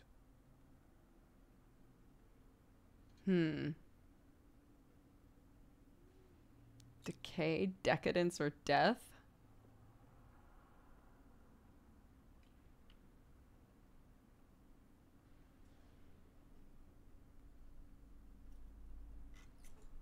extravagant paintings have been left to rot in a basement. A commentary on decay and the crumbling of society, correct? I don't know. Well, that's absurd. Of course you know. It's your gallery. There is no one answer, no singular truth. I knew that's what was going to happen. Through the subjective mind. That forgetting, embellishing, lying machine. Besides, what's wrong with a lie if it makes life more interesting? What's wrong with a lie? It corrupts the ability of others to behave freely and rationally. Men never act freely and rationally anyway. It matters not what is or isn't in the end. The only important thing is how you feel. And I simply want to feel and consume as much as I can. Don't you? Feelings are simply one's animal ancestry trying to wrest back control of the brain. I try to avoid the distraction. You try not to feel, even in a place like this? None of it moves you? To be frank, I struggle to maintain even a whit of interest in art. But Mr. Holmes, it is joy incarnate. Mankind's We've really had trouble achievement. getting that out. Mankind's highest achievement above all others is objective and rational thought. I see then why you dislike art, for it means whatever you want it to. Or perhaps, Mr. Vogel, I was lying. Uh-huh. Again, the shots in this case so far are so weird. Mr. Vogel, I have confirmed that the intruder was an average-sized, flexible Malpal smoker with a limp. As it happens, the vandalism was a cover. The true intent was to steal a painting without your knowledge. The fact is, one of the pieces from the Wild Room is not in the wreckage. What? That is extraordinary. What? The fire was a clever attempt to hide a stolen painting, even if it didn't fool me. I found the remnants of an empty frame in the pile of ashes. The canvas had been removed. Do you know which paintings in the Wild Room may have interested a thief? Were any particularly expensive? Those pieces belong to a well-known artist named Boniface Mercurio. They're controversial, but not of a notably high value. The intruder entered the basement through the coal chute. He used a magnet to open the latch and dislodged the shovel while doing so. That's the noise you heard yesterday. When you went downstairs to investigate, he hid in the coffin. It seems I should have checked the space more thoroughly. Yeah, you This should thief have. was familiar with the gallery and he was sporting a limp. Do any of your clients or artists come to mind? My, your attention to detail is remarkable, Mr. Holmes. I should introduce you to Bosch's works. Alas, I'm afraid I cannot suggest a culprit. There's something more, is there not? I can see it in your eyes. I can see indeed. it in your eyes, There's another eyes, intriguing eyes. angle. I recently received an anonymous offer for one of Mercurio's That's for works. exactly The 5% sum was of more you. than fair, and indeed could have saved Mercurio from his artistic poverty. But he declined it. Was it a performative whim? Some artists lionize pain and hardship as if their work would be worse after a meal and a hot bath. I cannot tell. But not only did he refuse the deal, he insisted on displaying the painting in the public space. I was hoping to change his mind, but artists are a special breed of stubborn.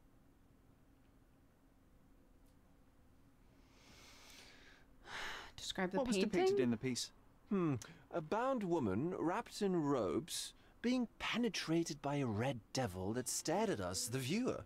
The beast had numerous tails growing from his back, and a large crowd gathered around the pair, silently watching the orgiastic scene. Okay, well, given the nature of the Okay. other works on display, it's hard to see why that one stood out.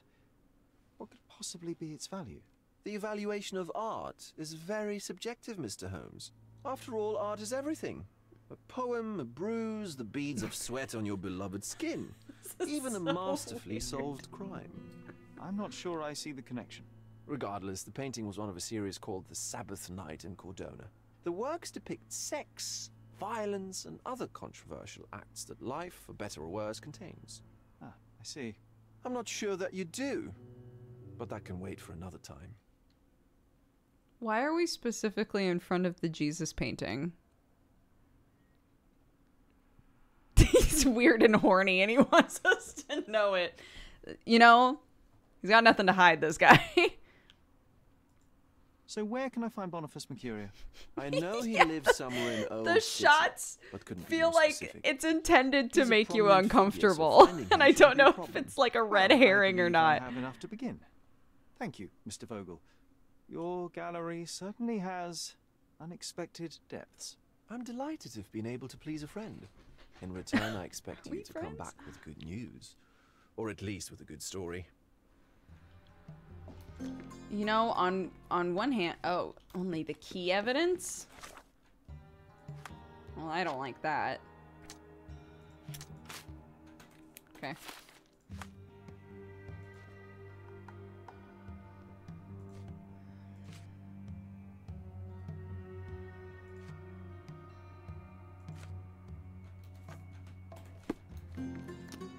Oh. Why does it take so long to tell me that?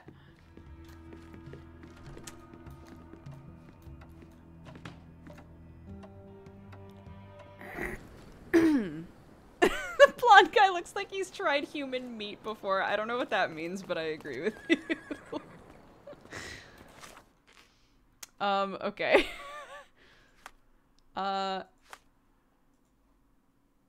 Somewhere in Old City, Mr. Mercurio is a prominent person.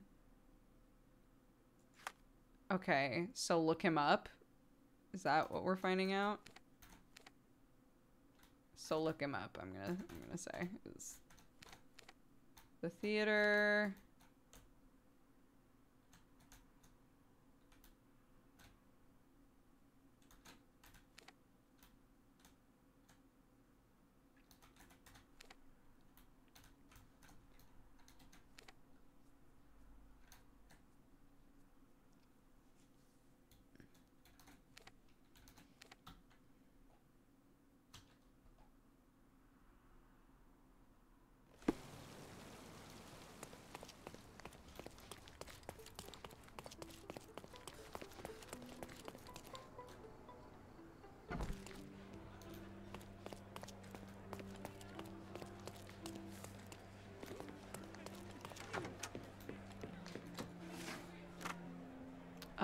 Okay. Citizens in Old City. Now?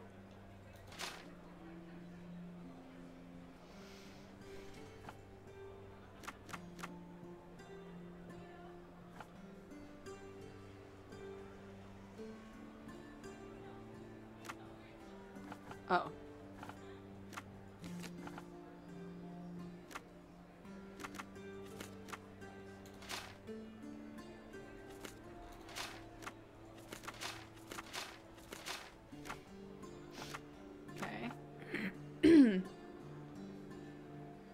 Prominent person. An official, maybe?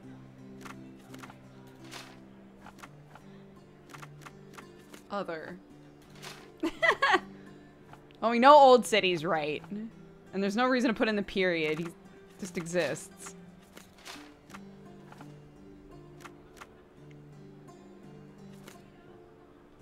Well, he's an artist, so I guess we know the occupation.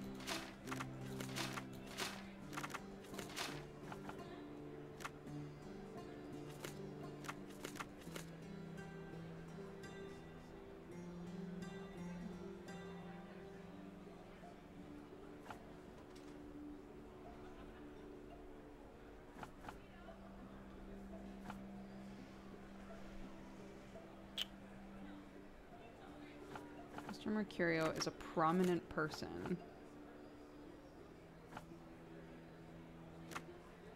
A prominent person right now.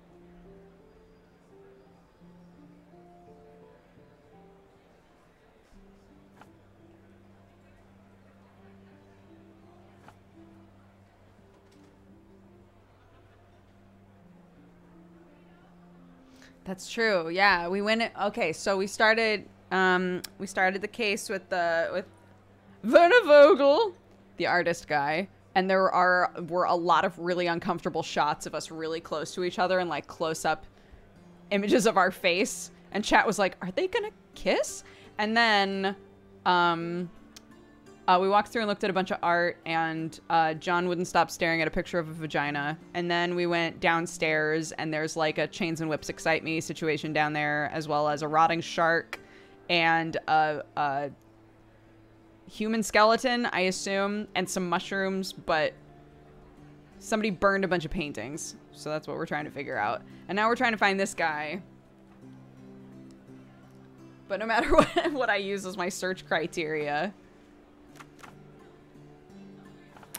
it does not know him.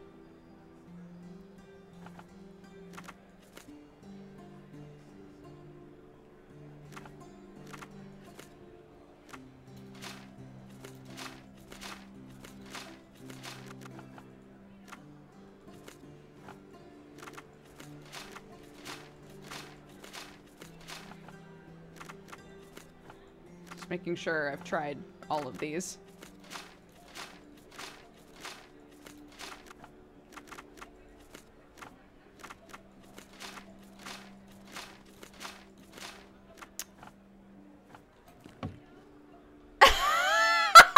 John's like, what the fuck are you doing?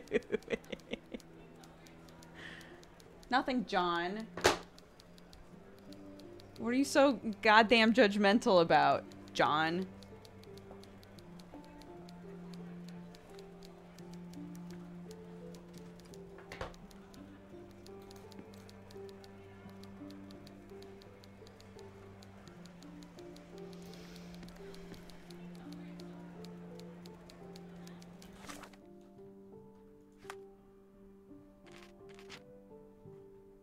Talk to a person. Search for this in the archives. Right. Is he at the police station? Why would he be? Or here, I guess? Could be? Oh, Lord. Alright. Let's try a different archive, I guess. That's the only thing that makes sense. Yeah, maybe this person has had their art talked about in the newspaper. Sure. That makes sense. Sure. I'm willing to go with that. Yeah.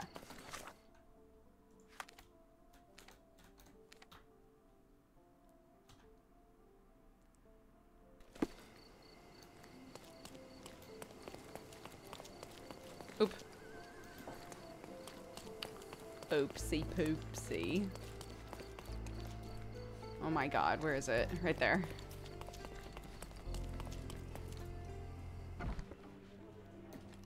Mr. Holmes, I have something for you. I know, there's an exclamation mark on this place. I see what you're up to.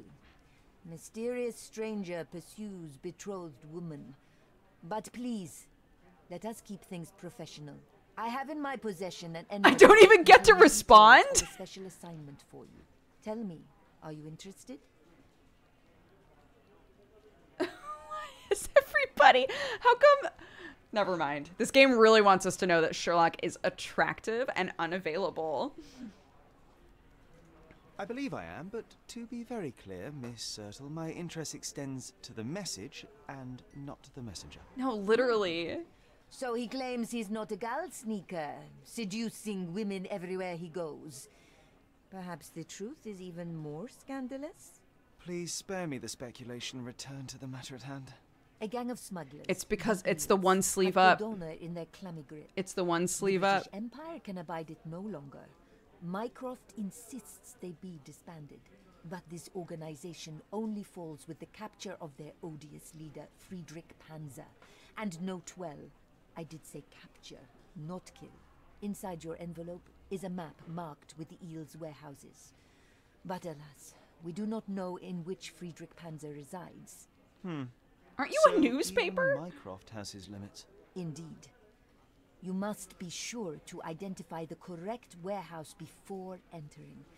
Because once one is compromised, the other's occupants will scatter. Here are all the files, And feel free to use the archive too. Again, do not enter the wrong location, nor see any harm done to Friedrich Panzer. Miss Ertl, if you're quite done with the redundant instructions, I shall get to work. Well, that's perfect.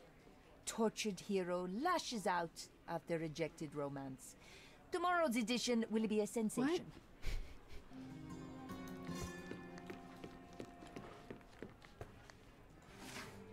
Okay. People. Celebrities.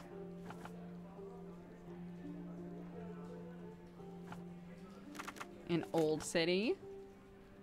Articles, maybe? Oh, the brawl at Artist Sellout. The past week has brought us a new scandal regarding the local so-called artistic higher society. It all began at the painting sellout named by local artists artists as the Dance of Decadence. The director of a publishing house, The Lion, Darren Turwick, broke the idol by throwing a chair at a decadent artist, Boniface Mercurio. As Mr. Turwick said later, he did it because Mr. Mercurio brought dishonor to his name. The column writer graciously reminds the reader that recently Mr. Mercurio was spotted with Mrs. Turwick at a coffee shop. Afterwards, an orchestra conductor, Kurt Gallagher, smashed a painting across Mr. Turwick's head to protect his friend Mercurio. A large brawl started, including a large number of the customers. After a protracted fight, the police arrived. All the high society brawlers were arrested and placed under guard for a week. What a breathtaking event it was. As your loyal personal advisor, I suggest that you obtain a souvenir from the sellout. Unfortunately, it has since ended, but Mr. Boniface Mercurio himself invites our readers to visit his home and purchase one of his paintings. You will find him at the address Hermes Avenue between Scarlet and Olive in Old City. All right.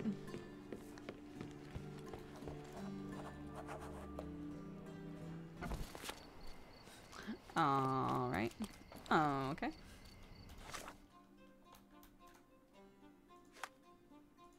Eel hunt. Oh, Jesus.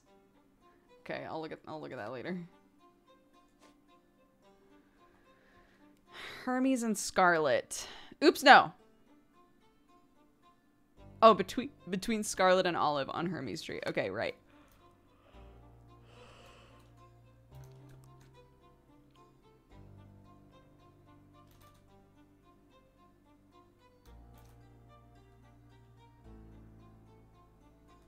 Okay, so like here. Okay.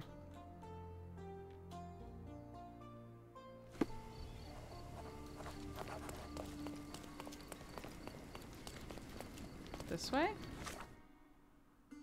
Yes. Oops, no, no, no. Wrong button.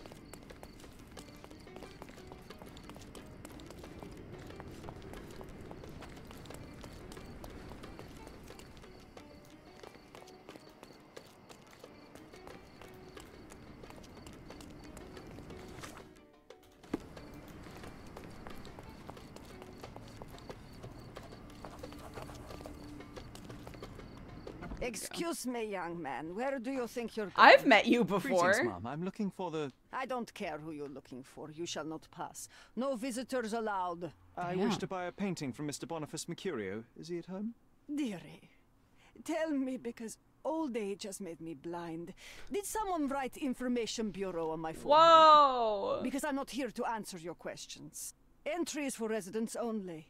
If you aren't a resident, please leave, or I shall report you to the police. Whoa! I was told to come here. No, visitors allowed. Okay. Pardon me while I take an extra second just to look around out of curiosity. Okay. Oh, maybe...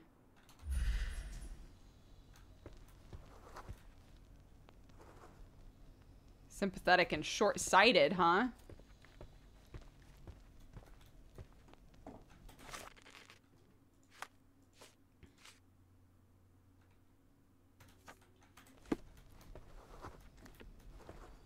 Oh, do I have to make myself look like him? Yes. Okay. Be right back. Be right back. About to have her socks knocked off? I don't know. Okay. Wardrobe. What do we got? We do not have the deep V shirt. Let's go find it.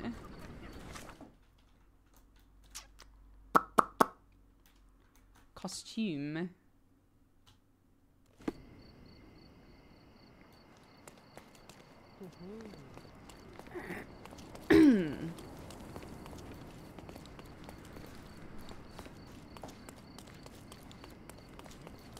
Don't miss out on the best. Nice of her. Let's pick something that suits you. Here we go. Yeah. Bye. And then we need some hair.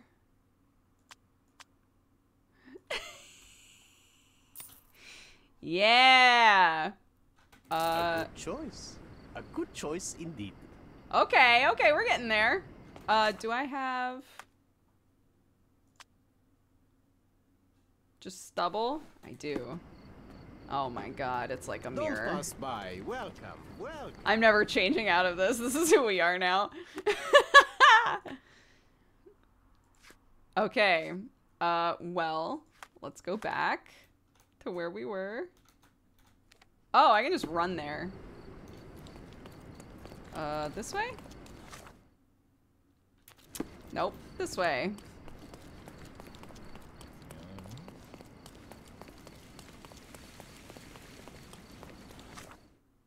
Yep.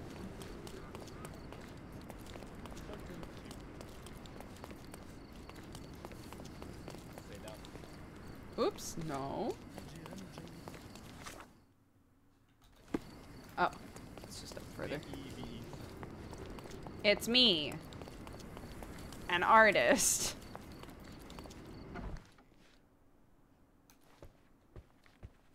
No visitors allowed. I'm not a visitor. Is this not right? Am I not selling it? Oh no.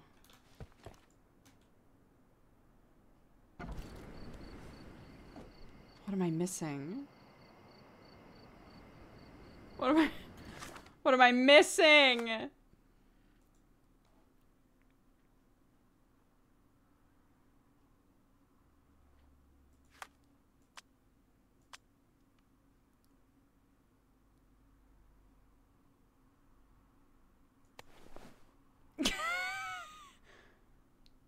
Is it this?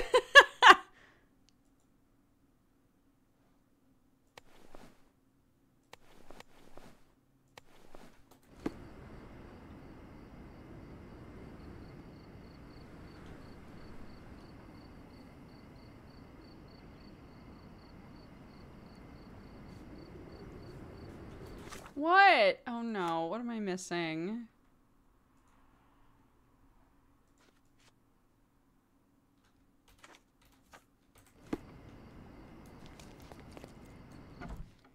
Why is everybody yelling at me? What have I done?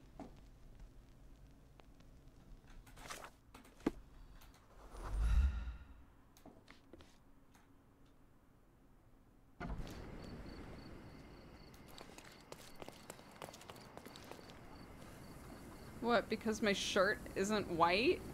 That can't be right. That's not it.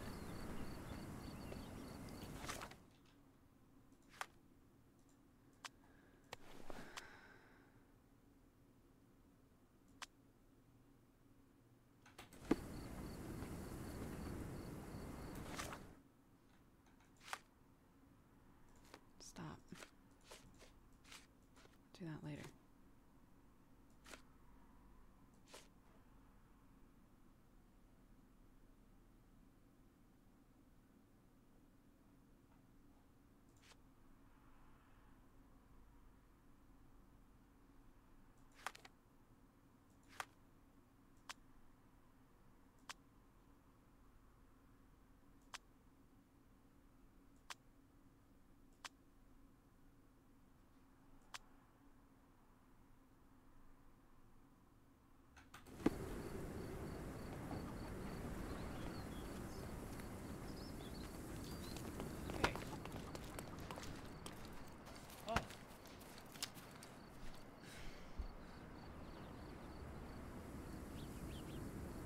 Surely they don't mean for me to change my skin color. That's what's implied here. Surely not. So...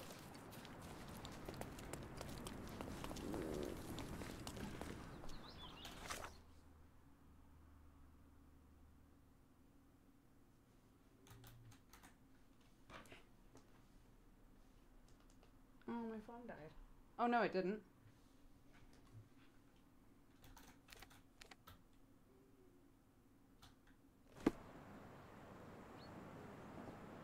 What else is there to do?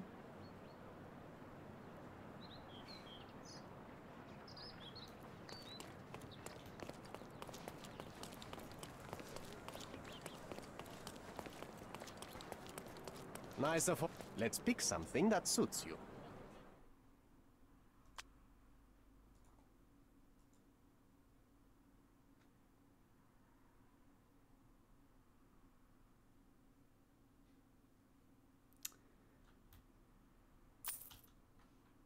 A good choice.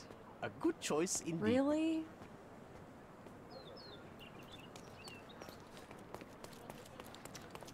They certainly made some choices in this game.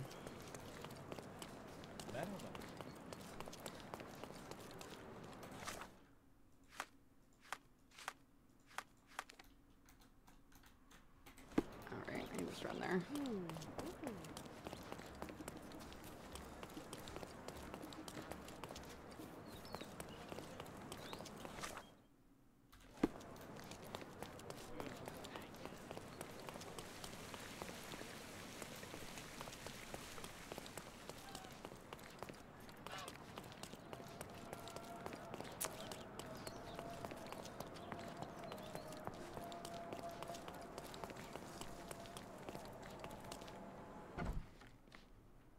We could have just gone to the beach. You know, if the game was like, well, you and John hang out at the beach for a little bit, I honestly would feel better about that than No visitors allowed. What? What?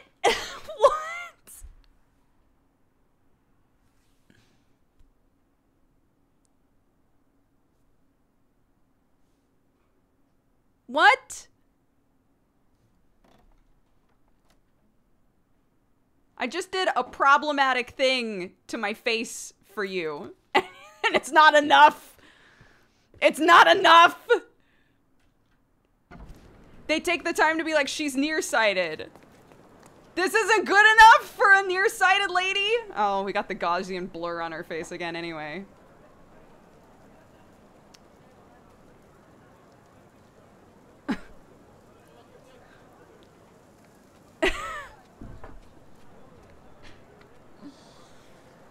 What?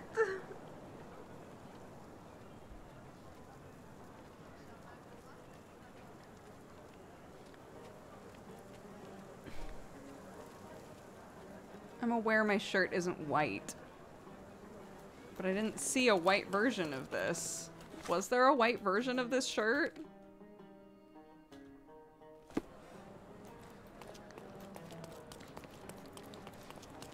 Also, if it has to specifically be a white shirt, like if I have to look exactly like this picture down to the clothing for somebody to be like, ah, that's you, Nice that's also really stupid. Oh my god, there it is. I don't have the money for it. Hilarious. Take one more look. I don't have the money for it anyway, game. It is what it is. Save me from myself.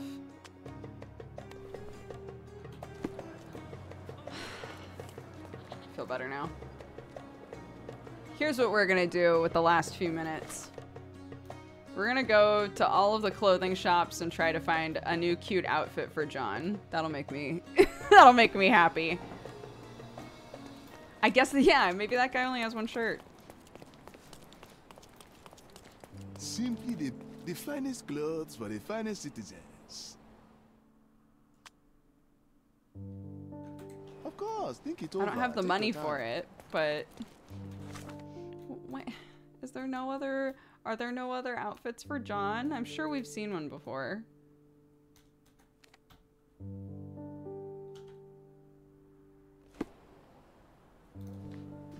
What's that in your hand? A spoiler! No!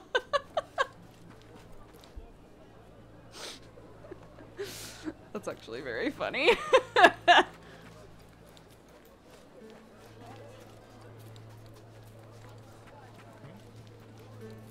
The worst, step right up. Why would you even come here then? I don't know. That's a great question.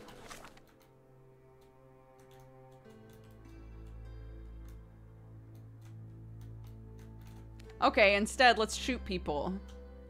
Let's shoot people for a while.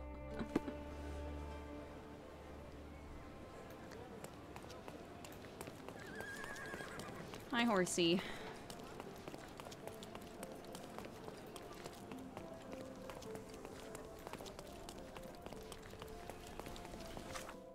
Right? Yes. Move! I need a compilation. I'm gonna go to Amariel and be like, I need you to make I need you to grab every clip of me running into a child and being a dick about it. And then we're gonna put them all together. Yeah, start. Let's go.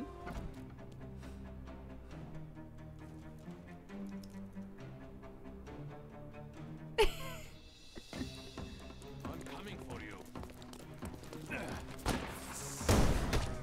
What the fuck? What the fuck? Oh my god.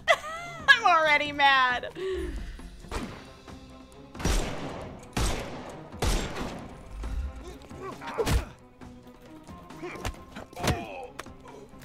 No more crime for you until next month. I will never stop finding it funny that, like, I'm coming. Ooh, oh my god! That these people just have explosives on them that we can shoot.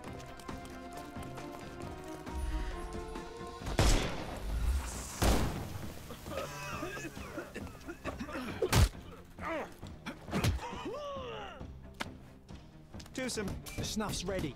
Next. Oh, alright. Oh, you got nothing going on, huh?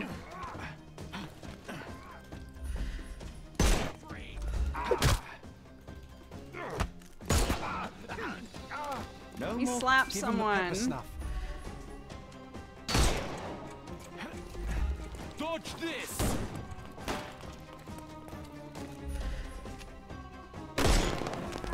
I couldn't miss the party. Yeah! Too simple. The snuff's.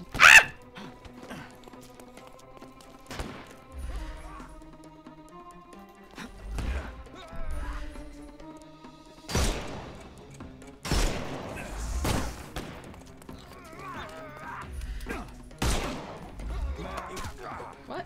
I couldn't What? miss the party. But I couldn't see it! That's not fair! I'm coming for you. There we go. I couldn't miss the party. No more crime for you and Give him the pepper snuff. I can't. You can overcome the brute now. Ow, what the fuck?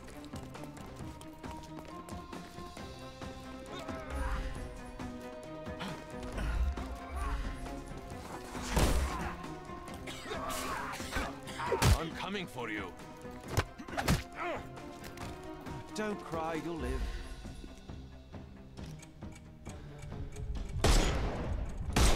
Oh, fuck. I don't want that guy to die. Then I have to start over. It's in the rules. Ah, shit.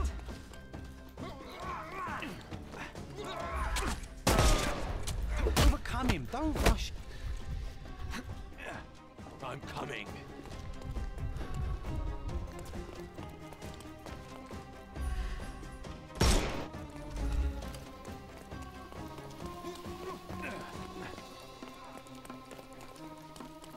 What? Come on, this way. Why not? There we go. Oh, it's timed? What on earth? Don't bother moving. The snuff's ready.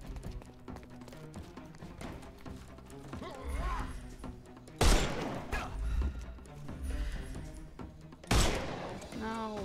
There we go. Excuse me. Why am I behind him? Take a rest, my friend. Give him the pepper snuff.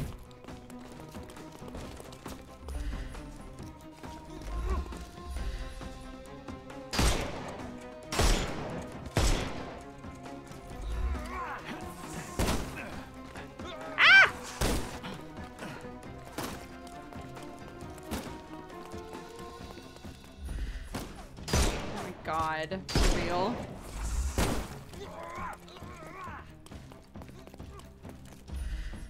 You can overcome the brute now.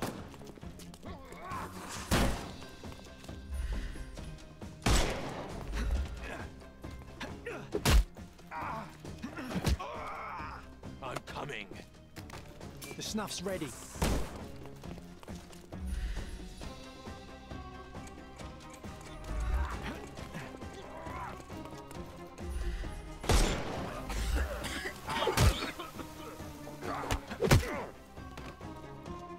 My crime hat. Give him the pepper snuff. Ah, shit. Ah, shit. Well.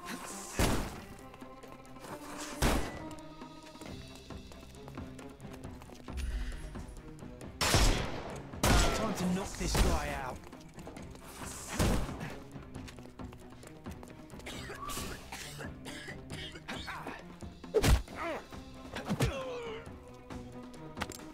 Too simple. We did it! We did it! We killed no one. Yeah. Nice. What did I unlock? A new entry in John's diary. Quite the impressive encounter. I think Sherry invented a couple of new tricks. Thanks, bud.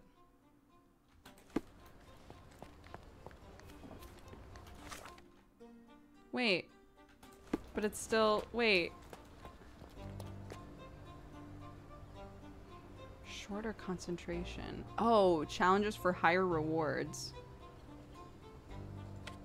Oh, interesting. Now we have money, at least. Hey.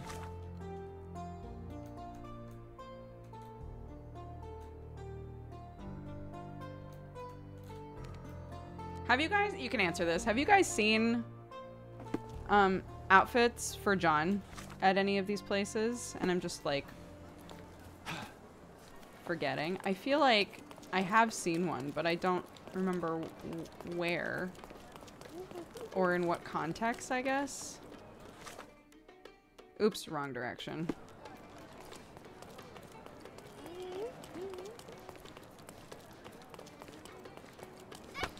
Move.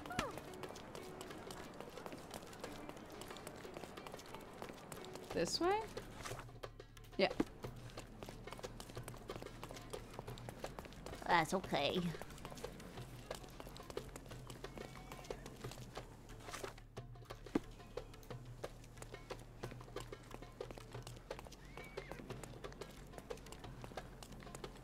May I ask you something? I can't help you, friend. Here? No. Is it above? Nice affordable clothes. Step right up. Who? Who said that? Can you satisfy my curiosity? Sorry, but I never heard of this. Wait, where is this person? Oh my god, in here. Don't miss out on my unique. Let's pick something that suits you. Dang it. Artist's bristles. My bristles were not enough. They needed to be artist bristles. A good choice. A good choice indeed. They look the same. They're the same. She's short-sighted! I guess if she's short-sighted, it means that she sees up close perfectly fine. I guess that's what that means.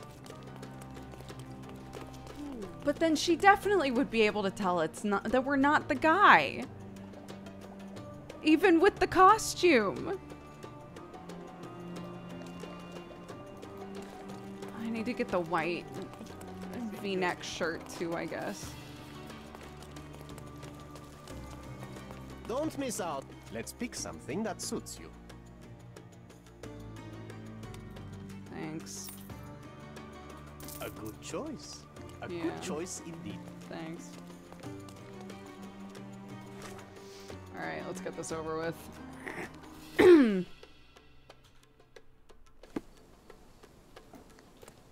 Let's get this over with so we don't have to revisit this stupid shit next time we play this game.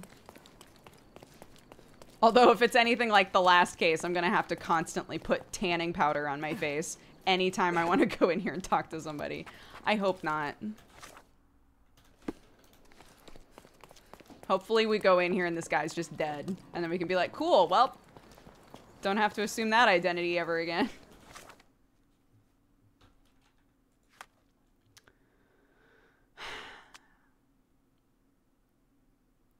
Autist's bristles.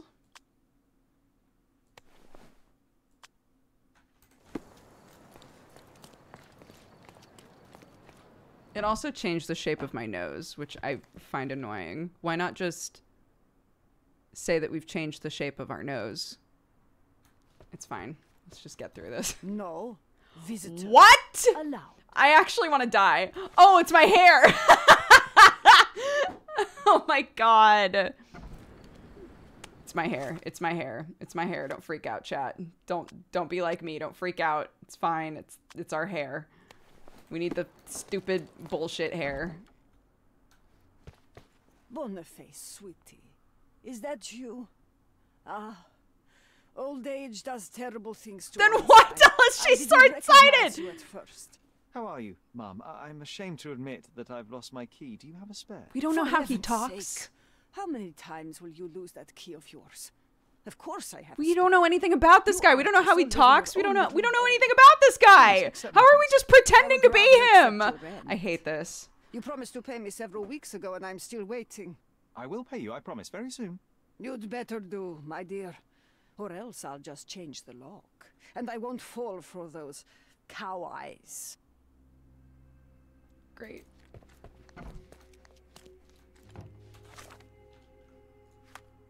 Why not? Get me out of here. Okay, fine.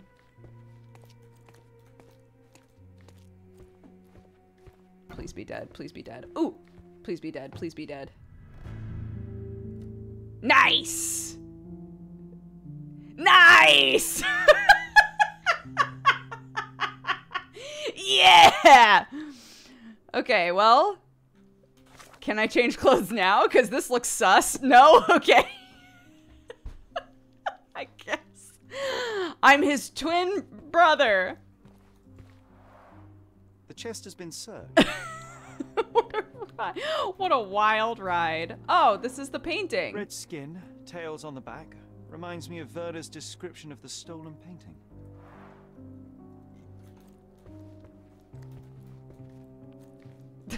Nobody's gonna know. Aunt May whiskey, They're gonna brandy know. bucks. How would they know? What a collection he had here.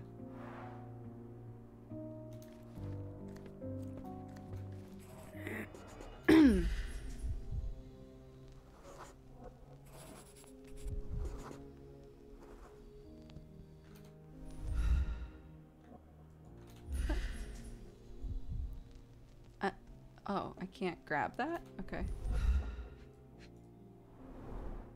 I wonder where he got that fancy camera. Oops.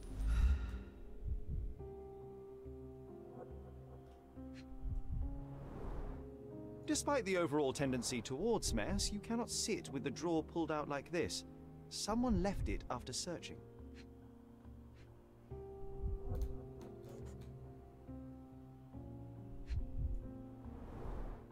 It appears the wine was truly awful. Hilarious. But does he smoke Malpal? That's the real question here. The blood has dried. I've heard of this style of painting. It is called Expressionism.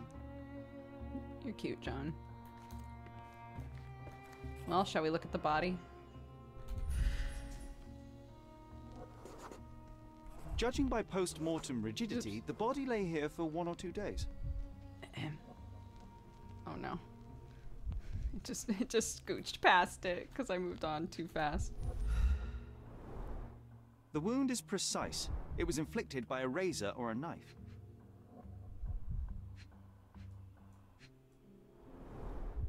Soaked in blood.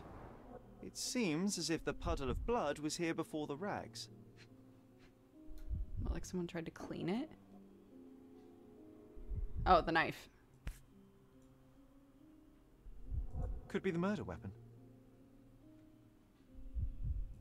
Oops. A normal kitchen knife. So John is not John Watson. This is a different John. He's our imaginary friend.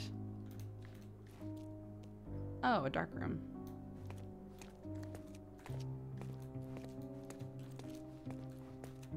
The photograph was not pulled out in time.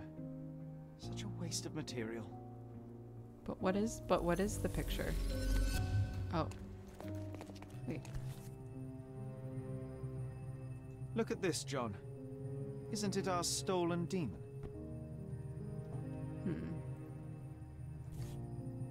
Oh. Look at this, John. Isn't it our stolen demon? Nothing on the back, okay.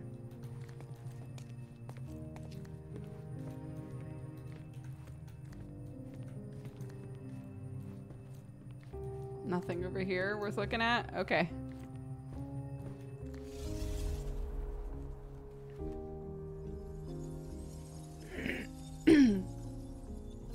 All right, time for the ice cream man.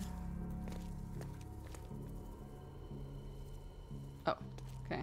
That's just set in stone. All right.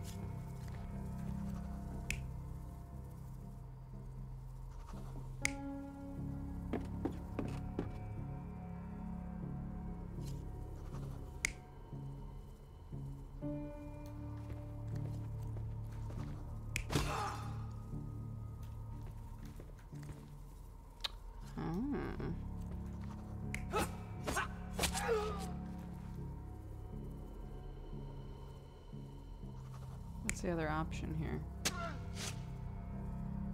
Oh, Jesus.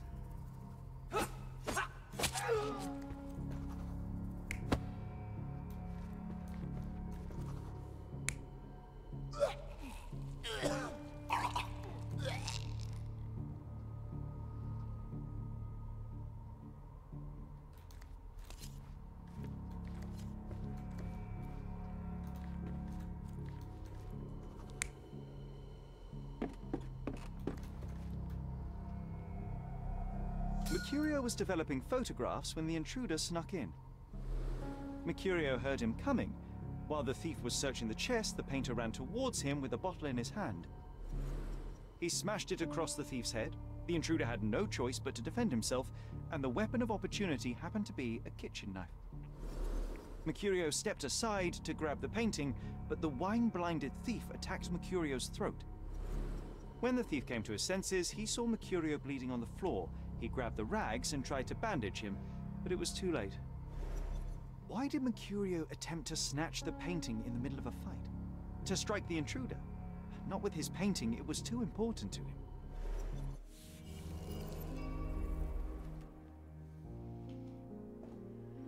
him. Okay.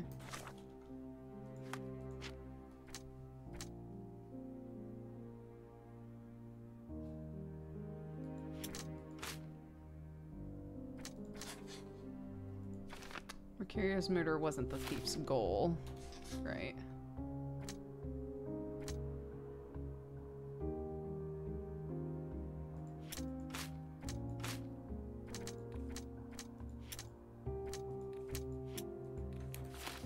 Okay.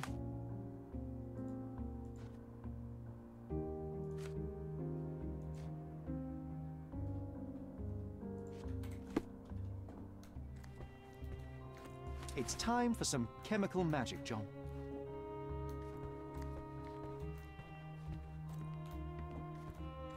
Is there anything else I want to take?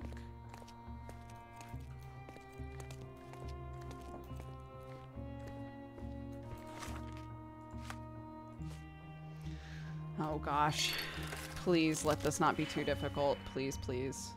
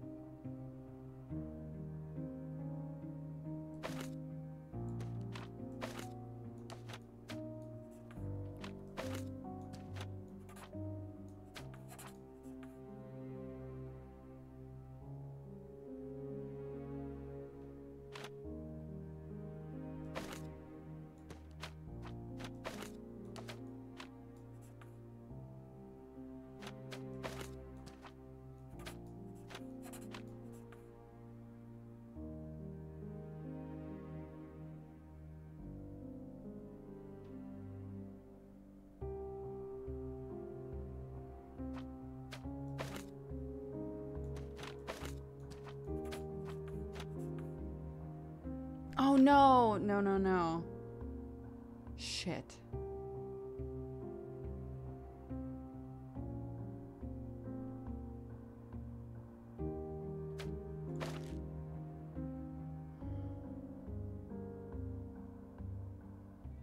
Shoot, we might have to do this next time. We have to do this next time. I'm not good at these, unfortunately. All right, save. Quit. Great. I know, it's late. I gotta go. Okay, thank you all so much for watching today. This game. This game.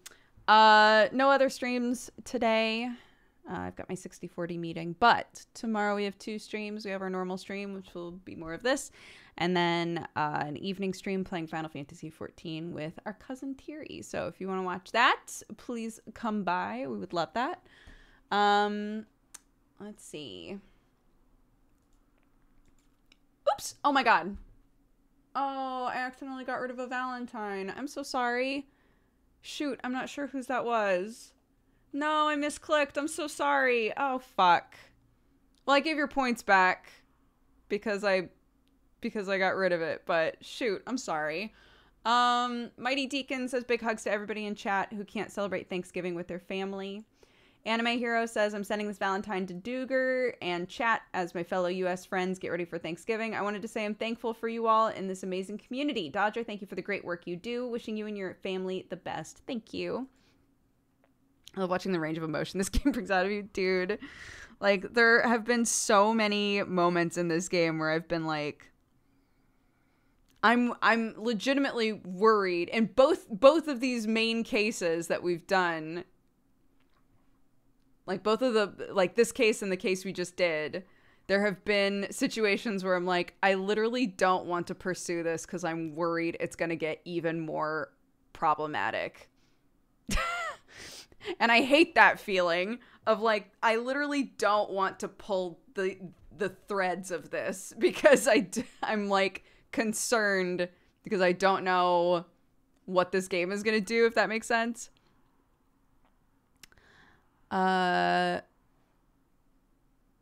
Yes, I think that was it, Amarian. Thank you. Off to cook a dinner party for my friends from Cupcakes of Chaos. Off to cook a dinner party for my friends. Cooking for 8. Please send help. Thank you to everybody who makes this wonderful community. These streams help keep the brain rats at bay. Keep being you and keep being weird. Thank you for finding that, Amarian. Okay. Bernera Bread says, I know that my dad won't see this, but it's his birthday. I wanted to send him a bunch of good vibes. He's such a sweet and wonderful father, and he deserves so much. He's supportive and patient with me, and I'm very thankful. Aw, happy birthday, Dad. Phantom T says, love to all the teachers in chat like me. This year's been rough, but we're doing good work. Hell yeah, you are. Cat Rider says, it's my birthday, in my time zone at least. Happy birthday. Thank you so much to the Cat Gang and Dodger for bringing me through another tough year. All of the hugs and love to everyone. This year's been filled with so many wonderful memories. I can't wait to spend more birthdays here. How sweet. And Thundergrub says, in case it was the one deleted, happy birthday, Cat Rider. Have a good birthday, friend. How sweet.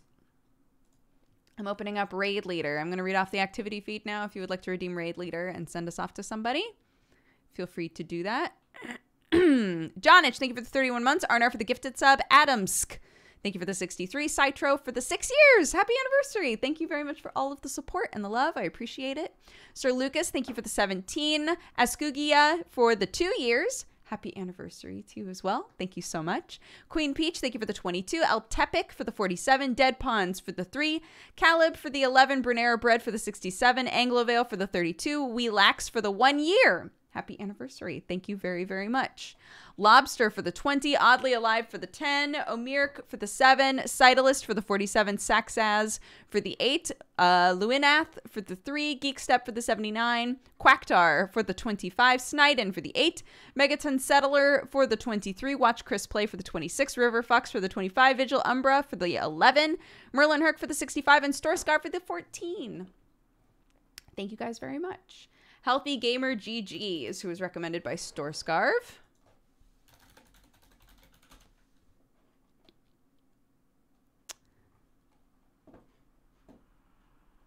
Designed to help gamers with their mental health through coaching, community, and content. Awesome. Send you over to them. Cool. I will see you guys tomorrow.